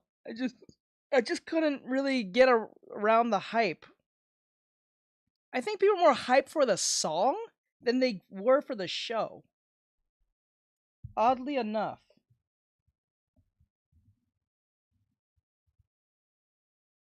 Yeah, that's around the season finale. Yeah, like that was I finished the season, I think. I finished season 1, but I didn't even finish any of the other spin-offs or future seasons. None of that stuff. Just Says the football game. The football Says game. that's around the season finale. Oh, you're talking about the football? You're talking about the Super Bowl? Oh, that died. I love Tokyo Ghoul, but I have a genuine respect for Choujin X and the story that it's trying to do, because it's a little bit complicated. It takes these very simple, well-known ideas. I think the song is more hype than the show. Just being honest. I know that's probably a hot take at some point or some strange way, but I just think Tokyo Ghoul isn't just not that all that or that impressive. Maybe it's just me. I don't know. Maybe you just had to be there type nonsense, but just something about it just never like impressed me at all. Sadly. Like superpowers, for example, and mashes it into a really gritty, dark, prophecy-esque story. And these powers being a reflection of a person's mental health and their emotional state, you start to feel right at home, but in the best ways possible. Choujin X currently only has 39 chapters, and story-wise, when it comes to structure, it is the best time to start reading now. What I mean by this is that the story is kind of just beginning. The reason is because the first phase has basically no one cares. Is completed. It gives you all the setup, all the groundwork, all the foundation, everything you need to understand this story, and finally, the true quote-unquote story actually begins. And at this point in time, we're currently just starting that. /donation and /cash app. If you were ever interested in Sue Ishida's work, his art, his storytelling, Tokyo Ghoul, Choujin X will be right up your alley, and the time to read it is right now. Kindergarten Wars is something that I didn't expect to like. I seen some artwork for it and I was like, you know, but seems alright. But when I read it, I felt this odd sense of joy. Something that I've experienced before, but with a couple of other stories. See, Kindergarten Wars looks really cute and cuddly. You mean like Spy X Family? Teachers taking care of their students, but then they have bullets and guns everywhere. It's kind of like, what is going on? Why does it look like this? But all of this is super deceiving. See, when you read it, the story is pretty full on. It's super wild, it's super visceral, it's very gruesome in a lot of aspects, and it's something that will take you by surprise. When I was reading it, the comparison I felt was instantly Spy Family as well as Sakamoto Days. And when you blend those two things together, 100% you get exactly this story. You know, that's just how you make anime now. You just AI it in your head. Just think of an anime that you like, think of another anime you like, think and just smash it together and how that premise will make sense. So if you like, say, I don't know, Cold Case, and you like Soul Eater, smash that together. If you like One Piece, and you like Hunter x Hunter, well, that's if you put One Piece and you have like, I don't know, my comments not being read, bruh. Gundam Wing, put them together. My comments being read. No, it got read out. It's a football game. I don't know why it's acting. It probably is acting strange. Hold on, let me go to the thing real quick. Don't seem like anything's wrong with it. Now obviously it offers a bit of uniqueness for itself. It's not just some loose ripoff. It's really well done. It's super entertaining. You see, these teachers are actually ex-assassins or hitmen, spies, you name it. They've been locked away in prison, but to write off their prison sentence, they become kindergarten teachers, right? And not just any kindergarten teachers. This school is a place that houses all of the children of the wealthy, rich, bold, powerful, you name it. And unlike some hearts, Reese's don't taste like desperation. Happy Valentine's Day. Ensure your small business with a fellow small business owner. Talk to an agent today. anyone that has a name for themselves, their children will go here because it is the safest on the planet. That's just the bare minimum. But do you see how beautifully that operates? It kind of gives this circular motion of story where it's like, okay, these children are connected to very powerful individuals that people are trying to kill every single day. So you want to go for the children sometimes, you know, to try and get some sort of leverage. But then you have the same people that used to do that stuff that are now prisoners trying to work off their sentence. Ex-hitmen, assassins, etc. protecting them. And they're very, very good. The smartest thing about this manga for me, not only with how it's drawn, because it looks very cute and friendly, but then it gets into the action and it's like Sakamoto Days 2.0, it's brilliant, but actually how normalized it is. See, the characters don't really act like hitmen or assassins or these very crazy killer-like individuals that are past their prime. No, like they're just normal people. They're just there like it's an everyday job, and they treat it like an everyday job. They treat the conflict that sometimes happens like an everyday job. This is a beautiful read. It's super entertaining, and I guarantee if you do read it, you'll have a blast with it. If you like Spy Family, if you like Sakamoto Days, you are guaranteed to fall in love with this manga. Especially when it gets an anime, which I hope it does, fingers crossed. This will blow up. I promise you that. It's been a while since I've talked about Gachi Akuta. Here we are. Let's go. Gachi, man. This is a Soul Eater successor. I want this shit to get an anime so bad, because I know it's been threatened many times that it's going to get canceled, and it does not deserve a cancellation. It deserves an anime. It needs an anime. It needs an anime, bro. When this first released, I love the art style, and I fell in love with it. It has this real grungy, gothic, punky art style to it, and at the time it was really interesting. Unfortunately, I fell off it, and the big reason I fell off it is because it's not marketed. It's not something that was published in English, so it was difficult to kind of keep track of and read it comfortably compared to a lot of other stories. However, this has finally got an official English release. It's going to be, I believe, on Kodansha's website when they launch the app and everything. It's very similar to what we know now with Weekly Shonen Jump and Viz, etc. But Kodansha is going to have their own manga. They're some of the hardest to read when it comes to official English translations, but it seems like they've caught on. This is going to be a big seller for them, hopefully, if it catches on once again, because I think it has all the groundwork, all the finesse, all the flair, all the attitude to really be successful. Currently, there's no real weekly, edgy, dark, brooding, you know what I mean, manga that's currently out. This will fill that void. You want high octane action, you want a mystery, you want the artwork that reflects that edginess. All of it is wrapped perfectly within this bundle for Gachi Akuta. I have yet to catch up with it. It has 64 chapters, and the large amount that I've read, loved every single moment of it. It's kind of difficult to put your thumb on where this story goes. The idea of this hierarchy system, the rich kind of cannibalizing onto the poor. What? Did you see my comment, Teach? Is my comments being read? The last thing you said is, I haven't either. Suffering because of it, and then this giant pit behind him where you don't really know where it goes. So obviously our main character falls into this pit. He gets... You know what's funny? I made a sticker of the main character, of Rudo here. I actually have a sticker of him. I actually made a sticker of him a long time ago. I have it sitting there. I just haven't cleaned it up yet. It's like, it's ready and going. I just need to... Yeah, I have it. It's like, I can pull it right now. Like, hold on, let me pull it out.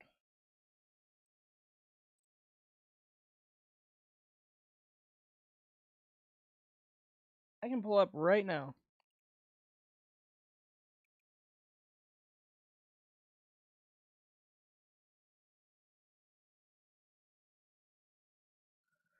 Okay, let me see. He should be right. Now he has his own. 1, 2, 3. Okay. Hello. Hello. Hello. Hello. Hello. Hello. Hello. There he is.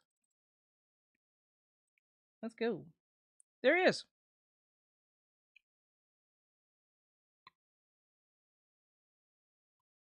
All I need is some color and some shading, and then he'll be good.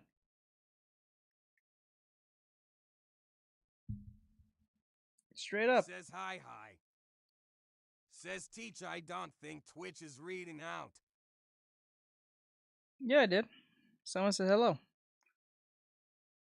Says I'm drawing Gojo right now. Drawing Gojo right now. I'm drawing Gojo. Oh, that's cool. Hey, Bianca. Nice. Yeah, so like, yeah, I have them right here. I just need to color them up and all that stuff. And then make chibi heads. You'll enjoy these. Says hi, Bry. Hey, Bianca. Says at Bianca_Boyles hi, Bianca. Says send this to someone you hate. Says Sweet amazing hair. drawing. Says oh you can hear it teach read my comments on Twitch. Exiled You're, into you know, it, there's and it is nothing a wrong. completely different world. No one has ever come back from this pit, and there's life down here. There's like these big monstrosity beings that roam around eating humans. There's actual humans down there that have survived too and live on their own accord. So it's like a completely new world. It's like the dark continent for Hunter x Hunter, except a garbage bin. Very interesting, very stylish, worth your time. Go check it out. Goku Rakugai is the shortest one on our list. It only has 9 chapters, and it's because it's a monthly, but just look at this artwork. It sells. Yes, I heard this one. I think that's his sister, and this is our brother, younger brother. It screams out like, I want to say Bleach.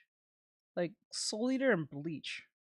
Or like Fire Force or Bleach or something like that. Itself. That is a beautiful, beautiful character designs. And you might think, oh, well, you know, that's the color pages. It's going to look all flashy. No, this is in the manga. It looks basically identical to this. Really Obviously, good. there's some playfulness when it comes Bianca, to how are having you, those chibi-like characters that look kind of funny and quirky, of course. But the artistry, the city-like landscapes, the character designs, everything is so personalized and unique and just so refreshing to look at. The story is pretty interesting too. You have No, I don't care for it. Says in good end. Sorry, party's canceled. Waiting on the cable internet guy. Tell him, Zach. First, I had cable, but those have 2 siblings here that work as kind of like fixers, hitmen, not really. They kind of just take odd jobs within this pretty lawless like town, and then you sprinkle on top of that a bit of weird creature-like aesthetic and just a world that is very new. Does that make sense? Like, of course, there's a lot of similarities to the normal world when it comes to structure, but then you have the lawless part of it, you have the creature part of it, and it's just blended in there really nicely like it's normal. Like, oh, that weird thing over there, that's normal for this world, or those people doing that thing, that's normal too. So seeing them go about their everyday life, take on contracts, kind of grow with each other, having very different personalities. The sister is very brooding and dominant, commanding. The younger brother is playful and chaotic and kind of upholds himself really well. So you're going to see some pretty similar tropes to Weekly Shonen Jump stories, but not fully drawn out. So if you don't like those tropes, you might find it more enjoyable in here because they're utilized. No, I'm not watching it. That's why I'm here. I don't care for the whole Super Bowl shit. Super Bowl died for me a long time ago. I don't like, and then the commercials will be on YouTube anyway, so it's just a waste of time sitting there watching that shit anyway. It's just like. This has also finally got an official release. You could not read this before, but it is. And again, I don't know if he was here earlier. We was just talking about Taylor Swift no more than like 7 or like a good 5 or 6 videos ago. I don't care. I just don't care. Now getting translated every single month at the same time as Japan in English and a lot of other languages. So you can read it right now. Super accessible, super enjoyable. I'm very excited for its future. I love monthly stories. I love the attention to detail. The artistry reflects that. And overall, it has a bright future ahead of it. Now, the last one on this list, News Exorcist. You're probably looking at this and think this story is very different. Oh, this anime. Okay. We've seen. I think everyone and their mom knows about this anime by now. They make a lot of comparisons to Bleach and some other, and I think the Gray Man. Else that I've talked about, and you're right. This is a Weekly Shonen Jump story, the only Weekly Shonen Jump story here. It is a part of their new lineup. But you might also notice that it looks rather familiar, and when I tell you about this story, you might be a little bit surprised. So News Exorcist follows this boy within this new school, and he comes across this big sister-like spirit that has a lot of power. She's connected and sealed within this school. She's been here for a long time, and she's waited for someone to be able to see spirits to connect with her again. Our main character has that power. There's a reason, a backstory for that, obviously, but they actually connect. She provides him a power. I'm doing well. I hope you're doing well over basically there. What he has. He's a person that's very protective, very strong-minded in that regard, so he's always trying to help, save, protect people in whatever way he can, and he'll jump at the opportunity to do so. Pretty standard, nothing crazy. The spirits, however, is where things get interesting. See, this story has a ton of resemblance to two other stories that you know, that I know, that you know. Jujutsu Kaisen and Phantom Seer. The best way I can describe News Exorcist, because it only has 8 chapters currently and hasn't really detoured off into a different direction. I'm going to be surprised if it's able to continue and gain success. I don't see it doing all too well, but I kind of hope that it is given a chance to some extent, right? News Exorcist is basically Jujutsu Kaisen at the beginning, when Yuji goes to school. Just imagine that. So it never leaves the school, never goes off into a different direction that we have now. It just takes place at the school. And that's not saying News Exorcist couldn't leave the school. It might do a Kaizen thing as well and go off further into a whole different realm. That seems like a possibility that's easy, but then it's just Kaizen 2.0, right? Phantom Seer, funny enough, feels almost identical to it, and I feel like they know they made a mistake. See, Phantom Seer wasn't insanely well received, but it wasn't bottom of the list, and there was a bit of controversy surrounding this story because News Exorcist and Phantom Seer is basically the same thing. It's just Phantom Seer, in my opinion, is drawn a whole lot better and has a bit more of a twist and uniqueness to it. It's not the most revolutionary thing, but it has a lot more detailed differences to what this story is, right? The only equal footing that they had is that they all fall within the shadow of Kaizen, and the controversy for Phantom Seer was that it was a little bit too close to Kaizen's rise to fame. Now, there's no real evidence to point to that being true, but having two stories that are very similar, that are kind of both growing in popularity, is a little bit redundant because you start to cannibalize one another. You don't want that, especially if they're both on the rise. See, Kaizen wasn't at its peak, and you don't want to disturb that rise to its peak. However, once it has peaked, once it's reached that limits, once it's sold a good amount of stuff already, then you start to shift people into the next thing that's rather similar to it. So in my opinion, and I could be completely wrong and just over evaluating this whole thing, News Exorcist is trying to not only capitalize on Kaizen's success, but also be that replacement that Phantom Seer was. It is eerily similar, still rather enjoyable,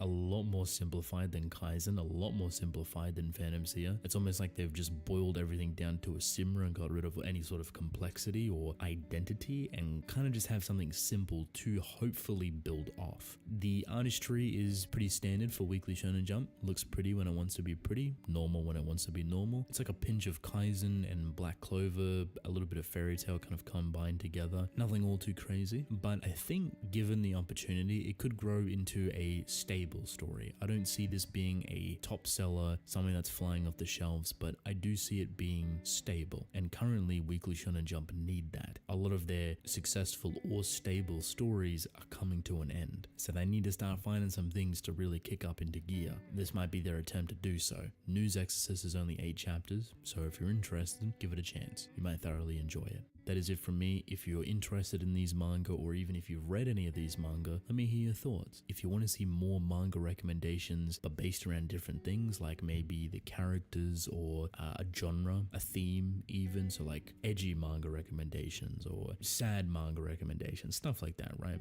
Do let me know. Leave a like, comment, subscribe. It supports me a ton, and I would greatly appreciate it. Thank you for watching. Interesting. No, I know some of them already. I think there was like one I did not know about, but the rest I pretty much knew about, heard about, or seen from another video, so that was kind of disappointing. Thought that was something gonna be brand new, but no, apparently not. It is what it is. But it happens. It is what it is. It's just another poop in the wind. Let's go.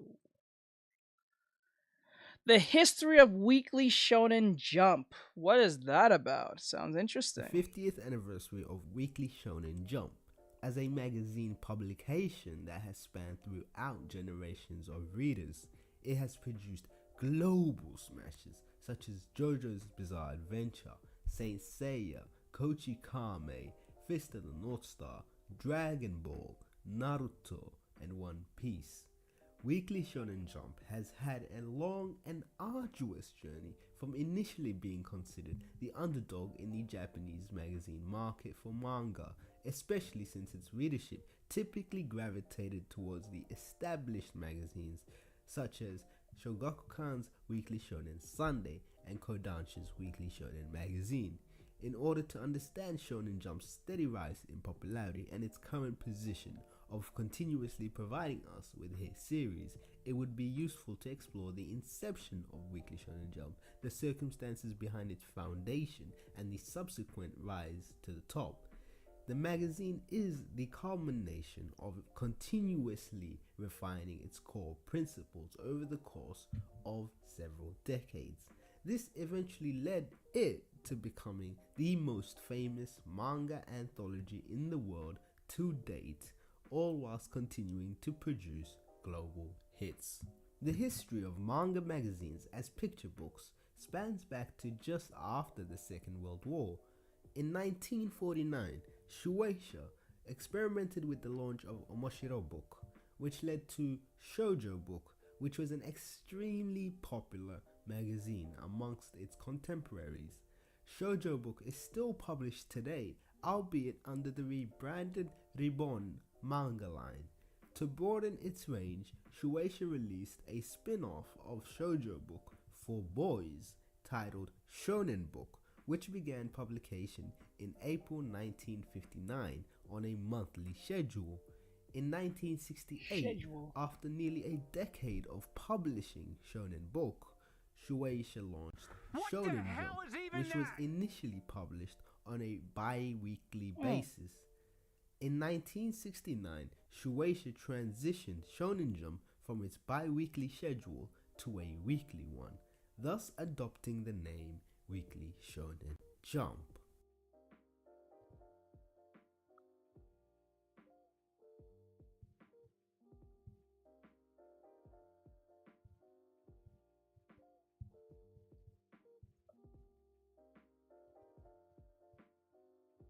In 1968, Shueisha launched Shonen Jump.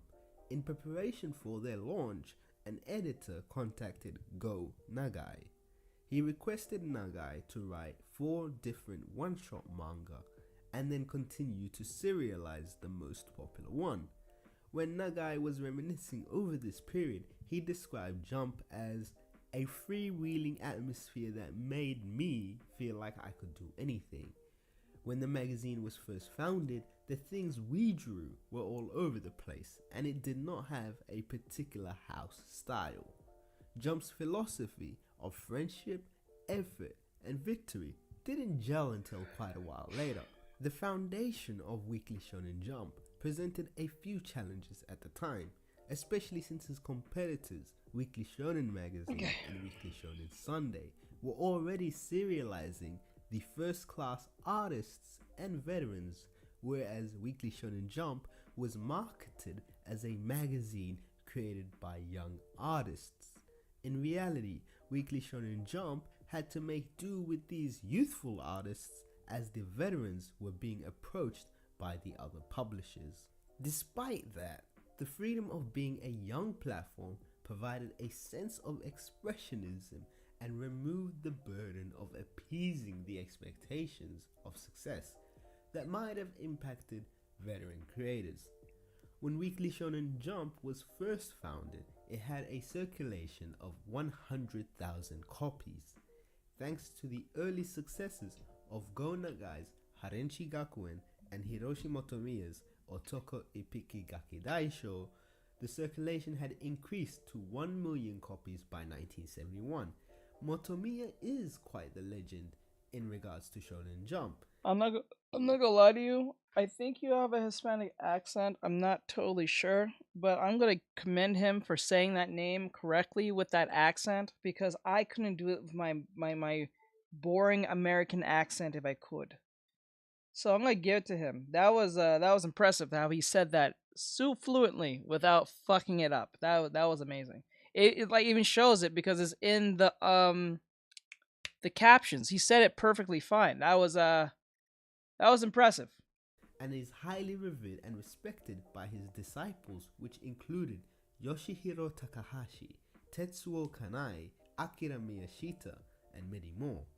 To give you an example of his stature in Weekly Shonen Jump, Ichiro Oda, the now famous creator of One Piece, met Hiroshi Motomiya just before his debut as a mangaka, Oda unintentionally conversed with Motomiya in an overly casual manner, which made the staff at Weekly Shonen Jump quite upset with him.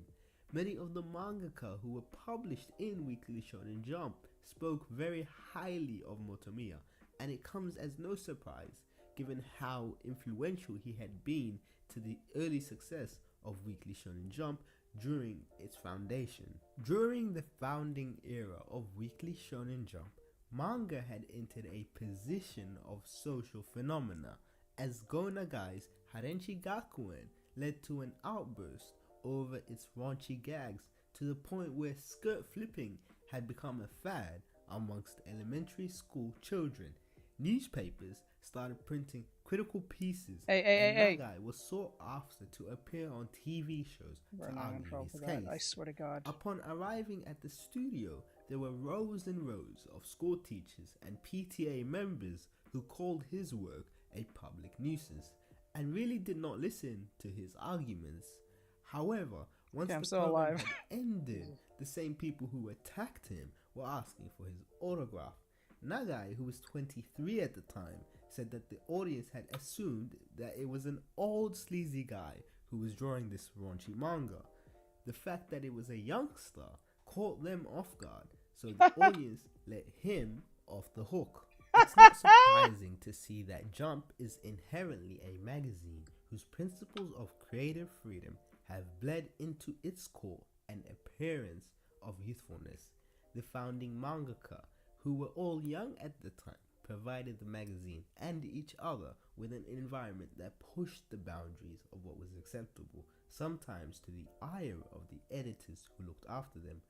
Whilst writing Gaki Daisho, Motomiya found himself to be quite the odd one out.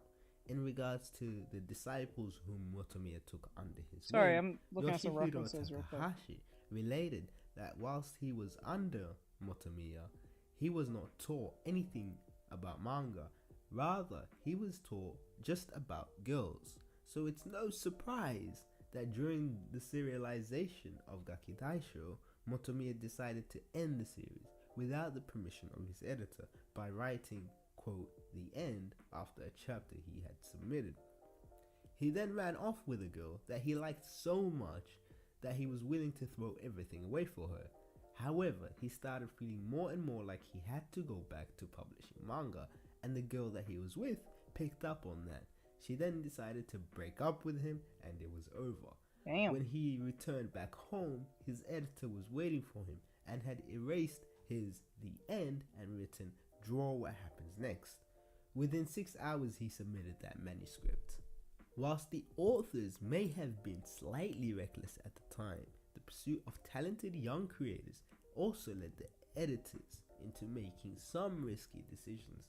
During their youth, the two-man team consisting of Takashi Shimada and Yoshinori Nakai drew manga under the pen name Yude Tamago. They submitted their first work to Weekly Shonen Jump at the age of 16. They submitted the wrestling manga Ring the Bell to the 16 or Akatsuka 60 Awards and Mammoth to the Tezuka Awards. Shimada said there was some serious competition when they submitted to the Tezuka Awards that year, with the finalists being Yude Tamago, along with Kenji Minamono, You mean Hirohiro Ultimate Muscle? Araki, and Tochi Ueyama. However, as hard as they tried, their entries seemed to get to the finals but could never ultimately win. An editor named Kazuo Nakano contacted the duo after reading the Kinnikuman manga that they had submitted. Nakano was an editor for the monthly edition of Weekly Shonen Jump at the time. Since Yude Tamago wanted to debut in the weekly edition, they submitted the Kinnikuman manga to the Akatsuka Awards without Nakano's knowledge. Nakano then contacted the duo saying that it had the potential to win some kind of award. Just as Nakano predicted, the manga won second place at the Akatsuka Awards. Afterwards, the one-shot of Kinnikuman was released and instantly became a hit. After graduating high school, the duo knew they wanted to be mangaka, but their parents were against it. So the editor Nakano and the editor-in-chief of Weekly Shonen Jump made a trip from Tokyo all the way to Osaka to convince both of their parents to let them be mangaka. The two editors reassured their parents that if their children did not succeed as mangaka, they would personally find them a place of employment. However, the editors later told their Tamago that they had no idea at the time where they would send them for work. It was these sorts of risks and I tell you something. That's a win in itself for these people to come out of their way just to vouch on your behalf against your parents. If that didn't convince your parents of nothing would have. You know what I'm saying? Like, that's amazing. That's a win. That's like an esports organization trying to convince your parents that you are not going to be successful. You know what I'm saying? That you're going to be successful. That's wild. That's crazy. Bets in pursuit of the best creators that allowed Weekly Shonen Jump to gain a foothold in Japan and become highly regarded with the youth, with serializations that pushed the social boundaries and a range of titles to capture a wide audience. It became a top seller in Japan. However, there was a lot of competition brewing within rival magazines. In 1977, Weekly Shonen Magazine began carrying Kimio Yanagisawa's romantic comedy Tonda Couple, which started a boom of romance comedies. It was rare to see a manga that dealt with the mental aspects of romance in a shonen magazine, whereas that particular genre was more common in shoujo magazines. In response, Weekly Shonen Sunday released Rumiko Takahashi's Urusei Yatsura in 1978 and Mitsuru Adachi's Touch in 1981, which both became big hits. For Weekly Shonen Sunday, the two titles helped propel the magazine to reach a record circulation of 2.28 million copies in 1983. Hiroshi Motomiya, who was once asked to participate in an editorial department meeting, relates that Weekly Shonen Jump was aware of its competitors and were looking to outdo them. At the time, Mitsuru Adachi's Touch had just come out, and it looked like Shonen Sunday, the magazine that was running it, might What's going on, Nun? What's going on? outdo us. During the meeting, the predominant opinions were that we should have a lot of romantic comedies and all our stories should be one-shots. Motomiya couldn't sit idly and interrupted, "I can't do this anymore. I think the lifeline of a manga is the hook, making readers want to know what's going to happen next week." In response, the editor-in-chief decided against following the trends and proceeded to go with macho hooks. Shortly after, Fist of the North Star became published. So that's how it became. So this is how they came to the conclusion of how they choose to make make manga or shonen manga become what they're supposed to be based on the hook. So this is why I don't think that was like the main thing, but like that was one of the main things like for shonen. So what they did is, instead of going with what's trending, we go with what's the premise. So if the premise is not strong, we're not going to mess with it. You know what I'm saying? It makes more sense not to mess with the chilling. I see you chilling over there, Nun. Welcome to the stream. I'm glad that you're having an awesome day. Welcome to the stream. The premise seems like more convincing, which I get to an extent, because if the premise is weak and we're just letting it because it's trend, it's gonna die out fast, and people are not gonna pick up the book, and then that's money out of our hands. So it kind of makes sense. But I think they are kind of trigger happy when they get rid of concepts a little too harshly, too fast, though. I don't know. I just think it's professional, but yet I think it's a little too harsh. The North Star became an enormous hit.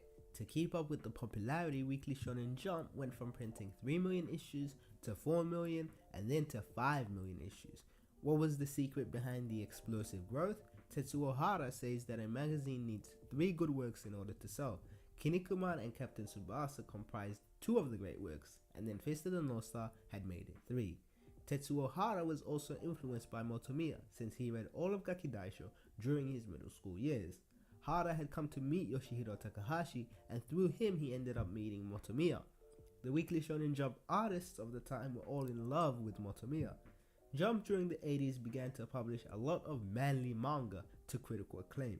Fist of the Nosta and Sakigake Otokojuku were widely popular during the early parts of the decade, whilst Rokudenashi Blues and JoJo's Bizarre Adventure enjoyed similar public reception during the latter half of the decade. But to discuss Weekly Shonen Jump without discussing its longest serialized author would be a crime. Osamu Akimoto was initiated into manga during his high school days, and his early works were filled with realism and seriousness. However, Akimoto wanted to create something lighthearted and fun, which ended up being the series named Kochikame. This later became the longest running manga in Jump, lasting for 40 years. He submitted the title to the monthly Weekly Shonen Jump New Artist Contest and received a response from the editorial department. He ended up visiting the editorial department and passionately talking about the types of dramatic manga he wanted to serialize. Due to the positive reception for Kochikame, the title was selected to be serialized. During his serialization, 2 new artists had debuted roughly at the same time as him, namely Yoshinori Kobayashi and Hisashi Eguchi, who both specialized in comical manga, which led to some competition. Around 10 years into the serialization of Kochikame, Akimoto and Motomiya went to a movie together, and Motomiya told him, "With art like that, you'll never pull off a story-based manga, so think of it as a slice-of-life manga, like Saze-san, and draw it as long as you live." Motomiya says he really respected Akimoto's dedication to Kochikame, and the fact that in the end, he was serialized for 40 years.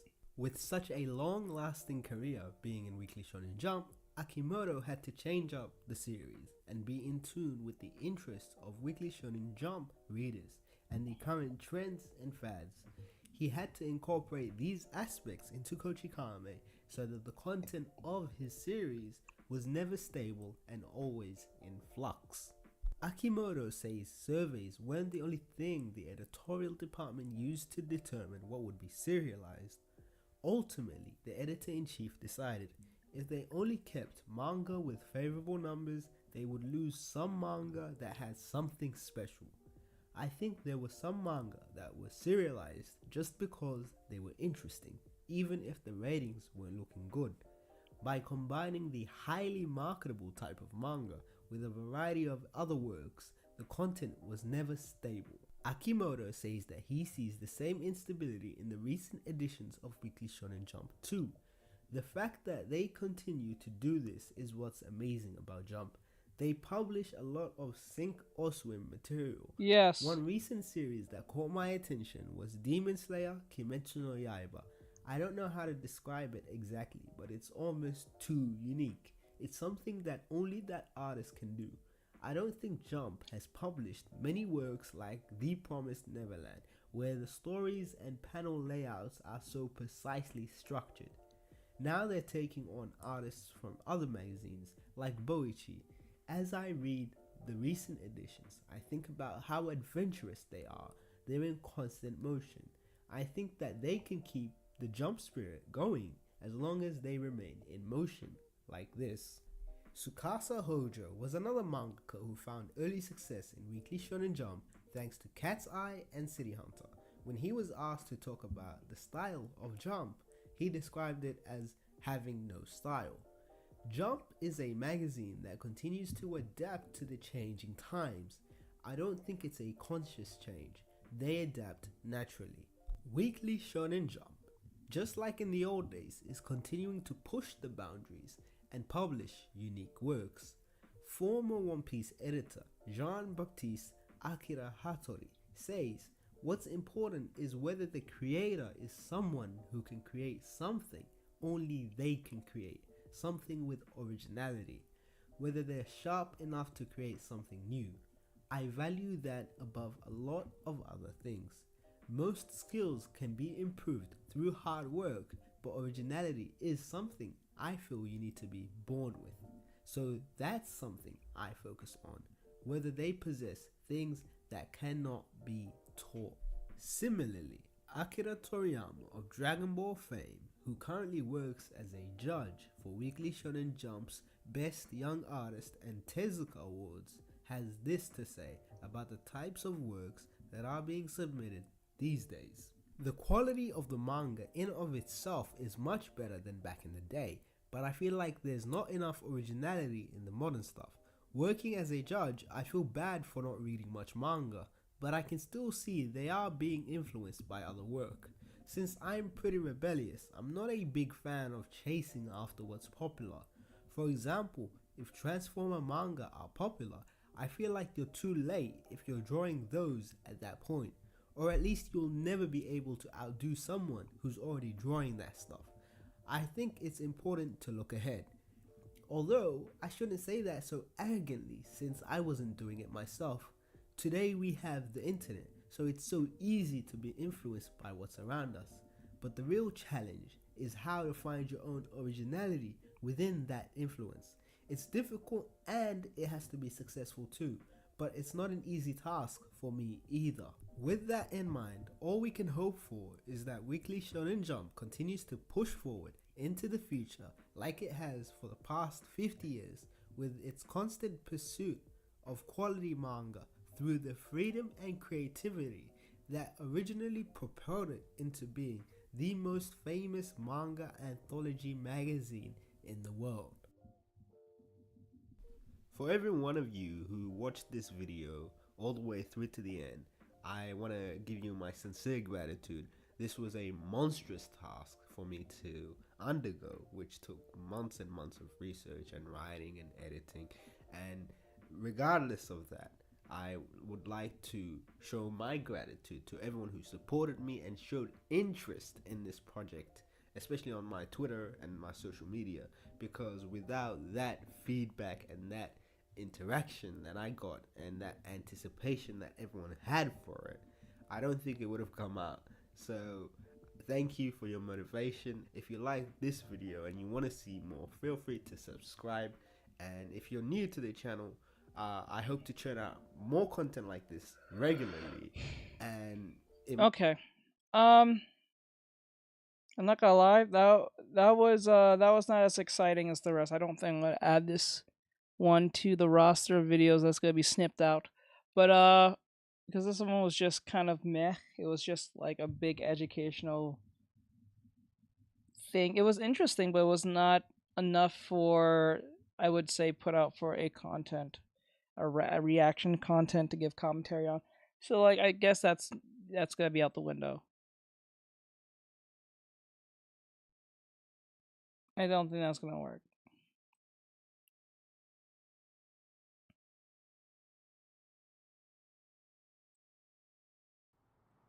So Gig put a video 11 days ago. This is quite recent. This is going to be more high strung, more high intense editing compared to what we just watched. Giving his, I guess, his top anime for 2023 that passed, so this will be interesting. I think this will be a lot more fun to watch. What do you guys think?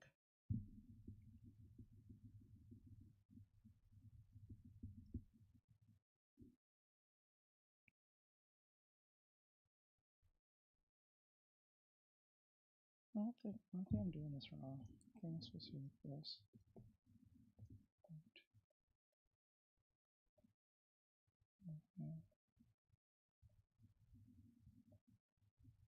Says yeah, sounds good.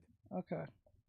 Because I know that one was a little more boring than the rest, so I'm just going to be honest. Before we start, let me go to the bathroom and then we'll take a leak. I'll be right back. I'll be right Says back. Down with whatever, as long as it isn't boring. Yeah, that one was a bit boring, I'm not going to lie. It was interesting, but it was boring. I'll be right back.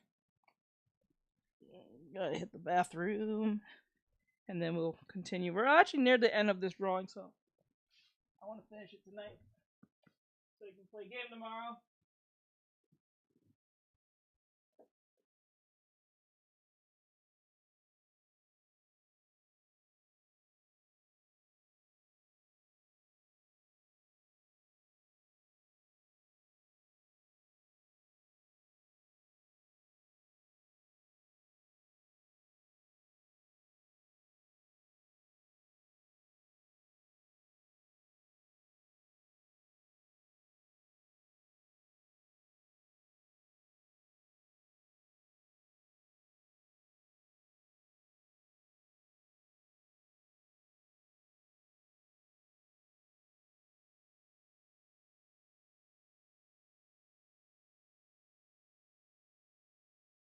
I'm just gonna say keep going, you're an awesome person. P.S make character design tutorial vid please.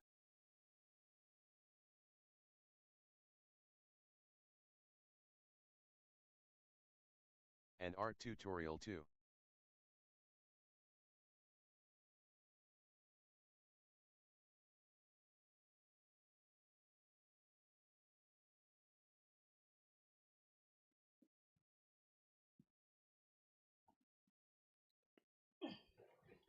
I think I'm gonna have you Says guys. F. I think I'm gonna have you guys send me videos that you find interesting. It has to hit a theme of like anime or something. Something to react to. That would be interesting for you guys. What you guys would give me. I might start that tomorrow, next week. Submit whatever videos you want me to see and react to or like talk about. Okay, let's see what. Yeah, it's still okay. Let me see.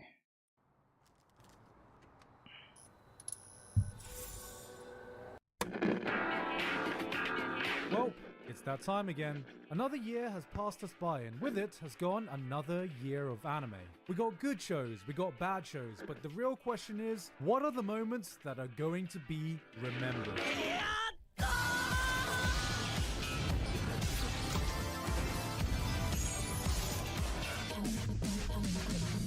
2023 was a year dominated by absolute heavyweight shows just completely taking over. Anime seemed inescapable whether you were a fan or not. Successful live-action adaptations, legendary series coming to an end, memes, so many memes. It feels like the influence of a handful of shows have truly seeped into mainstream pop culture and only continues to grow from there. But there were still some other things happening around our little sphere. Anime fans continue to find any opportunity to complain about CG. This time even Demon Slayer was catching strays, with viewers complaining about how these fishes look like an absolute joke. How dare any animation studio consider this acceptable quality, they cried. Meanwhile, in Isekai land... What the fuck? This... Are you kidding me? Says in back teach. Bro, what the fuck is that? That looks so off-putting. It looks like a PlayStation 3 or a PlayStation 2 monster model. What is that? That looks scary looking. What is that thing? Like, it does the job, but it looks so off-putting. There's this uncanny valley. It was just like, it doesn't fit well.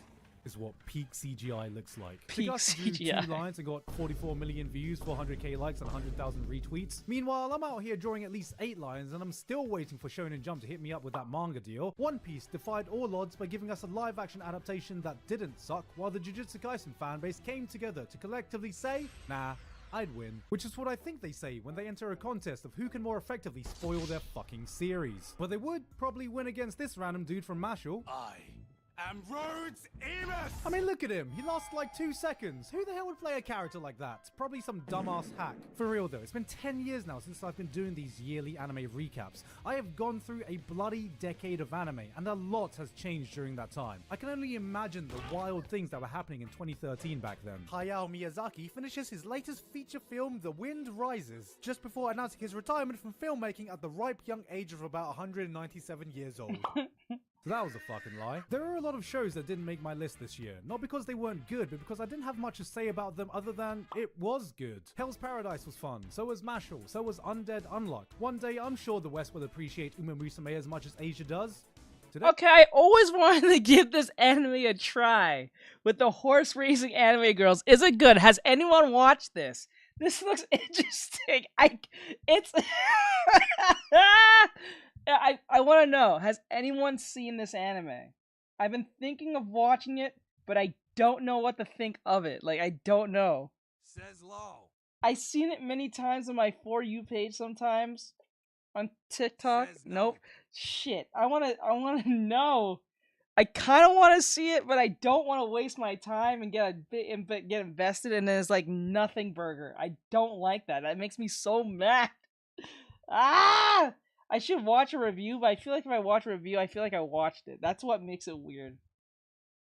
It's a weird it's a weird hamster wheel thing for me. Today is not that day. Mushoku Tensei continued my favorite isekai story of all time by having its main character go, I cannot get it up. People have been trashing Rudy left, right, and center, but I think he's proved he's a real gentleman by showing that he never, ever raises his sword at a girl. Alright, let's get to my favorite shows of the year. But before we do, a quick word from my sponsor, Bespoke Post. Bespoke Post is a monthly membership club delivering a box of awesome top shelf good from under the radar brands. Every month they introduce their members to cool new products based on a preference quiz they fill out. They've got awesome clothes, cool stuff for your house, camping and cooking gear. Basically just high quality stuff in every category. 90% of their products come from small brands based right in the US. They now offer a new membership program where you can get really great... Don't care.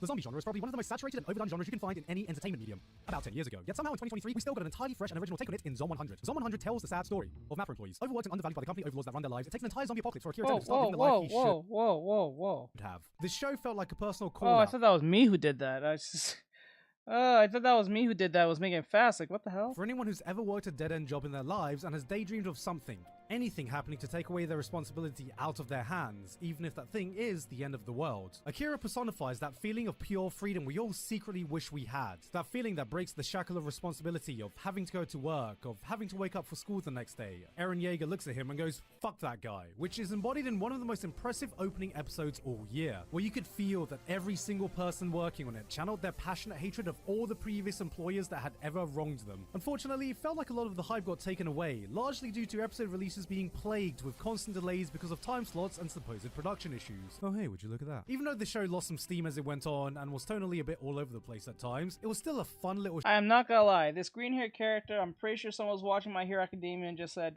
you know what? I'm gonna put All Might in this shit. Just his younger, more alive version of himself. Not before he's looking like a superhero. I'm talking about when he looked like he was in his early 20s. Show I think anyone could enjoy, because in this day and like, age, look at that hair. It feels Look at like people are fighting tooth and nail just to survive. I think a lot of us could use a story about one man reminding us all how to live.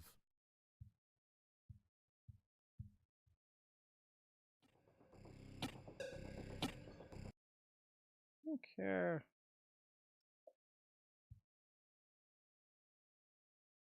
The most respected genre in anime, but this year we saw the 100 girlfriends who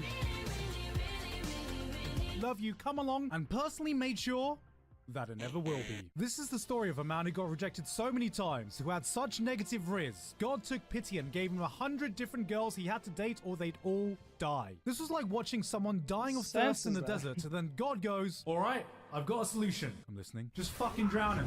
But what God didn't plan for is that he chose someone who could chug the ocean dry and still have room for more. 100 Girlfriends has a concept so dumb, it will need to be as batshit crazy as its own premise to even have a chance at making it work. And that's exactly why it does. It's stupid, it's unhinged, it knows exactly how insane it is, and then runs with it 10 kilometers past where it needed to go. By all means, this show shouldn't have worked if we didn't have the greatest harem protagonist to bring it all together. Yes, we were Grace with the apex of boyfriends, the partner she tells you not to worry about. He may look like the most unthreatening guy possible, but watch him be like, don't worry, I come in peace. Hi, what's your name? Peace.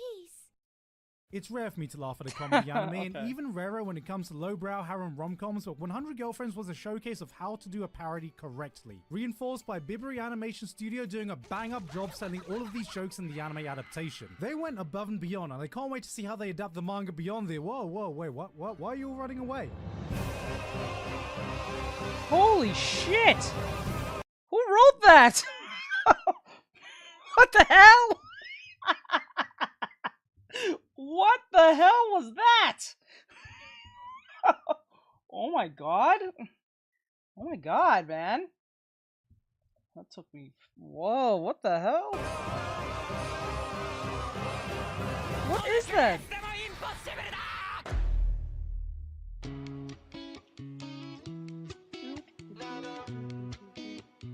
In the minds of anime fans, 3D animation comes in two tiers. There's the Berserk 2016 tier, a show so disastrous it has scarred the anime community from 3D anime to this day. And then there's this, the aesthetic that looks like one of those games I apparently won't last 5 seconds playing. The real ones know though that Studio Orange has been out here creating their own tier. Every project they seem to continually push themselves, one-up themselves, and Trigun Stampede is their best looking show yet. Not just with some of the jaw-dropping action sequences and camera work, but small micro-expressions and camera animation that give their work just a bit more life. They are still continuing to push the boundary of what is possible in a 3D anime in every way possible. When I got the lucky opportunity to talk to a producer at Studio Orange, he called themselves the hentai of the anime industry, and, well, that's pretty accurate because what they've done with Trigun Stampede has got me bricked up. Alright, but how's the show?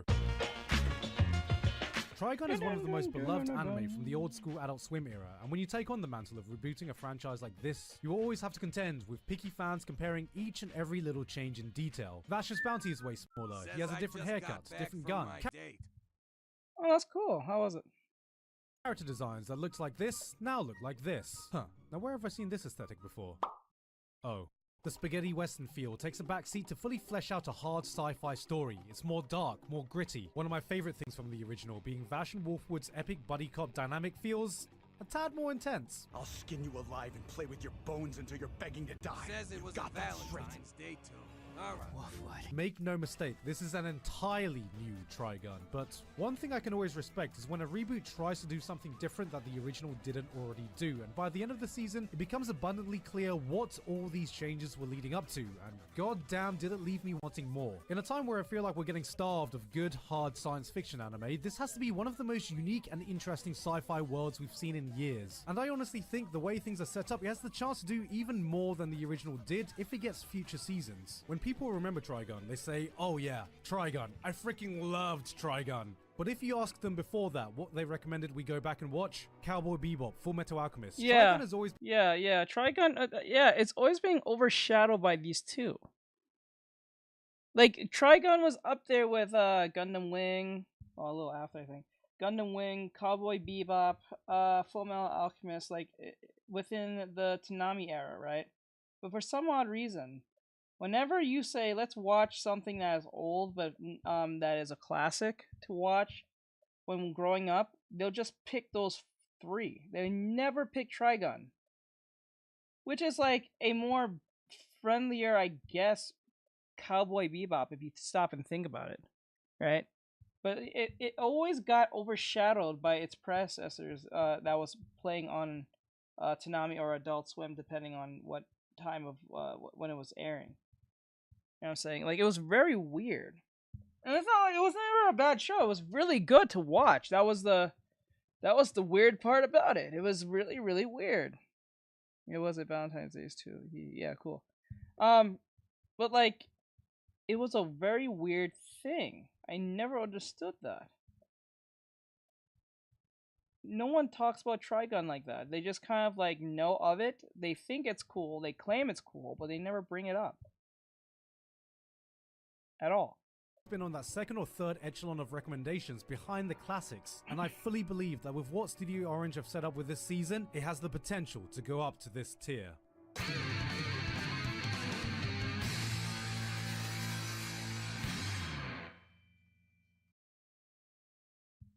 I can see the future.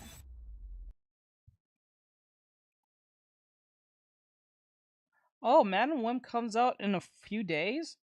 It comes out on Valentine's Day. I don't think anyone's gonna go watch this.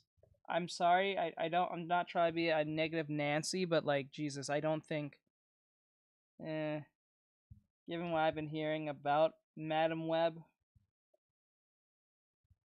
unless they pull some like crazy shit that's just so you can't like ignore, I don't think it's gonna do as well as Marvel or Sony thinks it's gonna do, especially if it's connected to the whole Spider-Man thing. Like I especially the Tom Holland Spider-Man if possible, but like I don't know. It's a weird one. That's a weird one.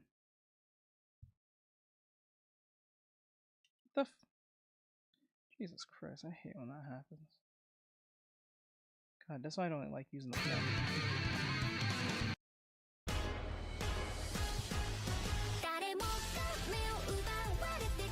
There were few anime last year that exploded onto the scene as fast as Oshinoko did. Our hearts were torn to shred in a tragic 90-minute opening episode. Says A new I mess didn't was even know formed as about anime it companies until saw I saw it in a hotel I was staying at.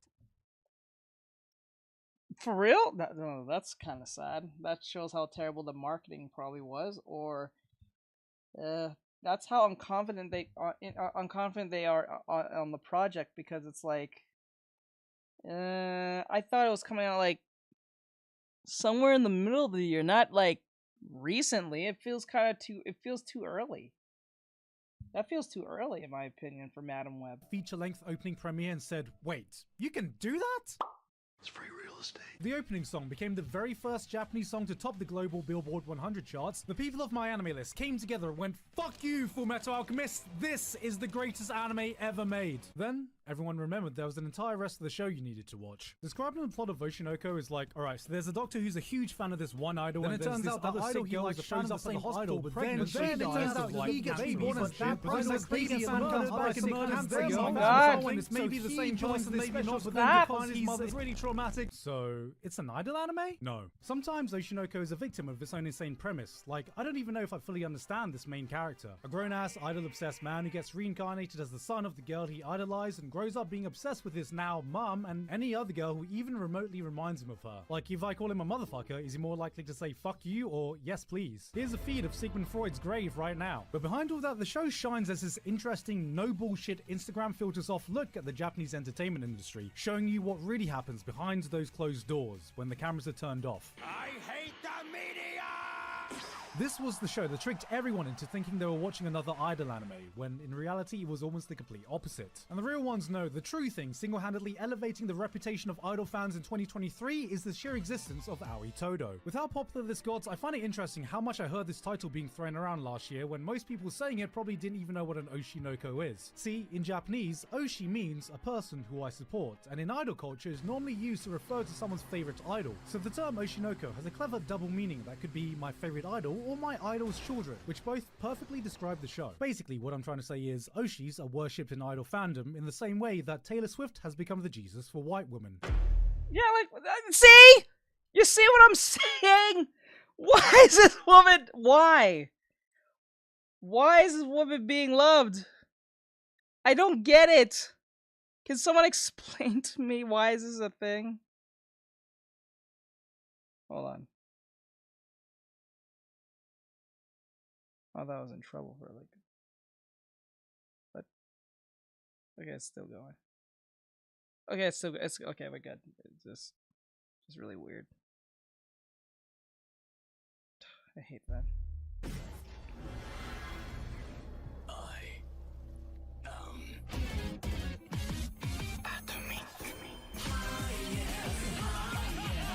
Saying you're a fan of isekai feels a bit like saying you're a fan of British food. People think you're consuming the most bland, tasteless piece of garbage the world has ever seen. But sometimes I have a friend come visit and they have a taste of a proper full English breakfast, a perfectly cooked Sunday roast. They try some of our Cornish pasties, our crisps, and it's like, damn, this is pretty good actually. That is my Eminence in Shadow. This takes every single trashy, cliche tropes you scoff at in isekai and wears it like a badge of honor. Edgy main character, an army of girls in his harem, blatant power fantasy, nonsensical plotlines, cheesy dialogue, boobs. You know it shouldn't work, but it wears it all so proudly you start getting convinced that it's actually cool. It's not that it isn't stupid. It is stupid, but it doesn't give a fuck if you care or not. And I thought this would eventually run its course until I kept watching and realized that this has a more interesting plot and better world building than 90% of isekai out there, which actually says less than you think. For as self-aware as it is, it spares no expense in building up this fully fleshed out world with so many moving parts. Every new arc, you see the dominoes being perfectly laid out. It's all set up for Sid to come in and topple them on the biggest stage possible, and even though you know it's happening, when the moment comes, it delivers. Every single time. This was the most fun I had with any show all year, and just when I think the plot has nowhere else to go, Season 2 ends with a world-shaking development that made me go, fuck! Why aren't more isekai doing this? I guess what I'm trying to say is, I really miss Greg's. Greg the Shed here. The new lawnmower. What the hell? Is the perfect tool for your... What the hell? Whoa! How did he do that? What the hell? That's definitely going in the video. What the hell? How the Gig do that? What the hell?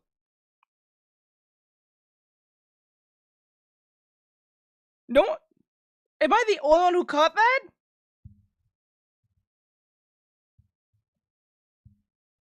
Says Law. What the hell? Okay, that scared the bejesus out of me. Like, he said, he made a, okay, for those who didn't understand what just happened.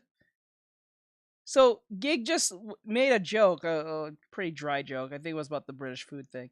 And he was talking about the isekai thing. At the far end, he said, I really miss Greg's. I guess it's a type of food or something. I don't know. Some type of brand name food in British culture, right? As soon as it went to commercial, the dude in front of you that's holding this, what you call it? Says NVM am still on my date. Law will talk later, teach. Oh, okay. But the dude who's holding this what do you call it, the shape thing, whatever for your face, I forgot what it's called, said his name was Greg. What was the odds of that happening? That was amazing. That's gonna be in the video. Not gonna cut that out. What the hell? Okay, that got me. I'm not gonna lie, that got me hard. Your grooming experience. Today, I'm going to Dude's show name you is how to Greg, use it. and he said I miss Greg's. Not like literally show you how to use it. The waterproof technology allows immersion up to 1 meter of fresh water. Hey, hey, hey! I'm not doing this.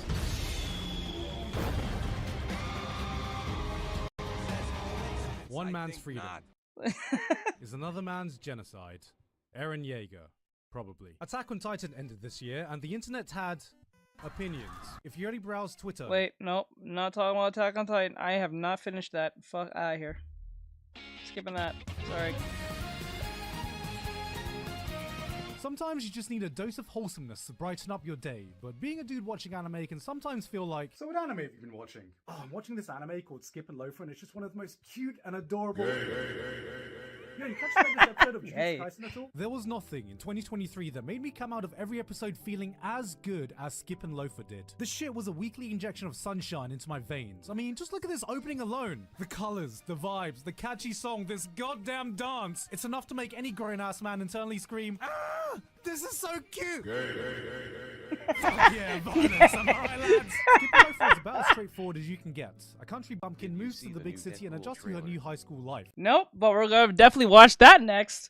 After this whole video, we're watching the Deadpool trailer. Thank you for bringing that up. Thank you for bringing that up.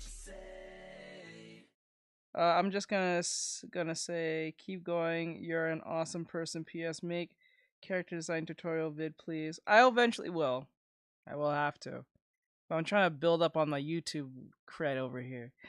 And a tutorial too. I got art tutorials, yes, but yes, hopefully it saves Marvel. if it's a character design specifically, I will have to make one. I will make one. I will. I promise. If you're still in here, Lux. But thank you for asking. I will do that. It doesn't need any complex plot because it exudes this air of authenticity that makes you feel so goddamn good. It's rare to find an anime as genuine as this one, because when I say high school life, I don't mean your typical cutesy anime high schoolers that are like, these are teenagers, real teenagers, just enjoying their lives to the fullest. No melodrama, no overly anime bullshit. This is youth and adolescence at its most pure without feeling like it's been put through some moe anime filter, and there's just something so endearing about that. But I'm an adult, why would I be interested in teenagers? Look, as a certified man, wait, that line sounded really wrong. Look, as a certified man baby pretending to be a grown-up, let me tell you, adulting sucks. We have jobs, we have responsibilities, we have goddamn taxes. Sometimes you yearn for a time when life was simpler and more straightforward, and maybe that time is romanticized. Maybe you're looking back at that time through rose-tinted glasses. But whether you are or you aren't, you'll never know, because we'll never be able to get that time back again. Ever. And it's those little moments, those simple times you cherish and reminisce about that this show encapsulates perfectly. Like, there's this one scene where our main girl comes home for the first time during her summer break. She stayed up way too late catching up with her friends and slept in, but it's alright. Her mum's taken the day off and she has the whole summer ahead of her. So on this boiling hot day, her mum slices her up a watermelon and the episode slows down to a crawl as we see her just taking a moment to enjoy this watermelon while the sounds of summer ring on in the background, and she just stops and just appreciates.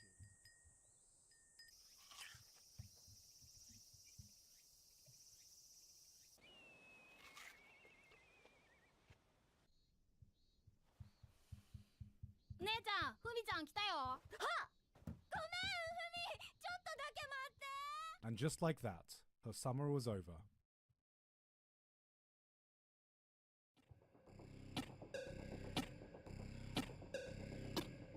Oh my god, they keep pushing this stupid game.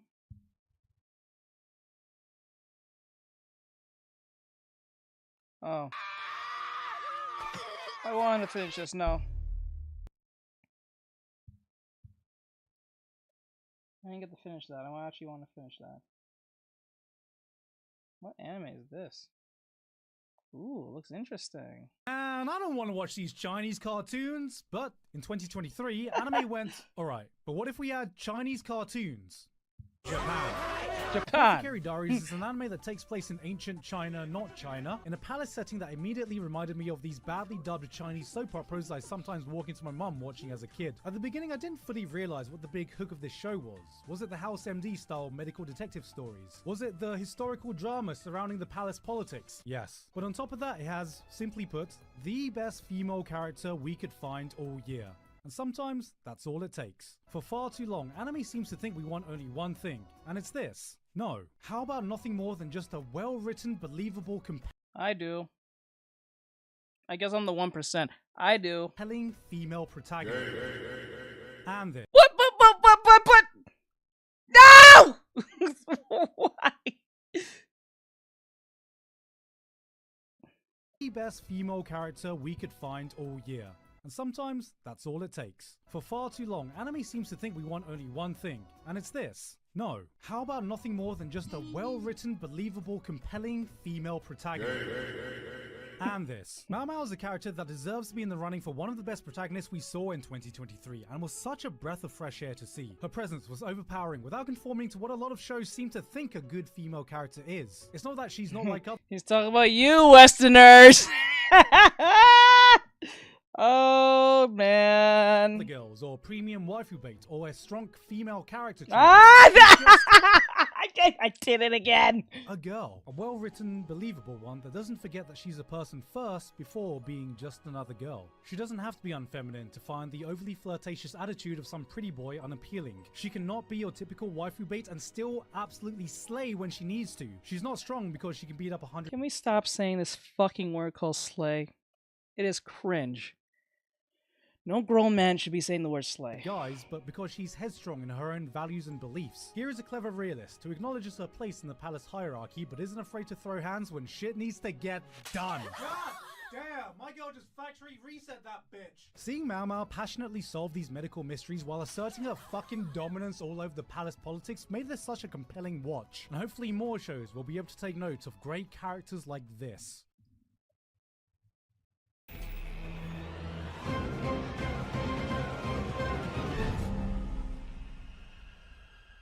Appreciating the statue of David up close, getting to see Lionel Messi dribble past 5 players, watching Jack Nicholson command every scene he's in. It doesn't matter what the subject matter is, it's always enthralling to see an absolute master of their craft at work. And that's the exact feeling I get whenever I get to see anything written by Naoki Urasawa, and Pluto was absolutely no exception. I once created a robot that was perfect, the greatest robot the world has ever seen.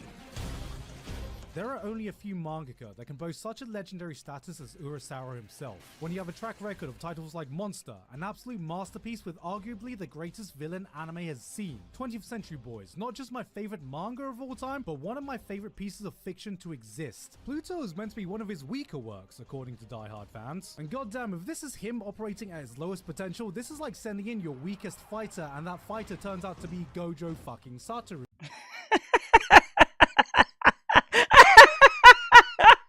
You know. And wait. Yeah, that analogy checks out. This has all the calling cards of a classic Urasawa tale. He sets the stage, a sci-fi world where humans and robots coexist, a series of unsolved murders, a detective that is missing part of his memories, a robot that has done the impossible and taken a human life. He hooks you into his world and leaves you with a single question when the first episode ends. Just how deep does this rabbit hole go? The man's ability to construct a mystery and captivate an audience through his mastery of suspense, to me, has the same level of craftsmanship as seeing a master blacksmith make a legendary sword. Every episode is so dense with emotion, a plot that will keep you guessing through all the twists and turns, sitting on top of the sheer thematic depth of the story that every single character carries on their back. And by the end of it all, he'll leave you with these ideas that you'll be thinking about far after the credits roll. This is some of the finest storytelling you can find anywhere. If I had to make a guess why this didn't make as big of an impact as it probably should have, well, this was an adaptation of a sci-fi manga that was written 20 years ago that was originally a reimagining of Astro Boy, a manga that came out 60 years ago. So, inevitably, there might be some aspects that feel a bit dated. What's this? A war involving the invasion of some Middle Eastern country predicated on the possible developments of robots of mass destruction? Oh hey, there's a guy called Adolf. He's a bad guy. I couldn't agree with you more, Mike. Hey! Warm ending, this doesn't take away from the legacy of one of the greatest mangakas alive right now. So, I have one question left. Are we ready to attempt a 20th Century Boys anime? Domain expansion.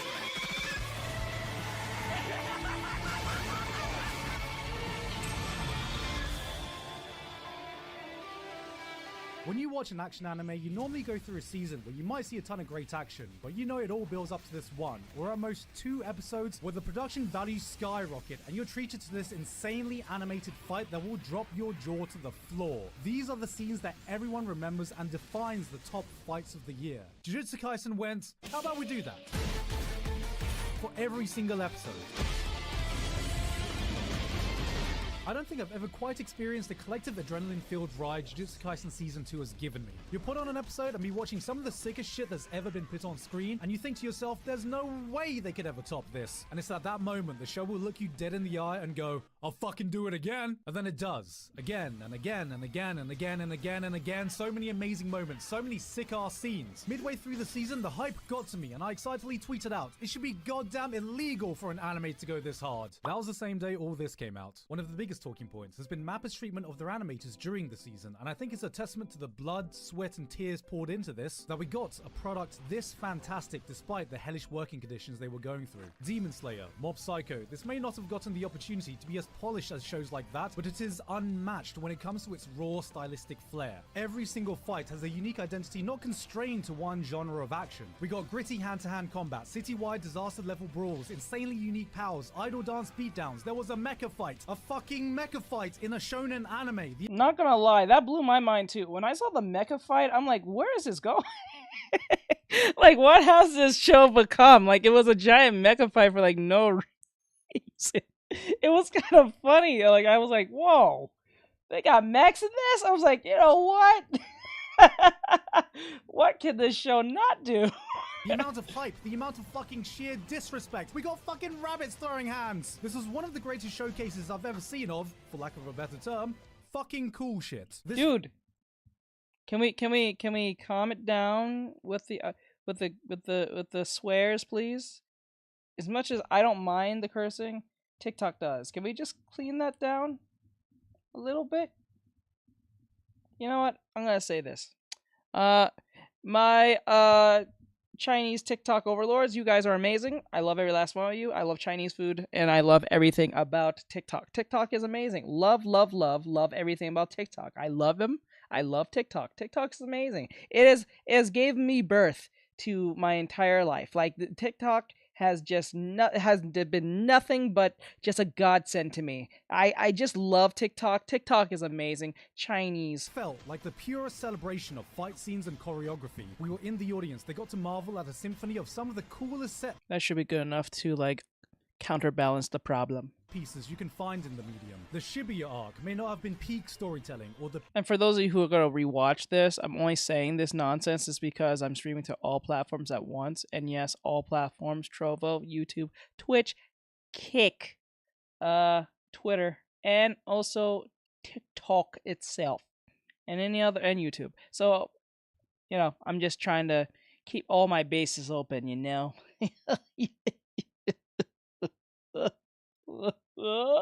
Peak of all shonen arcs, but right now this is the peak of action spectacle.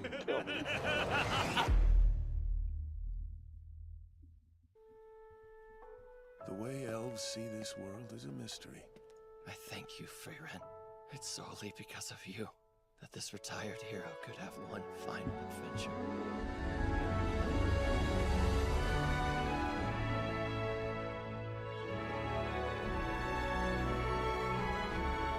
Freyren opens on the story of an elf girl who takes for granted the time she has with the people around her. Decades pass in the blink of an eye, her companions age, and before she has the chance to fully get to know them, they're gone. It's a regretful, poignant tale that shoots straight to your goddamn soul.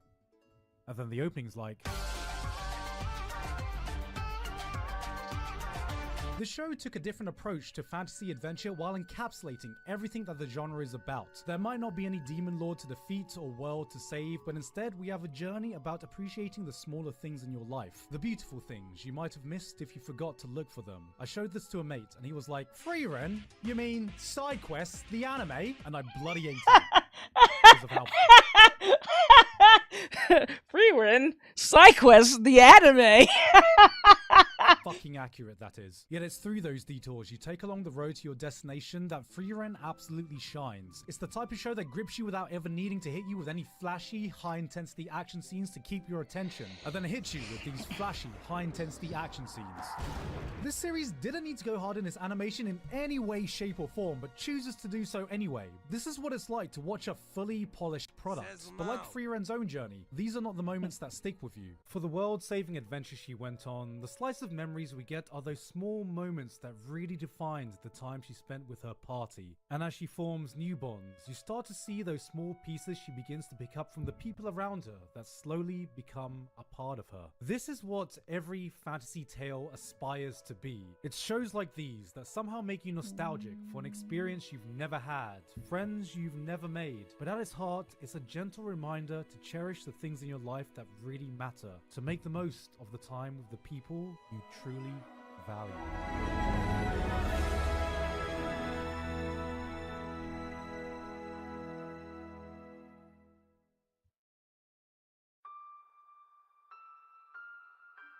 Einar, I've killed so many people. I will be reborn, and I will atone for all that I've done. That's all we've ever wanted. Something in this world that can give us a reason to keep going.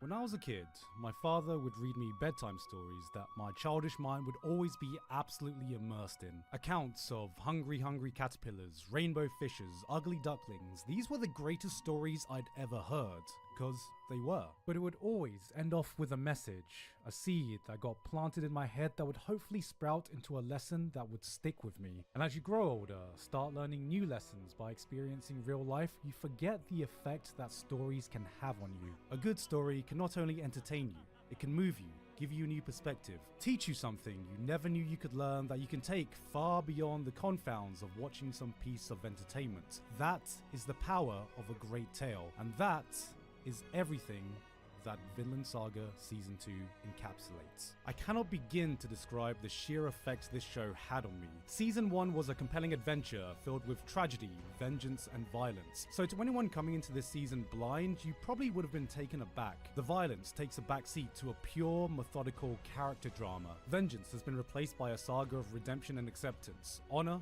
glory, sacrifice, all left by the wayside, and all that remains is people just trying their best to find their place in this merciless world. While most series would cower at the thought of shifting gears this drastically, it is that strong juxtaposition that gives Vinland Saga's message the weight it has, exemplified by possibly the greatest character development we've ever seen in this medium. Thorfinn's transformation is something that transcends entertainment.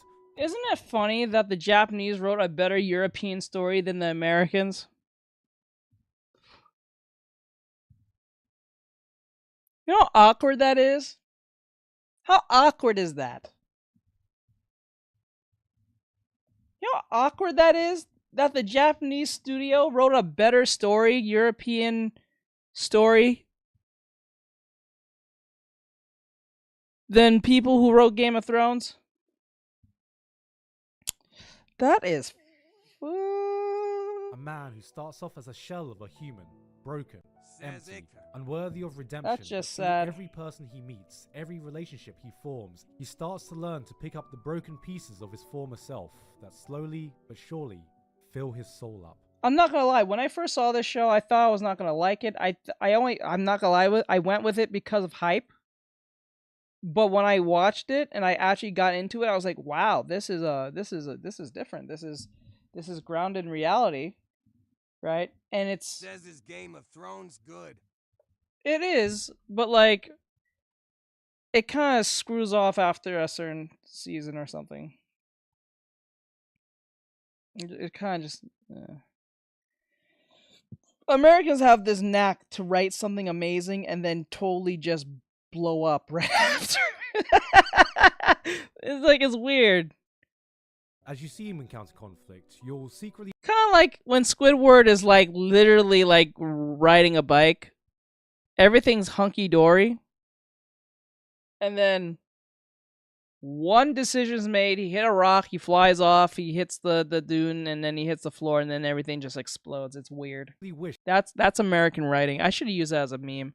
Literally. For that instant gratification that he'll revert back to his previous savage self. But as you witness this journey of a man fighting so desperately to find peace, who learns that it's okay not just to forgive others, but to forgive himself as well, it becomes an experience that will linger with you and invites you to find your own solace. Watching Vinland Saga feels like I'm getting read the greatest bedtime story ever told by my dad. It'll grip you with the purest of tales packed with nothing but raw human emotion that will leave your heart filled to the brim. And by the end of it all, it gives you something, a message, a lesson it earnestly hopes you can take with you. It reminds you that change isn't just something that exists in the boundaries of a fictional story. It doesn't come easy. It's a long, hard, unforgiving road, but you can get there, even if every day you only take one small step at a time. We will always find a reason to fight each other, no matter what time period we are in, weapons we can use, or tools we have at our disposal. But no matter how broken you think the world is, there is still meaning in trying to build a better tomorrow. Maybe tomorrow I can make a brighter day come. Maybe tomorrow I can be just that little bit kinder. Maybe tomorrow I can become a slightly better version of myself. You are capable of letting go of that hatred, even if that hatred is towards yourself. You have no enemies.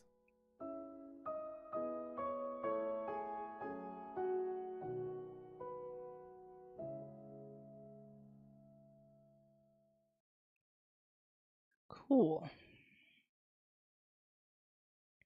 I will definitely go on that Disney can't write women, but I know that's gonna cause trouble. Hey, teach the Chiefs win the Super Bowl. Okay,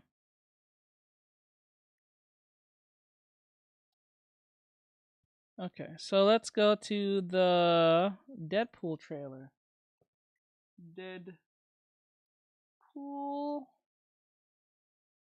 3 trailer. Is that it? I feel like it's gonna be red band, and I feel like if I post this, Hey it's there. gonna be bad. No need to adjust your TV, or more likely your phone. You're watching a recycled commercial. Okay. Says figured you might be curious to know. Lol, how's it going?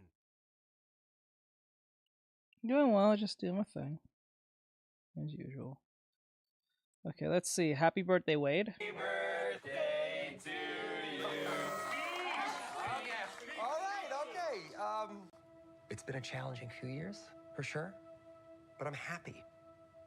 That is because of each and every one of you. I'm the Oh wait, luckiest man. just to make sure you guys can see. You guys can see it. Okay. Can you hear it? Alive. Yeah, okay, good. Make a wish, buddy. She's alive?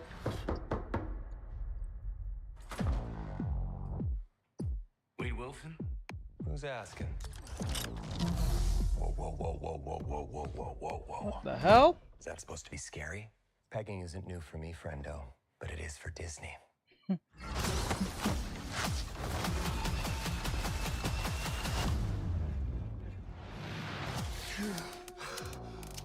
Mr. Wilson, you appear to have soiled yourself while unconscious. I wasn't unconscious. Who are you? Why am I here? Walk with me. Wade, you are special.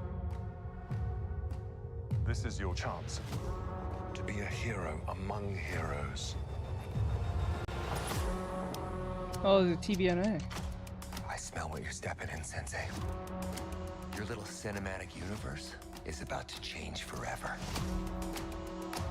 I'm the Messiah. I am Marvel Jesus.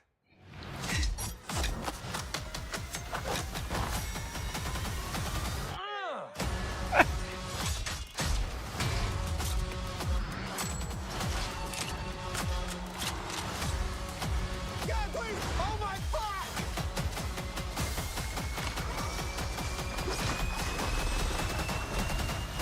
God, I love this part. Wait!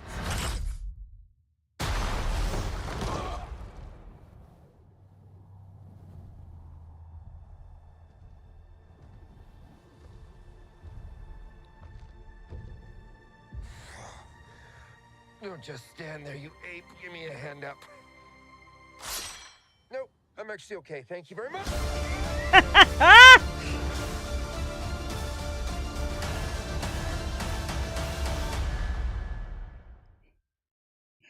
Don't you stand there, you ape.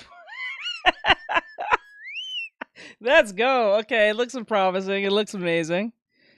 Is Deadpool going to save the MCU, or the MCU as we call it?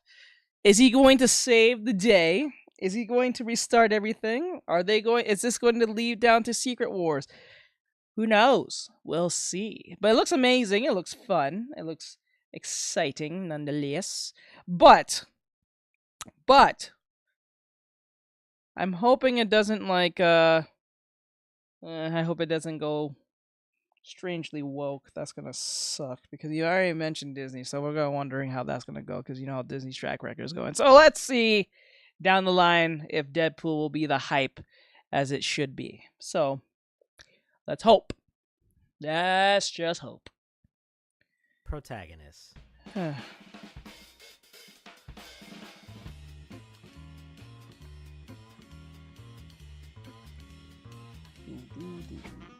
If someone asks me who my favorite characters are, I tend to gravitate towards the protagonist, the main character, the MC. Could have something to do with me having main character syndrome. An ex told me I had that once, don't ask. But truthfully, the reason why I like them is because of what they represent. Many literary institutions identify the protagonist as the character the story is about. But you're smart, so you know it's a bit more complicated than that. Or I assume you're smart. I did create you after all. The protagonist is the character who drives the action, whose fate matters most. In other words, they are involved in and often central to the plot or conflict of the story, but are also usually the emotional heart of the narrative. Not a bad definition. It provides a more nuanced take on the role, to be the driving factor of the narrative and the vessel of its core elements, the one who shoulders all of the themes and ideas the story wants to convey. Even Merriam-Webster makes the correlation between the Greek word protagonistes, which means the first struggler, to the role of the protagonist in a story, to stand and struggle against someone or something, maybe even themselves. The protagonist struggles against the status quo, to reach an understanding of the narrative's themes, themselves, or to simply gain the power needed to fight against the forces that be. Pretty entertaining stuff if you ask me. Though the protagonist character has taken different forms throughout many years in fiction, I wonder if I can find a perfect character that accurately embodies the definition we just talked about, the struggler protagonist. There are certainly a number of mediums to choose from in order to find out, but That sounds like too much work for me. I'm curious, but not that curious. I'll just need to narrow my area of study. So let's try...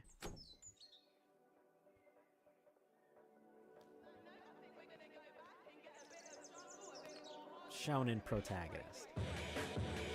Is that him? Must be him. His voice does not match what he looks like. Jorge has always put the Then ones again, I he get that loves response first, a lot but too. he's let his own dental care take a back seat. Time for a chef. Hey, I don't care. I don't care. I don't care. I don't care.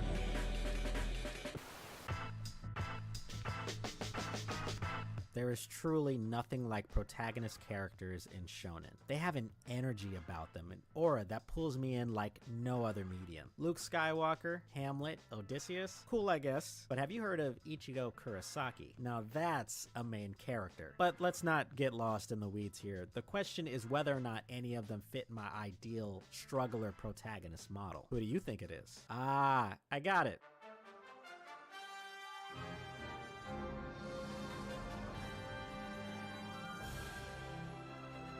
The steadfast, free-spirited, soon-to-be pirate king who might be the literal textbook definition of a dynamic character. Funny enough, Luffy isn't that bad of a pick for a protagonistas. I kind of hate saying that word. I think I'm just gonna stop saying it. Oda consistently places Luffy in fights against enemies that can bypass his brute strength, forcing him to get stronger in more ways than just a strong punch. Well, except for that time, and that time, and that time. But seriously, Luffy has had to grow as a captain, a friend, a fighter, a dreamer, a freedom fighter. There have been times Luffy has had to grow through struggle, but does that make him the struggler protagonist? I don't think so. Not really. One Piece tends to bend to Luffy's will more often than not. For how long the series is, I can count on one hand the amount of time. I don't know. I think a good struggler protagonist is probably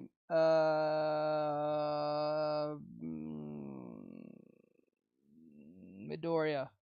Because even when he got his powers, he was still suffering because this dude was breaking his arms just to throw a punch, like every time, or his fingers, depending on the situation. So that right there was a struggle in its own, because that it was pure masochism if you stop and think about it. But like it was just Jesus Christ. It was getting a little too much with the whole broken arm. I think the one that really made me cringe. Now it's like cringe in a bad way, but cringe to watch is when he went against the dude with the purple hair who can like take over people's minds when you ask him a question, and the same dude punched his finger when it was already broken. That I felt that one. That still up to this day makes me shiver in like under my belt. Like it's crazy. When he punched his finger while already purple and broken, bro, the pain. Remember, he broke his fingers twice. He broke his fingers twice because it was blue and went straight purple. And then he punched the finger. I was like, bro, oh my God, I couldn't. I felt it. It just bothered the shit out of me. I'm not gonna lie. I low-key didn't like the purple hair for a good while. I think his name is Shinzo. I think it's Shinzo. I did not like Shinzo throughout the entire arc after that punch. But I'm respectful of him now when they brought him back on the I think 3rd or 4th season. But Jesus Christ, that punch bothered the shit. Times Luffy was punished for a decision he makes or a belief he has, he typically is rewarded for his steadfastness, and as a fan, I guess I can't complain too much. One Piece just isn't that kind of story. Would be difficult to be the manifestation of liberation if the story was consistently keeping him from liberating people. So, sorry, Straw Hat, you don't make the cut. Who else? Naruto maybe? I guess so. Definitely not. Don't get me wrong, I like Naruto as a main character and what his ideology offers to the story. For a character whose ethos is not that hard to understand, fans love to misinterpret his role as an MC. Naruto was supposed to be about doing it yourself, is the common complaint with discussing Naruto's ethos, since the titular Fox Boy ends up being tied to an ancient prophecy. But Naruto was never about that. The story's themes have always been about believing in yourself even when no one else does, breaking cycles of hatred, and never... Okay, if I have to say a character who's struggled, I would say probably Asta. Asta, and because he didn't have no powers, or at least he didn't have a grimoire, and people still looked down on him after he got his grimoire. If Naruto was a girl, it'd get annoying so fast. Oh no, you have no idea. If Naruto was a girl, it would get fucking annoying real fast. Going back on your word. Even the reincarnation element of the story, whereby Naruto and Sasuke's fate are tied to their ancestors, was tossed to the side by our protagonist, choosing to fight to save his friend rather than continuing the cycle. Naruto's world does push back against him and his ideals. His struggle against the status quo is what draws people towards him. So why doesn't he fit the bill for the struggler protagonist? Well, this is where I think the topic of plot armor comes into play. I'm looking for a character whose position is a little more grounded and isn't consistently being saved or pushed to the forefront by the narrative. I give Naruto a lot of praise for what he has accomplished, Midoriya or but I can't ignore the massive buff he gets Midoriya or Asta over other characters simply because of Kurama. I'm not gonna lie, Rock Lee suffered more than he did, I guess, in a certain way. Never knew that about Naruto past. You never knew that he was tied to destiny, and he was low key like the ancestor son of the Six Paths. You didn't know about that? Says no. The fuck? I thought you knew about this. How far are you in Naruto? The shit. I know Joe has probably harassed you on that because Joe is fucking up on that whole show. I know that he loved Naruto. What the fuck? Says my date is officially done. I'm on cloud 9. Good for you. I don't think our struggler protagonist should have a consistent get-out-of-jail-free card. Okay, so not Naruto either. Midoriya? Let's see if I'm right. My name is Alani. A little thing I like about the spicy deluxe sandwich is that you taste I don't give a shit.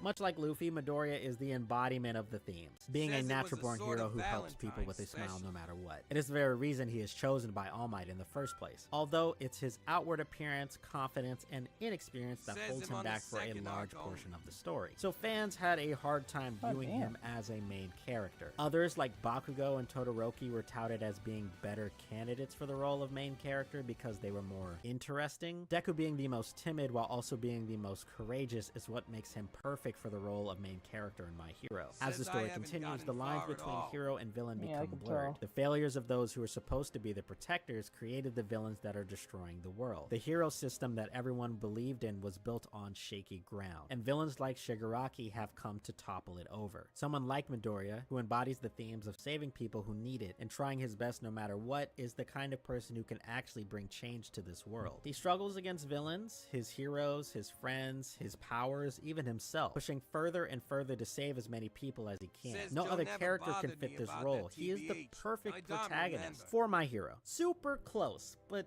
still not what I'm looking for. Deku's core character is never really challenged by the story. Like, he lives in a hero society, so everybody wants to be a hero. The only people who really chastise him for the way he is are the villains, and I guess you can say Bakugo, but that's not really surprising. I thought I really had it that time. All right. I guess that's a good point, but it's not like he's like the only one who doesn't have music. I guess so, because like there's people who don't have powers at all, so it's not like he's like a very special case, unlike Asta. I think Asta was the only one who didn't have music. So let's take a step back. What we're looking for is a character that follows all three of these elements. Being the embodiment of the core theme of the story, isn't overpowered, lacking in an easy way out during heavy plot moments, and lastly is constantly struggling against the world that they inhabit. The characters we've already talked about, and many others in the shonen genre, have some of these things in spades, don't get me wrong. I'm sure Ichigo from Bleach and Denji from Chainsaw Man came to mind. But the issue is I don't think any of these characters Asta. It has to be Asta. I'm looking for someone who's a little more like Guts from Berserk. Berserk being a seinen, so it doesn't really fall in this category, but Guts definitely is the type of character that is constantly fighting back against the world that he exists in. But as the main character, it is his role to continue pushing forward and present the viewer with what this story is really trying to tell them. But Berserk is pretty dark in its setting and covers a lot of heavy story elements. fans. You don't really see that kind of stuff in shonen series. Maybe there just isn't a shonen character that fits my model for the struggler protagonist. Wait, hold on. Asta? Yes, there is. Asta. What? Oh, you gotta be fuck out of here, bro. No, I don't agree with this. I do not agree with Itadori. Fuck out of here. No, we already had this conversation. I do not think Itadori is a... Yes, he struggled given the most recent arc, but like, he's not Gojo. You know what I'm saying? He's not even Megumi. Obviously, he's gonna struggle, but like, he doesn't have like a domain expansion. Fucking Megumi has a domain expansion. I'm saying, like, the dude just fights with the fists. He fights with the cuffs. Like, it's just I don't think that's a good argument. That's a shit argument. That's not, it makes no sense.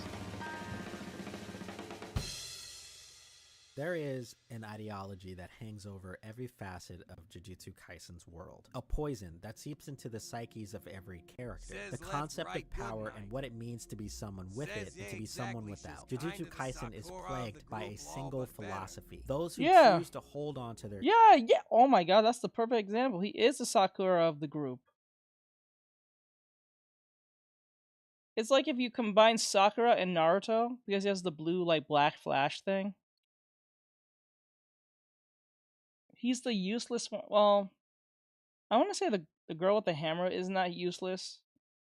I don't think they just didn't use her well, but she was really resourceful in how she fought, but you know. Their humanity will always be weak. Those who discard their humanity in the pursuit of power and Jujutsu will obtain the title of the strongest. Now, typically, this kind of rhetoric is something you only really see touted by villains of shonen stories. Think Madara, Aizen, early Dragon Ball Vegeta, or even early Buu Saga Vegeta. But that's the thing about Jujutsu Kaisen, where characters like Sukuna are the embodiment of this ideology, and I will get to him in a moment. He isn't the only one who upholds it. Satoru Gojo is often looked as better suited for the role of protagonist than Yuji by many fans. He is all-powerful, a god amongst men, titled the strongest of his era. His presence is felt at every turn, and so much focus is placed on him in the story. He's undeniable, and I can see why people see him the way they do. But Gojo, like Sukuna, is a byproduct of the poison that plagues the Jujutsu world. Since he was born, Gojo was able to sense the difference between him and everyone else. This massive gap in ability caused him to become jaded and indifferent from those who are weak. This is that response that Geto said. Are you the strongest because you're Goto Satoru, or are you Satoru because you're the strongest, or some nonsense he said?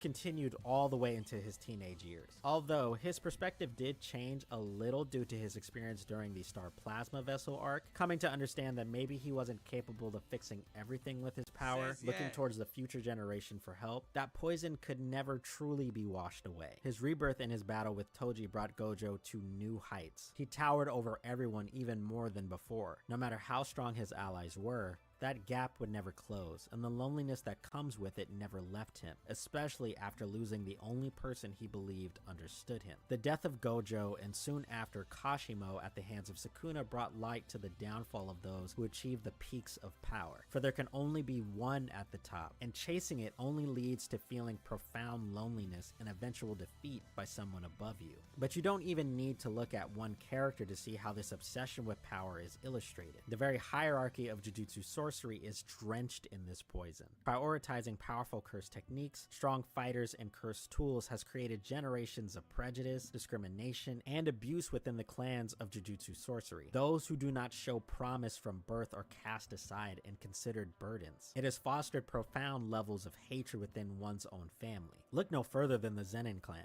Maki, Megumi, and Toji have all been subjected to discrimination and hardship because of the Zenin clan in a number of different ways. It has all led them to pursue power in the hopes of breaking the chain of their birthrights. No matter the reason, no matter how altruistic, allowing the obsession to seep in will lead characters like them to allow themselves to toss their humanity aside and become monsters themselves. Toji was almost saved from this fate because of his wife, but the moment she died, so did his will like to hold on to his humanity. Megumi. How can Gojo make him plan a reality if the creator him? I feel like the series JJK could The series Jujutsu Kaisen could be better. How can Gojo make him plan a reality if the creator him? What? I don't understand. Being someone everyone placed a profound level of pressure and faith in because of his curse technique, grew up with a chip on his shoulder, causing him to act incredibly reckless at times, trying to shoulder Oh wait, I feel like the series Jujutsu Kaisen could be better.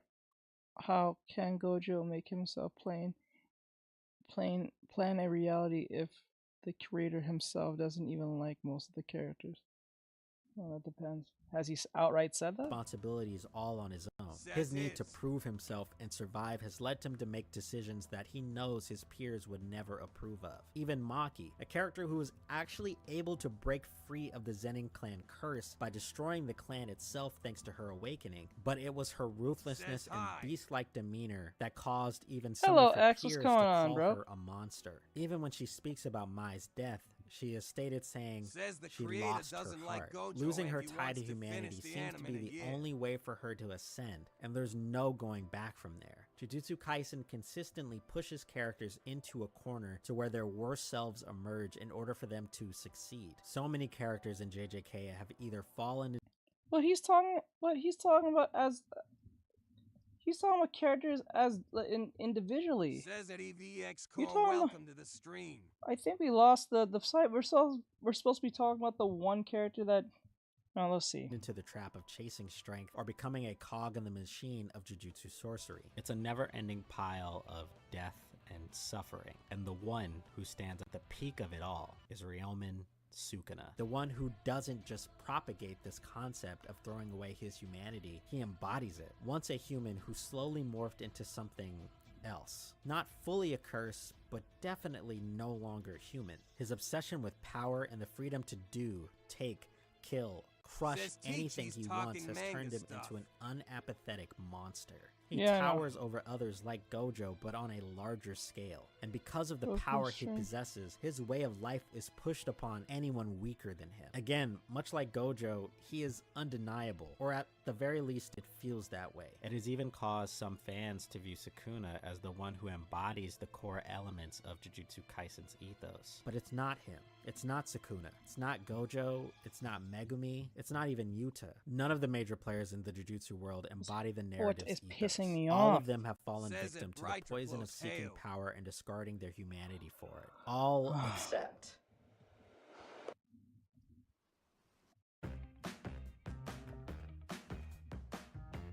Hey everybody, it's Bobby Flay, and I'm here with my I don't care.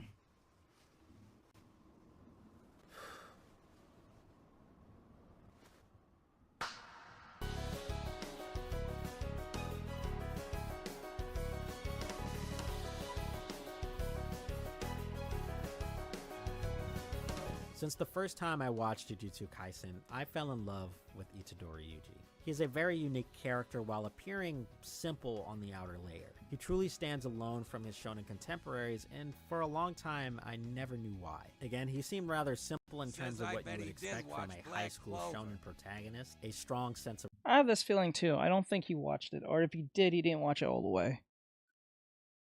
I just don't... I don't know. I just don't feel that way about Itadori. Says on TikTok. Itadori only struggled at the last season. Says probably not. Because let's be honest, let's just be dead honest. Majority of the reason why most of the characters either got offed or seemed like they was not ready for this fight for the Shibuya arc is because they got too comfortable with the idea that Gojo was around. So everyone ultimately suffered because everyone got inept at the fact that Gojo was at least there. Their whole ace in the hole was Gojo in general. Why off the other character when Gojo has a plan for himself and his students to overthrow the big guys? Yeah, it's like, there's no point. It's like, it defeats all the purpose, right? So like, as long as Gojo was just literally in breathing room of everyone, or just in the vicinity, everyone felt safe. Right? But once Gojo was taken out of the equation, that's when everyone started dropping like flies. So obviously someone like Itadori is going to suffer in the last season because He doesn't have any flashy moves. The only thing he does is hit things. That's it. He don't even hit harder. He just hit things faster, I guess. I'm saying, without the Black Flash, that he really isn't anyone. He just has abnormal human strength. That's it. Nothing more. He's nothing special. I don't see anything special about him. Actually, that just makes everyone else just as... That's their mistake, that they didn't focus on others. Gojo was their protection. Yeah. Says welcome. So this is why I don't see Itadori in this particular subject we're talking about, the perfect protagonist to suffer. He's going to suffer. Everyone suffered. Not a single person won their fight.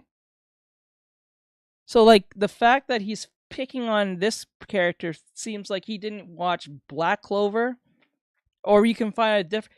Like I said before, Itadori from last video, Itadori is a vehicle to let everyone know how weak he was, or at least letting everyone who's just as normal as he is to see how detriment the situation can get when someone like Gojo is not around. He's literally a vehicle to let you know how worthless and hopeless one can be if you're not prepared or you're not ready for something. That's literally the ultimate understanding of my understanding of him. He legit spawned something he could never before and just doesn't make it. Yeah, because remember, he used that to get rid of the kid because he couldn't kill him. So he said, the only way I'm going to win is to sacrifice the situation. Which, luckily, because Mono joined, because Sukuna has a hard-on for this man, it's like, that's the only reason why he survived. Let's just call it for what it is. So, I don't see how Itadori is such a, a suffering character. It just doesn't work for me. He's literally a vessel and a vehicle for both Sukuna and the audience to let you know how bad the situation can get when someone like Gojo, the parent, is not around when the kid needs their parent. I'm using it as a metaphor. So, like, it is what it is. Shit, I think Naruto struggled more than this dude, to be honest. And that's not saying much. I think Midoriya struggled more than this dude in a certain way. Because, like, the fight between... Because, remember, Midoriya went up the mountain to go get the kid back at the training arc. Says not Goku. The kid ran... Or Goku. But, like, the kid ran up... went up the mountain to go get the kid at the training arc when the villain was attacking. And he had to fight Muscular by himself. He didn't have no All Might. All Might was already depowered pretty much at that point. I think around that point. A little after that point. I think it was after that point. Yeah, it was after that. But, like, All Might wasn't there. All Might was already sick as it is. But so, like, it was like, he was under that impression that he didn't have All Might there. That's why he told Shota to leave. Because he knows he's not going to win this fight 9 times out of 10. And he don't want this kid here. That's why I would say someone like Midoriya, because he knew the situation, that he knew he's not going to win this fight. Right? Someone like Itadori will think he can win because he can throw hands. That's it. That's it. Let's just call it for what it is, because he has Black Flash. That's it. That's it. That's nothing more. There's nothing higher than that.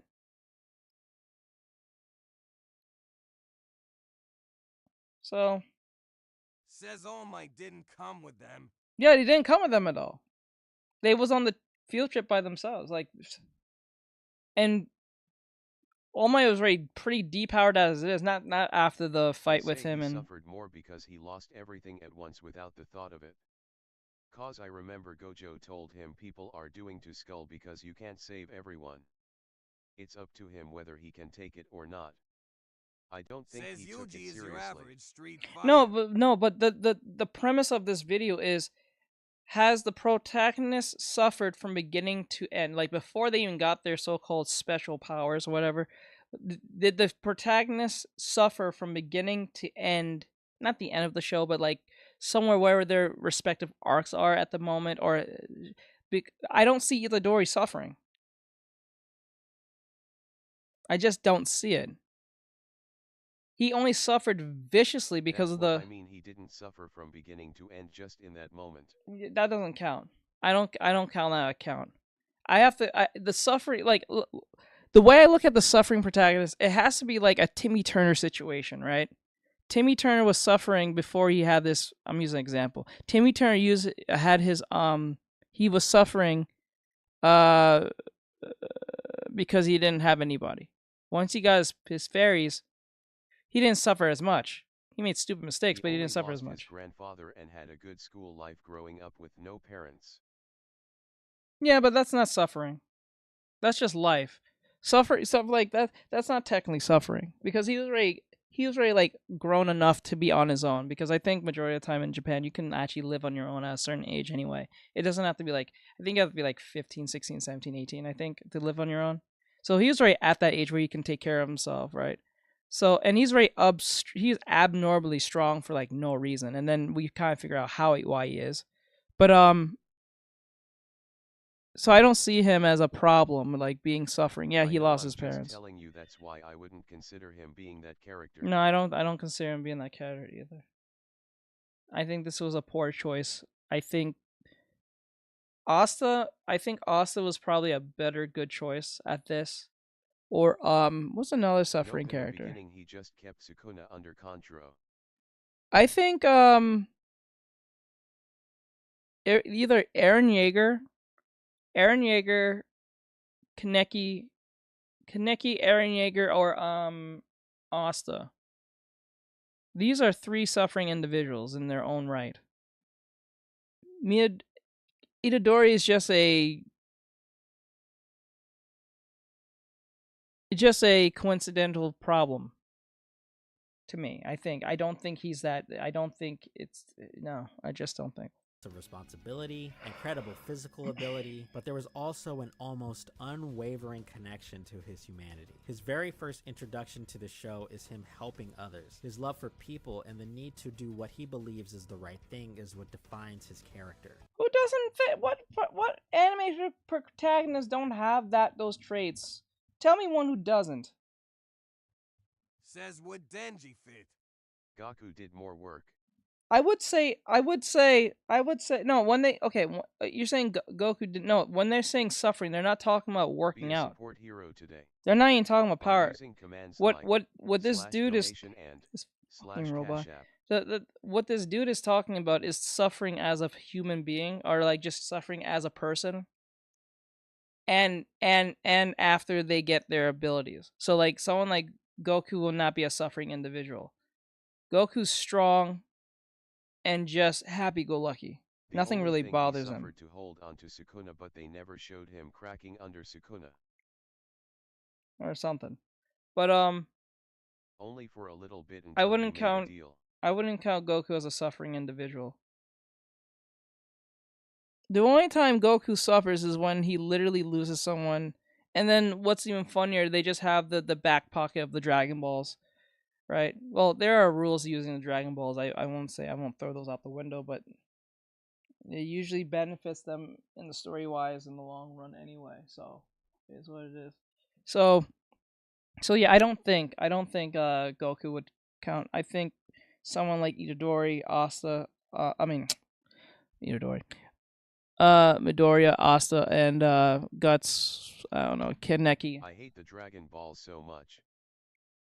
I know it takes the permanency of death out the window. That's why you have to nerf the Dragon Balls in general. You know what I'm saying, you have to nerf them. You have to take them away. That's why I think that's exactly why what's his name? Akira Toriyama wrote the Dragon Balls the way he do, so they scatter away to make it difficult to find them. But what he should have did is have them scattered throughout the space time continuum, like one on Earth, one on Mars, one like different. They're on different planets. Like I think there's 7 planets. If you put 7 planets with every 7 balls, that would make more sense because it makes it difficult to get them. Suffering with Sukuna, I think that will be better cause he has to live with that curse every day. That's what GT did. They should have did that from day one, but I think GT has the writing GT was so like kinda like how Stone from Soul Eater when he was falling into the insanity. No, but that's usually a psychological thing that happens when Stein. See, the thing is, when what this person said, the YouTuber is saying, is that it has to be suffering from beginning to end, not suffering at one point of their life or a one arc. They has to be suffering from the day you met them to the end of whatever's happening in their show. Kind of like that. But is also the one thing the world of Jujutsu Kaisen seems to despise the most. Yuji inhabits a world that is actively... Create a new player, reach adventure rank 6, and complete the license to glide quest to support the stream. https://sterms.net/genshin_Artextric. Yes, I know, but I'm saying it would be better if Sukuna could make him go insane slowly. He doesn't have to. Yeah, I don't think he has to. I don't understand, but like, there's no point for Sukuna to do that.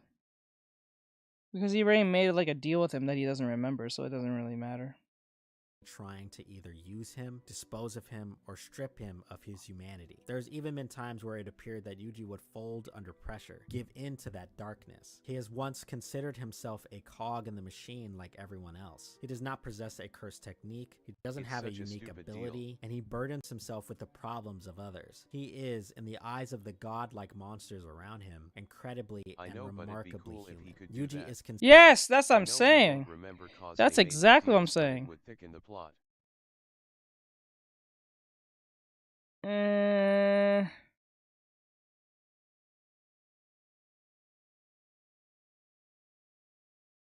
Nah, I don't think so. You gotta go by personality traits and character designing. So like, Sukuna is a person who doesn't have to do it if he is a person who'll do things if he doesn't have to. So like imagine Sukuna is just showing him a different reality. No, I don't think he would. To be honest, because like based on what I've seen on Sukuna, based on character design and overall personality type, he is the type who's narcissistically a psychopath. I'm just saying. He's normally a psychopath. So a psychopath is a individual who likes the narcissism, likes he's not into killing. A lot of people get the idea of psychopathy like thing is just about the rage of killing. It's not. It's what serves me at the moment, and everyone else, fuck them. That's literally what it is. So the idea of Sukuna, and I actually have a video I wanted to present you guys, but I'm not too sure I should present it on the psychopathy thing on anime because I don't know if that's gonna piss off TikTok. But like, the idea of psychopathy is a narcissistic individual who has nothing but they're a person who fakes the idea of sympathy. They don't lack sympathy. They fake it. So the problem with that is with Sukuna is that he won't do something unless he doesn't have to. This is why when he in that scene where he had those two girls bow down to him. Just thinking for the plot line. Yeah, but with those girls, the stupidest decision by doing that deal. No, he did a smart decision. It made total sense why he would do that. Like, this is why I'm explaining it, because he doesn't he's a villain, right? He's ultimately a villain. He's not going to be a friend, right? So what he'll do is he is the essence of what the devil is. He'll make a deal with you, and he doesn't have to do anything unless you're going to do it for him. That's what a psychopath does. They do anything to self-serve themselves if they don't have to lift the finger. So that the deal part makes it interesting because you don't know what the deal is. That's the point. That's why you made him lose his memory, because if he remembers, then he's going to probably use that against him. That's why he took that idea of him remembering at all. It makes total sense to me. You gotta look at it as a psychological sense.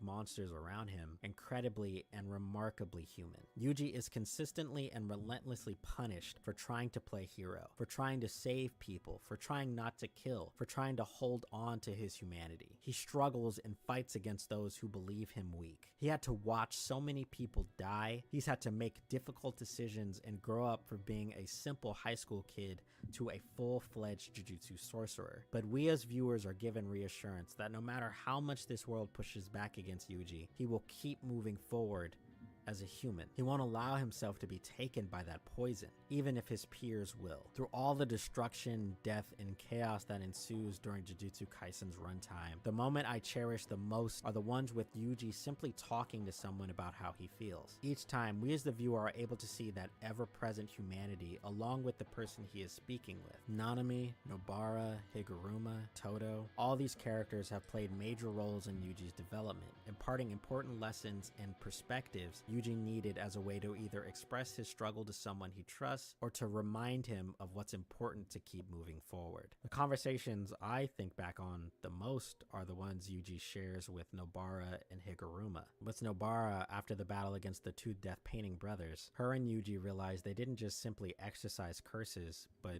mutated humans. Where you would expect most characters in this moment to simply justify their actions as a way of survival, much like how Nobara processed it, Yuji took a moment to mourn the people he had to kill, saying, "I'm happy that you and I survived. I'm relieved. Even so, because of the life I took, tears were shed. That's all." And with Higuruma, someone who is ready to shut his eyes to the weak and embrace the darkness, the light in Yuji's eyes reminded him of who he was. When trapped in the confines of Higuruma's domain, given the choice to relinquish the blame of the massacre committed by Sukuna in Shibuya, Yuji takes the blame and faces almost sure defeat. After the fight, Higuruma explains to Yuji that he knew he did not commit that sin, asking him why he decided to admit to the crime when he didn't commit it. And Yuji responds, "Even so, it's my fault because I'm too weak." This is a character who chooses to remember who he is and what he has done. Where other characters will make justifications for the death of others in order to continue fighting, Yuji will never trample over the dead to reach a goal. Where Jujutsu Kaisen pushes our protagonist to strengthen his resolve through battles with villains like Mahito, who himself is the literal embodiment and curse of human beings, Yuji fights against the poison with the will of those who believed in him at his back. To me, Jujutsu Kaisen is not about tossing away your humanity to become strong, to succumb to the ideals of a curse just to become another pawn in Jujutsu Society's game. The ethos of this story is to rage against it, to reject the poison, to remember the dead, and to struggle against the gods and remain human. In the words of a great man, there's nothing wrong with being a child, and there's nothing wrong with being human. The current state of Jujutsu Kaisen is uncertain. With the way things are, Sukuna seems to hold all the cards of how things will go as we near the end of the series. In order for the forces of good to defeat Sukuna, we can't simply beat him. Yuji must overcome Sukuna in a way that breaks the cycle of greed and power seeking. He must defeat the very idea of Sukuna, and I hope Gege grants him that opportunity. Yuji is my ideal protagonist, the struggler protagonist that I've been looking for. He isn't a cog in the machine, he is a lone wrench thrown in it, wedged in the cracks. And I hope that by the end of the series, he isn't the one that breaks under the pressure, but the one who causes the wheels to stop turning. Thank you, Yuji. You are my hero.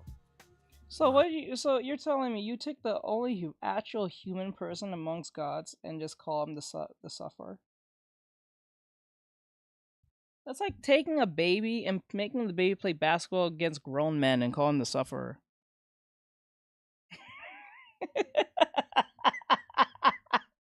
Like that's I don't know about that one, bro. I don't know about that one. I don't know. Maybe this is a hot take, but I don't think that I don't know. He gave me a good point, but I don't think it's a bit unfair. That's literally your hands tied behind your back type response, because like if I think of it, like it has to be in the confines of how this is fair. But I don't know. Maybe I'm I don't know. That's a weird one. I don't know how to feel about that one. Honestly. It's different.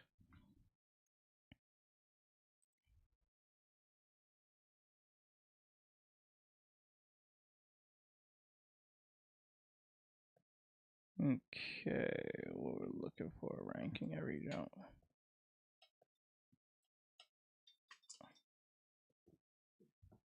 Let me look for something.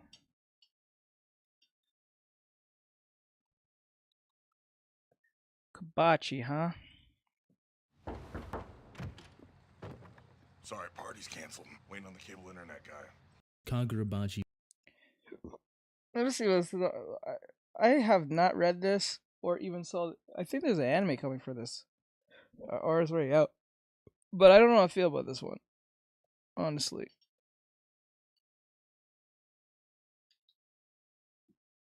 Hold on.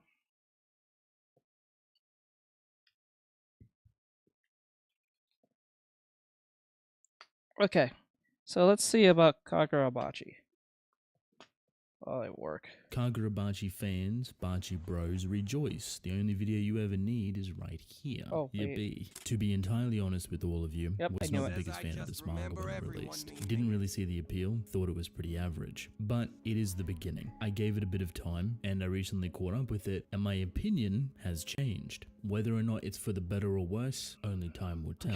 So today, we're going to talk about it. The good, the bad, the right, the wrong, and potentially its future. So, let us begin.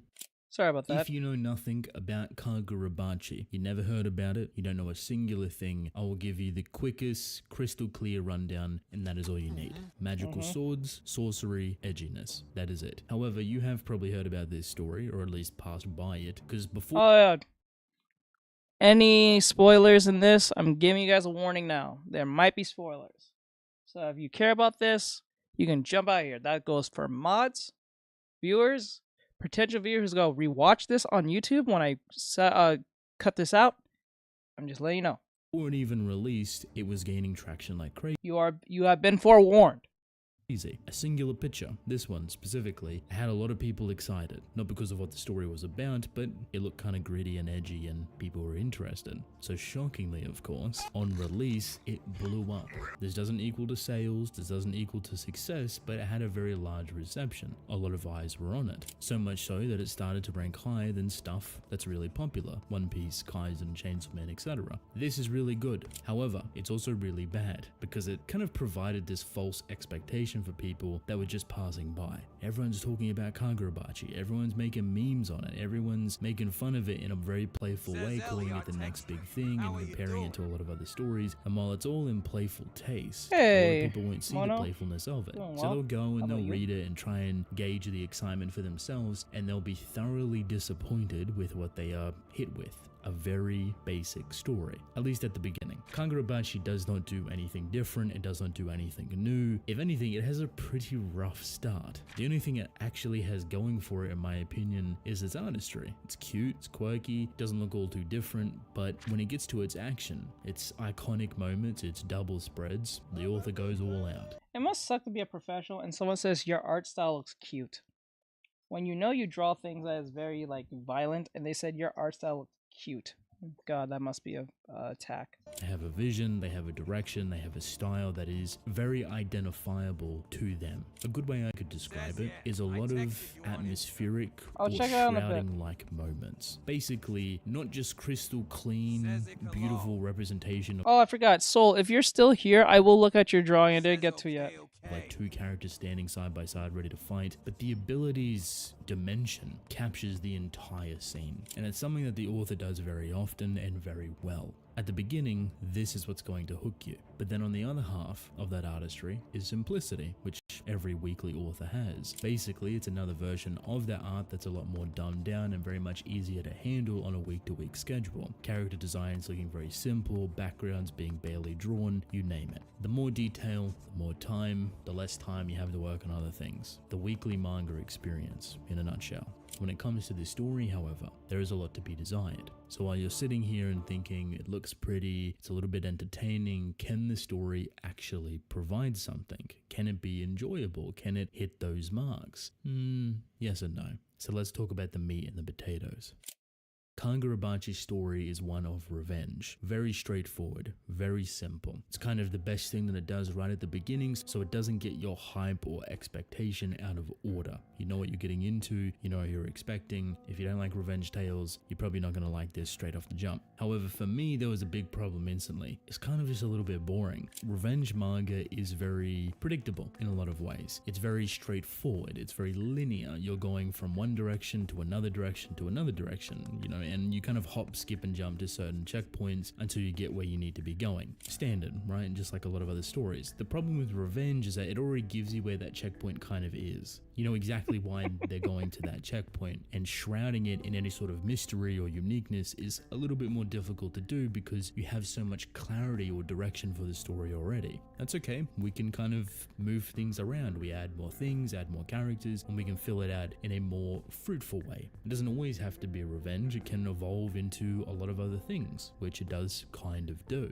The issue, however, is that a lot of that evolution, at least for me, comes in the prospect of characters. You need to have enjoyable characters for the plot of Revenge, because they are directly what is carrying your story forward and even enticing the type of conflict. Think about this for a moment. If you have a typical Revenge tale, you want to have the villains, the enemies, the people that the main character is going after be either the most misunderstood or the most hated people on the planet. That is Revenge 101. And your main character needs to have some sort of hatred or drive to seek those villains. However, Kagurabanchi is not a typical Revenge tale. It's not the standard. It's something a little bit more loose, a little bit more flexible, so it can kind of maneuver its story beats however it feels fit. For Weekly Shonen Jump, I think this is a better route to go, and I wouldn't be surprised if the editors guided it to be like that. There is a big restriction on freedom of expression and storytelling on Revenge-like stories. There's not a whole lot you can do in the creative department when it comes to telling other stories within it. You kind of just have to go straight for where you want to go. But you know what you're getting into, so that's okay. On Kagurabanshi's front, we're chasing sorcerers that are killers, and we're also chasing swords. That's the difference. The two don't exactly line up. They cross paths very often, but they're in entirely different directions. And funny enough, for the idea of like a revenge light story, they both have different outcomes. If you chase the sorcerers, that's hatred, that's the revenge. But if you chase the swords, that's more trying to save the world, trying to get back what was taken from you and fulfill your dying father's wishes. Don't let these swords out into the public. They cannot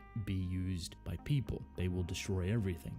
Two directions, two possibilities, crossing paths ever so often. I like these ideas. However, my biggest issue so far is the characters. They're all kind of stale. They're a little bit boring. They don't have all too much personality or attitude or charisma, characteristics that stand out to themselves. They're all pretty blanketed, safe characters. It's not the end of the world, but if you think like this, alongside myself, what doesn't help this situation is a character known as Sojo. He is the main villain of this first arc, and while he's very straightforward in his design, his approach, even a little bit of his emotions, his mind, his thoughts is where things get rather interesting. You see, as edgy as this manga is, this villain is anything but a slaughtering psychopathic maniac. You may think it at first. That's exactly how he comes across, but over time, you see exactly the type of obsession he has with the swords and being able to wield them and understand them and learn them and evolve them, and how that sword is being represented by the individual user. Now, this becomes a conflict of belief. The main character believes that these swords were never created to be like this. They're not created for war or mass destruction or anything. They're not meant to be evolved that way. The villain thinks otherwise. His belief is that the swords were created for this purpose. They were designed to be this, and they were designed to be evolved further into that direction. Who do you think is correct here? Is the main character correct, or is the villain correct? Whatever answer you picked, you're wrong, because they're both correct. These swords were created during a time of war. They were specifically designed to be used as protection, but also to end the war. You're using it to kill a bunch of people, bestowing certain individuals with mass amounts of power so they can overthrow and outbalance the other side. That is destruction. That is war. But in a contorted way, it's also peace. These swords have been sealed up and taken away from the public, and no longer are they being used. So they've done its job, but still the purpose of their creation is that of bloodshed and killing and war. So what Sojo believes is actually true, but what the main character believes is what the swords represent now. So having this conflict of belief is really interesting, and honestly, it is the best point of writing that the author has done so far. Only 20 chapters in, and you have such a compelling arc and nature for a villain of a character and a main character that has to understand this. See, our MC could have easily just thrown it out the window. He could have just denied what the villain believed because he thought the swords were like this. Instead, he does the opposite. He actually accepts what Sojo represents, what his beliefs are. He doesn't agree with him, but he accepts it. And this opens up a huge conversation about what the swords represent, about what the power represents, and how it evolves over time. In short, these aren't just tools of war. They're quite literally, physically, the representation of human soul and identity. The more you figure yourself out, the more you dive into it, the more you can unlock of this sword. And that makes sense pretty well actually when you figure out that the sword was originally only a vessel for the power of the human user. So humans have spiritual energy, think Bleach, and they wield it into the sword, and that's kind of how they activate it. However, the sword can actually channel back into the user and awaken them in some sort of metamorphosis. Pretty cool. So both the MC and Sojo combat to a point where it's basically that, where they're pushing themselves to a limit of evolution that they've never experienced before, but they also accept each other's beliefs. I love that. I thought it was incredibly done. The action being straightforward and simple still looked very beautiful, and you had a really great interpretation of a villain.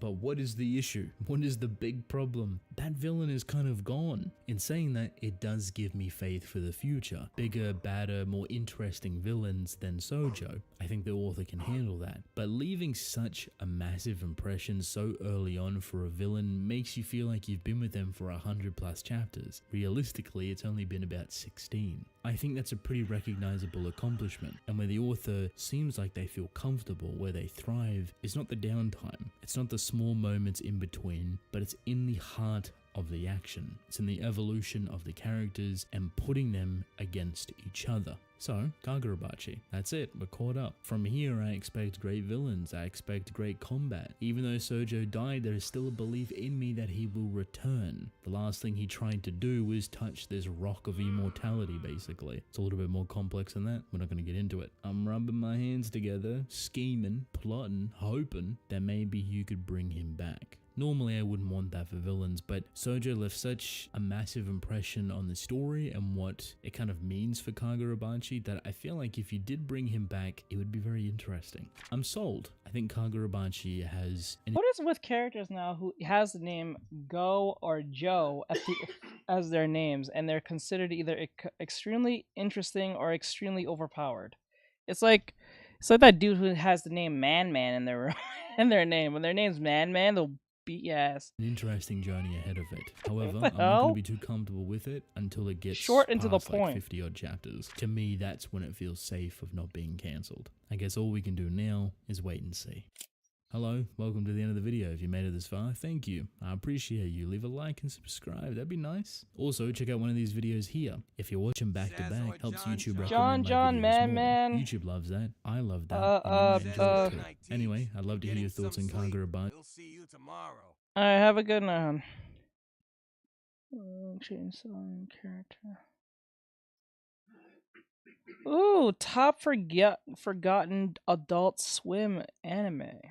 Okay, so many queer people are making these huge strides, but Please, it's a please, fight. please, please, please, please. Another anime we didn't talk about that was still broadcast back when we discussed our favorite forgotten Toonami anime, we got various comments about other anime we didn't talk about that was still broadcast on Cartoon Network. However, some of those suggestions weren't actually on Toonami. They were on a different Cartoon Network block, being Adult Swim, the channel's late-night daily block for older audiences, which has basically evolved into the network's alternate form at this point. While Toonami eventually became an Adult Swim block in 2012, years after its Cartoon Network cancellation, before that, Adult Swim tried out a good deal of anime during the 2000s that were a bit too spicy for Toonami at the time. Sometimes on their own anime block on Saturday nights, other times... Actually, before we listen to this, let me look at the video, the stuff you guys sent me. It's only fair, because you guys sitting there have been waiting for the longest while. I totally forgot about them at the time, so let me just get to them now.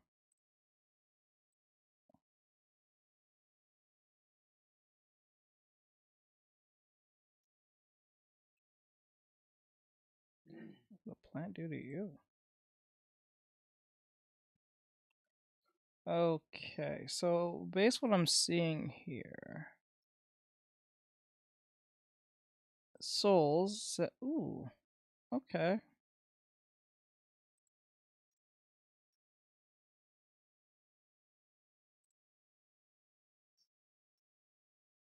Okay. Motivated. Mono. I think is Mono. Don't feel that motivated to draw these days. Is that like normal or bad? That's normal, but you have to push through that. That is totally normal, but you have to push through that. That's something you have to push through. That's something you have to literally ignore. Because if you end up higher taxes, oh no, I found out how to sub, but I have a question. So you are just like a T. So are you?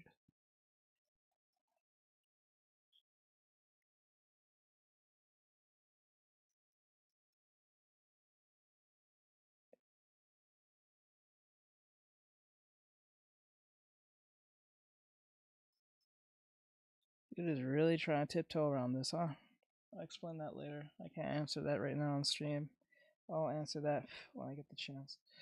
Alright, I'll answer that right after the stream. If he's here, I'll answer it now, but like I don't know if he's still in the chat. Okay, so first thing, before we go back to the whole content thing, like going to browse.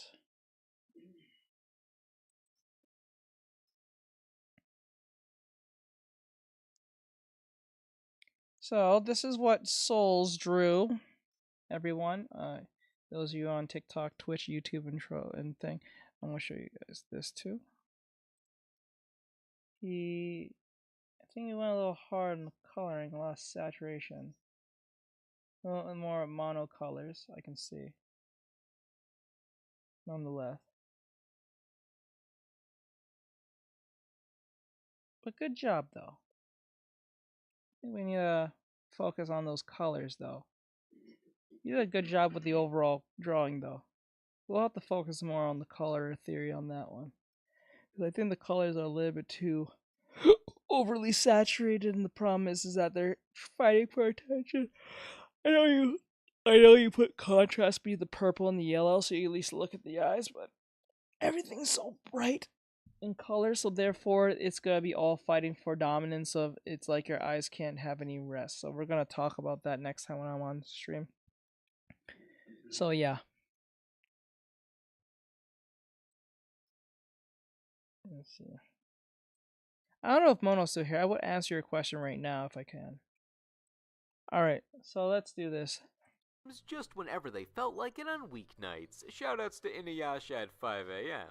However, between all the memories we have of staying up late to watch Cowboy Bebop, Bleach, or Fooly Cooly, there are those anime that just didn't last on the network.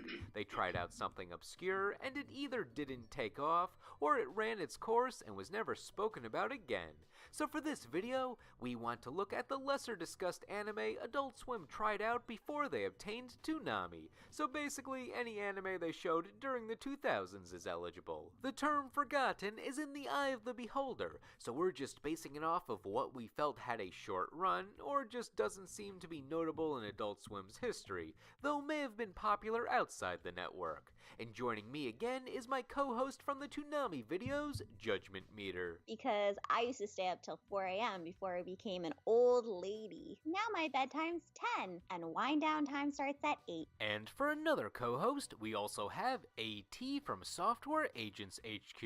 A lot of us might have forgotten these shows, but I'm glad Mr. Top 10 List remembered to bring me along. Now, get out of the pool for the top 10 forgotten Adult Swim anime. Number 10, Pilot Candidate. Pilot Candidate is the earliest anime to air on Adult Swim on this list, premiering on Adult Swim. Oh my god, I remember seeing that. Pilot Candidate. It was like I think if I remember, it's supposed to be like a Gundam counterpart. It was supposed to be like Gundam, but it was like with magic, I think, in space. It's a sci-fi anime, but like it was just so obscure. It's kind of like a dream. I remember seeing it one time.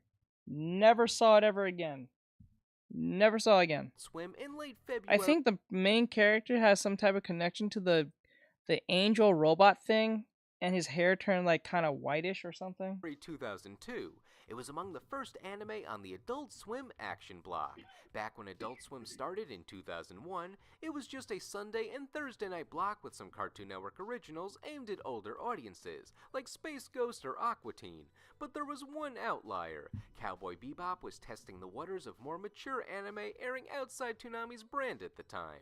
When Adult Swim first stepped outside that Sunday and Thursday time slot in February 2002, they got a Saturday night block called Adult Swim Action, where they expanded the anime lineup to include anime new to the network and some of the more violent or suggestive Toonami anime, like Outlaw Star, Tenchi Muyo, or the Gundam series. Pilot Candidate was on that initial lineup for Adult Swim Action and was probably the least remembered of the bunch. The series was about a teenager named Zero training to be a pilot of the mech suits called Goddesses. His reasoning for doing this is when he was a kid, his life was saved by a goddess pilot after his colony was attacked by the alien enemies called Victims, so now he wants to follow in those footsteps. He behaves like your standard excited anime protagonist and works at the school alongside the other teens chosen to eventually pilot these mechs and fight off the alien threat.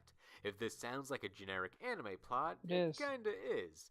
I feel like if you said anime in the early 2000s, this fits the cliches. It's in space, there's robot suits, spunky protagonist, and there's a random cat girl on the squad. Yeah, his partner's the cat girl, but she wears the hat, but he knocked the hat off, or someone else knocked the hat off, and then she was really embarrassed. She's like, oh no, and everyone's gonna see my ears, and I'm a cat girl, and think I'm a freak. By the way, people, I've never actually seen this anime. I didn't know it existed. I've only read the manga, which is by a different name. So this actually blows my mind that it's an anime. Yeah, Pilot Candidate's just the dubbed name. I know, what the hell? This is Pilot Candidate? This is supposed to be Candidate for Goddess. And the manga were released in English with the original name, so that might have made it even more confusing for marketing. Those books are in my closet. Wow, blast from the past. Oh my goodness, I have to see this anime. That is crazy beans. I haven't thought about this in like 20 years. This is by the same person who made Dan Angel, Yukiru Sugisaki, right? How'd you remember a manga more obscure than the references I make on this channel? Because when I was in middle school, I was like super into reading manga. And if you open my closet in my childhood bedroom right now, you would see hundreds of manga, maybe thousands. It's quite extensive. I'm such a dweebus, nerdo. Being only 12 episodes, it felt like they introduced plenty of concepts for backstories and development, but didn't have time to wrap it all up. So you just have to act like they were all resolved off to the side of the protagonist. The manga itself was 25 chapters, so there was probably more story to be told, but the anime had to drop some of it when it had to end. The problem is, it feels incomplete. It's like a 13-episode long part of a pilot. Now, I know the point of a TV show is that the show develops over time in series, but I feel like when you commit to a TV show, you should have more things developed from the very beginning, you know? On the flip side, the opening theme is great, some of the music stands out, and I think this is the first time I heard Michelle Ruff in an anime dub. As mentioned, it premiered in late February 2002 when Adult Swim started their action block, and funny enough, it's the only one of that initial lineup with no longevity. Look at its schedule, buddies. Cowboy Bebop, classic. Yu Yu Hakusho later succeeded on Toonami. Mobile Suit Gundam 0083, can't go wrong with a Gundam series. Outlaw Star, already a Toonami hit. And Tenchi Muyo, now less restricted on Adult Swim. Pilot Candidate never reappeared in future lineups outside of a single rerun cycle right after it completed its run, so it never made it out of 2002. This is one of the shows that was memorable simply because of how briefly it played. It's kind of like, first it's there, and now it's not. It was also planned to be aired on Toonami rather than Adult Swim, so its dub had censorship built in, like getting rid of instances of violence and nudity. I'm not sure what made them move it over to Adult Swim in the end, but I'm interested to see how it would have done with the Toonami audience. While it was on the generic side, I could see kids gravitating towards it since there was still a limited line of anime coming to us at the time, so we had less to compare it to. Either way, with the major success of the Adult Swim action block, Pilot Candidate being a dud in the ratings of that initial lineup didn't matter much in the end for the ultimate rise of the block.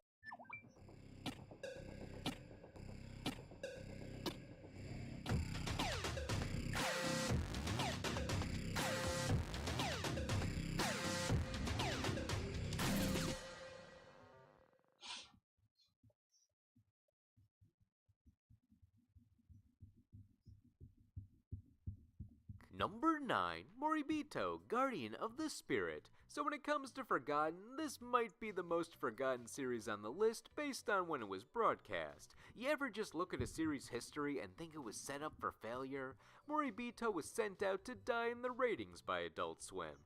I don't think that's a reflection of the show's quality, but they were cynical about it from the start. When they were advertising it was coming to the lineup, they didn't really say if it was good or bad. The ad started out like, "Yep, this show's next week, I guess," and then they said that they were expecting it to get poor ratings and to be pirated, which is technically a joke, but I felt like they were saying that with expectations.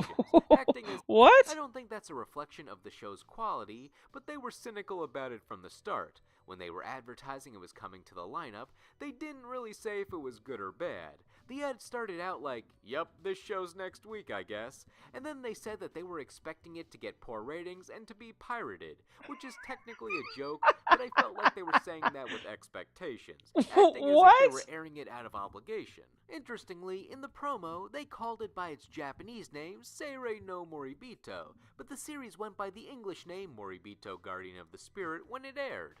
That's such a nonsense title. Moribito directly translates to Guardian. This fall, adventure and excitement has a new name. Guardian of the Spirit. If I recall, they were originally going to use the Japanese name before they changed it. I guess they're doing the Demon Slayer thing. Moribito! I watched some of that show. I mean, watched it 10 plus years ago and probably out of order at, 12 in the morning when I was high. No, I wasn't high. I'm old now. The series follows a Spearmaster mercenary named Balsa, and after rescuing the young Prince Chaogum from drowning, she is, somewhat forcibly, hired to be his bodyguard, as he is under constant threat of assassination due to the fear of him being possessed by a demon. And then Balsa teaches Chaogum how to be a sword wielder, and he's like, "I've never even washed floors." And she's teaching him how to use a sword? What?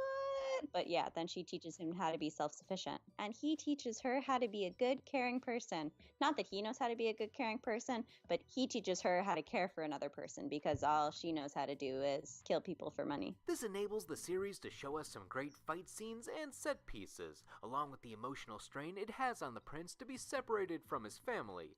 Some of the episodes drag a bit, but I do appreciate that they show us the ambiance of the situation. As a kid, when I saw this anime, I was feeling it was kind of like a slow burn to watch. It felt like a slow burn. Like a straight up slow burn. It was like, I guess the visuals is kind of cool, and it's pretty stylized the way it is, but it's really, really boring. It just felt boring to watch. I was like, ugh. It doesn't feel like much, but this is the brain span of a child who's watching this at this time. This is a young Jace that's 10 or 9 years old or whatever. So watching this will be probably boring to watch because nothing's happening within the first 5 minutes. So I need to be stimulated. So I understand why this probably didn't really achieve my expectations of watching an anime. So it is what it is. And I was a kid, so I was into Pokemon and Digimon, all that type of shit. So it's kind of expected for me not to enjoy this very adult, very subtle type show. Now, as an adult, I understand. Though allegedly, the series was only meant to be about half the length, but 26 episodes were ordered, so I can't help but notice when episodes get a bit fillery with backstories and such, knowing that information. Still, the fight scenes make up for anything that drags. So I remember 2 things about Moribito. 1, I don't remember anything about it. And 2, it had one of Kira Buckland's earliest anime roles. Regardless of the plot, going back to the scheduling, oh boy, yeah, that was likely a major factor for why it ultimately tanked. The first 3 episodes aired at the respectable 1:30 a.m. time slot on Saturday nights, but after that, new episodes were moved to 5:30 a.m., which is the last possible time slot for Adult Swim when they're usually just getting shows out of the way. They stopped showing it at episode 10 in October 2008, with 16 episodes unaired, reran the first 10 episodes, and then took it off the schedule entirely until August 2009, nearly a year later. They aired the rest of the episodes anywhere from 1:30 to 2:30 a.m. on a weekly basis when it returned, and finally, it was done. There were rumors on why there was such a delay, but the real reason was Bandai asked Adult Swim to air this for exposure, and they did. There was no personal interest by the staff, so they were just airing it to go with an agreement. I think that's a fine reason. Bandai gave Adult Swim access to some excellent anime over the years, so they were doing them a solid in return. Still doesn't exactly explain why there was a delay, but I'm assuming it had to do with maximizing the Adult Swim schedule, but still following the agreement. I learned about this show after it ended on Adult Swim, but if I was watching it actively, the delay would have driven me crazy. So there's Moribito for ya. Average plot, but interesting broadcast history. Number 8, Kakaishi. Kakaishi was just kinda there for Adult Swim. Oh, this is this show. It wasn't bad. It was just, man, when you get blue balled in a certain way. Says I remember this one. It had an interesting theme song. It was kind of catchy, I'm not gonna lie. And it was one of the, I don't even think early works of Vic Mignogna, but it was one of his, I guess, more lesser known roles, I guess. Not his most popular ones, but I do remember Vic being the main character. I think his name was Yoshi, if I remember right, and he had a crush on the girl in the white, and I don't think she had the same feelings as he did, because I think at one point he actually tells her he likes her, and she said no. I think, if I remember right, I think she outright told him no, and like legit, and not like a no, like a gag, like literally, nah, it's not happening, bruh, just not happening. Because, like, I think it was the age difference that was the one, because I guess she said she sees him like a little brother. That was the, talk about being blue-balled so hard. I thought that was going to get together, but apparently that didn't happen. I don't think that happened, if I remember right. If I mind. Says dang. Yeah, so, like, I remember, I think the premise of the show was these two high school students who go to school together. I think she's an upper gradesman from him. I think she's just a grade up from him. I think she's a year or two older than him. I think a year. And every day after school, they have to stay behind while everyone else goes to school to watch over the school at a certain amount of time, and then leave to go home, because I guess their families have some type of what's the right word? Some type of duty to walk over the school, because it's I don't think it's a burial ground, but it's where spirits kind of like come out to play type nonsense. So they have to like ghost bust these spirits and exorcise them just in case they don't run amok around the school, because it can cause trouble or something like that, if I remember right. Kind of typical anime stuff to a certain extent. Not a very great, not like a mind-blowing premise, but a premise nonetheless. So it was something just to give the main character the reason why they are both in the same situation, so it is what it is. The anime was created in 2006, but it didn't the premiere on the school block from until spirits May at night. 2010. Yeah.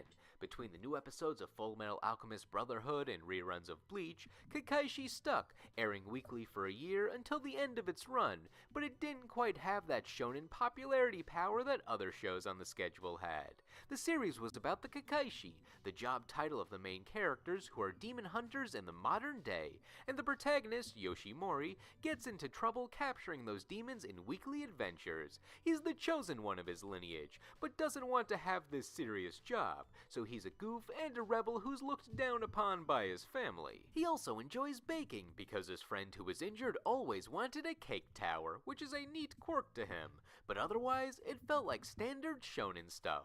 Trending to get better, tragic backstories for the villains, teenage protagonist. It's a love 'em or hate 'em scenario, where you either vibe with a Villain of the Week series that has some extended storylines, or you've seen it a dozen times and just watch the other big names on the lineup instead. I liked it because it reminded me of older anime, and I liked the family of demon hunters and how they were just regular people in the daytime, and then at night they would go out demon hunting, and how they were all the different yokais. I feel this was in a great gray area time of Adult Swim anime. Yeah, I felt where it that was way after too. the major boom of new and obscure titles from the mid-2000s, but before the nostalgic wave of Adult Swim Toonami in 2012 that re-sparked interest in new titles being shown.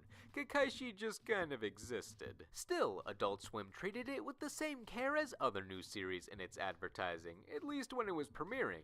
They had a joke about how hard it would be to find without them putting it on the TV for ya, and then they gave us their rating, putting it at a 7 on a scale of Pokemon to Cowboy Bebop.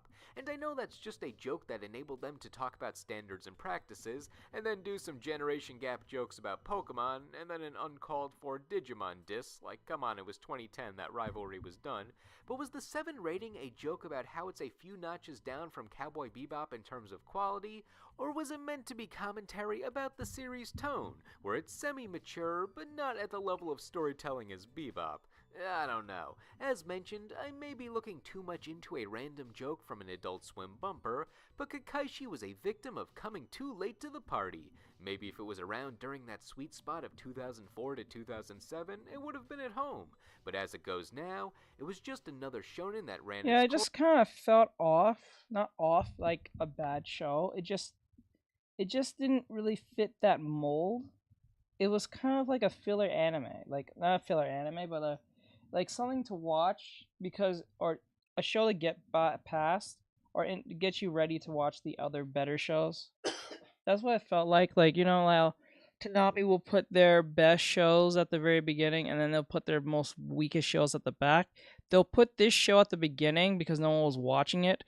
When they start up their lineup of anime for like Saturday and Friday and Thursday, whatever, and they'll put it at the very beginning, like around what, 8 o'clock, and all the good shows will come out like 9, 10, 11, 12. And then any other show past 12 was kind of like anything old, and then it'll go away till like 3, 4, and then they'll just stop it, and then it was back to TV again. Like, that was the thing about the show. It just didn't. It was interesting to watch. It was not bad. It was just generic, and that was pretty much it because there was better shows that had better premises or had much more interesting dialogue or characters or what the hell. Hello, my favorite teachy. Hello. Hello. Says at Brightriclose, hide brine. Oh, Ari. So yeah, I think that's pretty much what that is. That the show is kind of meh. All right, so we're pretty much done. We're done. Actually, let me get rid of this part, this little piece. This big bottle. Says Adarinichi, hi, Aaron. Okay, hold on. I made sure to make this as professional as possible. So the reason why some of you may be wondering why it's taking you so long to get this done is because I'm treating it as if this was a job for like a video game type of job. So I try to give it the most utmost of care. That's why I'm putting my good time into it. So it's got the utmost care professionally. So when you get it, it's not looking generic. It's not looking boring. It doesn't look like something you can draw, or even if you could draw, it has utmost care. Like there was care put into it instead of me just drawing it and then there you go, drawing's done. You know what I'm saying? Like it's supposed to give that sense of it has personality and it also is done. So like it feels done. It doesn't feel like it was rushed. That's why I'm taking my sweet time on this thing. And that's why we've been watching all these videos to distract y'all from that very notion. Pretty much. So it is what it is. So I'm trying my best here to keep things as clean as possible. And I think we're on a good track on this. We're about to I'm not going to guest color this in. I'll color this in on my own. I'm not going to color this on stream. I don't think I'll color this on stream because this was supposed to be done since yesterday, but you know, because tomorrow we're going to be just playing. I guess I'll draw something a little tomorrow, but that's as far as that's going to go. But 9 times out of 10 we're going to be playing Genshin Impact tomorrow, so prepare for that. And all that great stuff. Shit. Oh, come on.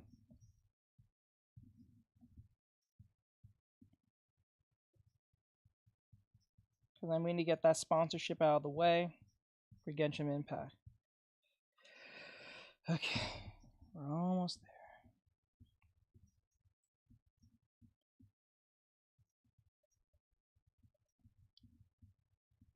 Well, I'm not gonna lie, the Yoshi show, whatever it's called, the Exorcist show here, it had a very catchy theme song, if I remember right. It was pretty catchy, to a certain extent. And was replaced with some other anime once it ran out of episodes. Number 7, Reign the Conqueror. I love the look of this anime, but the plot just feels like it God, wait, what? Isn't this Aeroflux? To give the characters excuses to do things with their weird anatomy and stuff. Yeah, the anatomy, I remember seeing this one time, never saw it again. The anatomy was so weird. Like, it was just, everyone was oblongish, very bulbousy to the head, very long chin-faced people. Nothing wrong with any of you with a long chin, but I'm just saying everyone had it. That what made it weird. Everyone had it. Not just some characters, everyone had it. It was really, really weird. Isn't this Ion Flux? Isn't that what this is? If I remember right? Bad thing. I actually didn't even realize this was anime back in the day due to the character designs. Some may think these characters look like they're straight out of Aeon Flux, and that's I thought it was Aeon Flux. Character design. Okay, I was right, because I remember Aeon Flux. Aeon Flux is it's a strange dream for me. I remember seeing it, but I don't remember anything of it. Very weird. Designer Peter Chung. However, while Aeon Flux was produced in the US for MTV, Reign was produced by the anime studio Madhouse, famous for Ninja Scroll, Black Lagoon, Trigun, and many more anime. Still, they kept the distinct style of Peter Chung, where I thought this was another MTV cartoon that got lost on Adult Swim, so kudos to Madhouse for making something that truly looked different from the rest of the anime at the time. That being said, Chung was only listed as the character designer, so the source material and writing were handled by different teams, while Aeon Flux had his full creative control. The anime follows the story of Alexander the Great, expanding his empire in ancient Greece, if ancient Greece was steampunk and all the monstrosities from the mythos were actually robots. What works about all the challenges Alexander has to go through is he's a pretty unfazed protagonist, as in, he's always calm about the situation.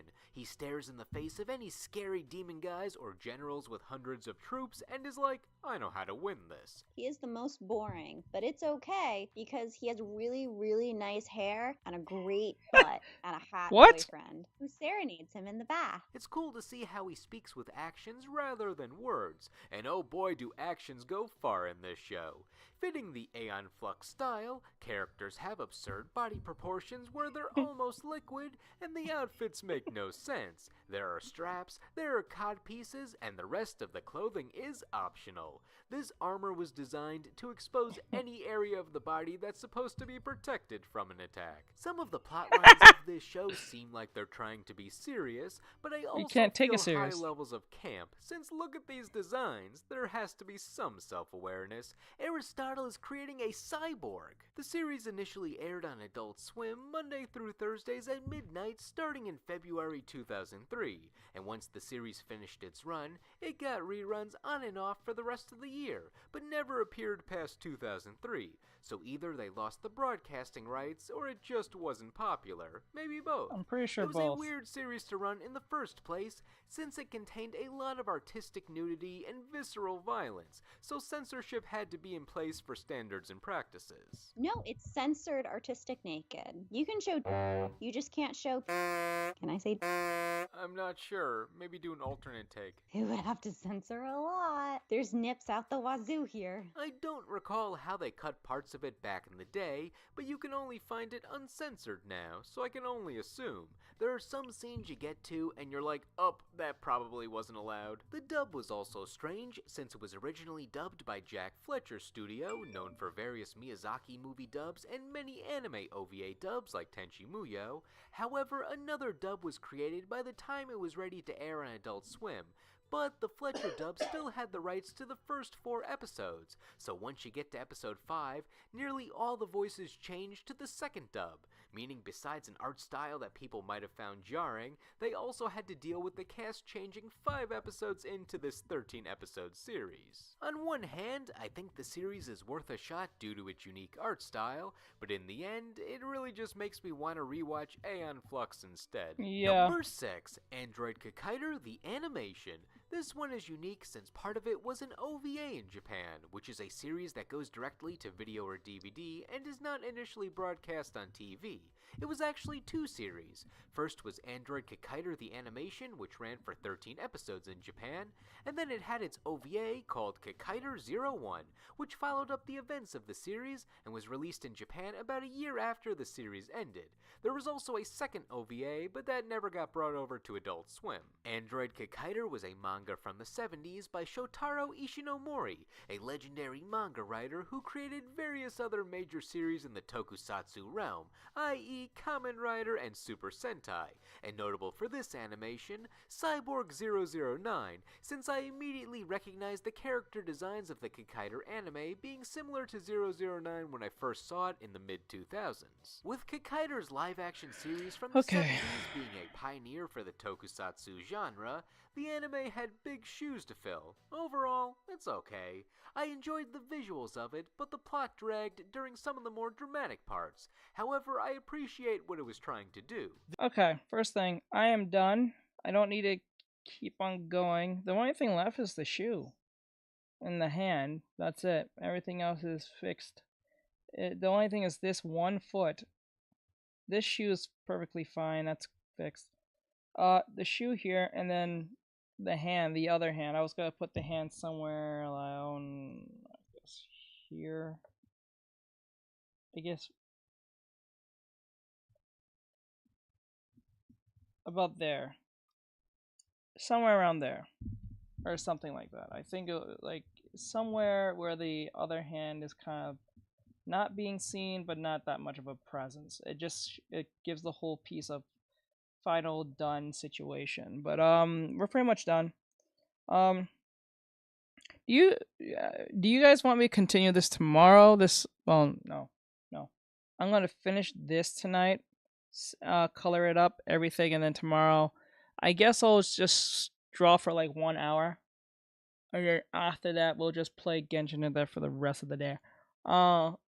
So with that said, did you guys find this interesting? Would you want to continue this video? Or nah, should we go on to something a lot more fast-paced, much more shorter? It's up to y'all. That's to my mods and anyone else. Says okay. Says yet. Will I be sent my commission teach? Says I like it. Will I be sent my commission teacher? What do you mean sent? Wait, what do you mean?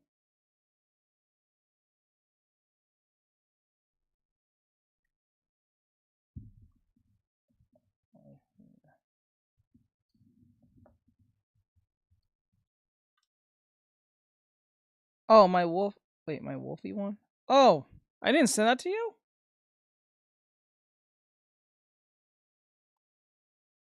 I thought I sent that to you already. What the hell? Hold on. I'm so certain I sent. Wolfie one. Hold on. Says no.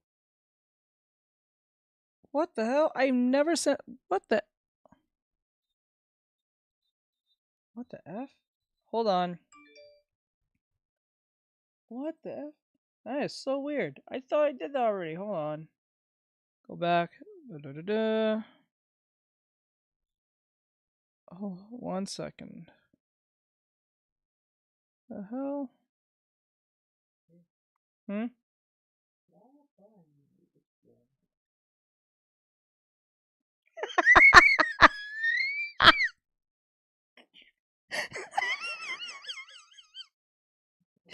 Oh my god. What the hell?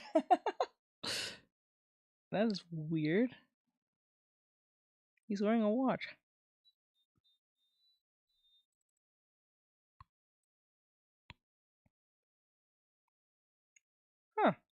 Because I never sent this. Alright. I was so certain I sent this. Says, did you see the character of sheet I was commissioned for? Hold on.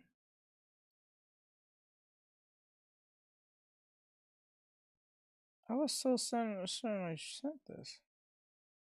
Kind of weird how I didn't do that. That's weird. Says him back. There you go. Did I send? Yeah, there you go. Thank you for the commission to do our OC's character sent one of those. Oh. Says thank you. No problem. I thought I did that already. My bad. That's my fault. Okay. So with that said, have a great night, everyone. I'll see you guys tomorrow. I'm sorry that this whole big commission thing took so long, but hey, she paid for it and I have to deliver. So like. Says, speaking of you reminded me, can you send the Kai sketch? Kai? Says it's okay, all night teach. Kai sketch? Says adorable. Harry, let me see. Speaking of, yeah, can you hear Kai sketch? Oh, wait. Let me see. Are you talking about this? Hold on. If I remember right. I thought I did these. Yeah, remember, your old teacher's getting old. I'm getting old. Hold on. Hold on. I think I know what you're referring to. I think you're talking about this. Are you talking about this?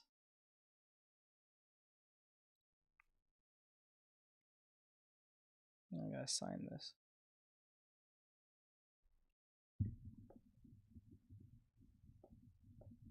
Says yeah. No, I'll sign it after the stream. I gotta sign and get everything thing. So saying everyone sit here. So you know what? I'm gonna let everyone go. I'm gonna end this here. Have a great night, everyone. It was nice having you guys in here. I'm sorry it took forever, and I'm sorry if I didn't send you guys stuff. Please remind me if I didn't. I didn't mean for that to happen. If I missed out, I thought I did. So I know I make mistakes. So sorry about that. That is very unprofessional. I'm gonna say sorry. So with that said, have a great night, guys. And I'll see you guys in the next one and a lot of great stuff. I'm sending it to you right after this, Soul. Thank you for letting me know, and I'll see you guys in the next one. Keep safe, and I'll see you guys tomorrow. Later, guys. Doop. Says you're okay, bus boy. Says good night.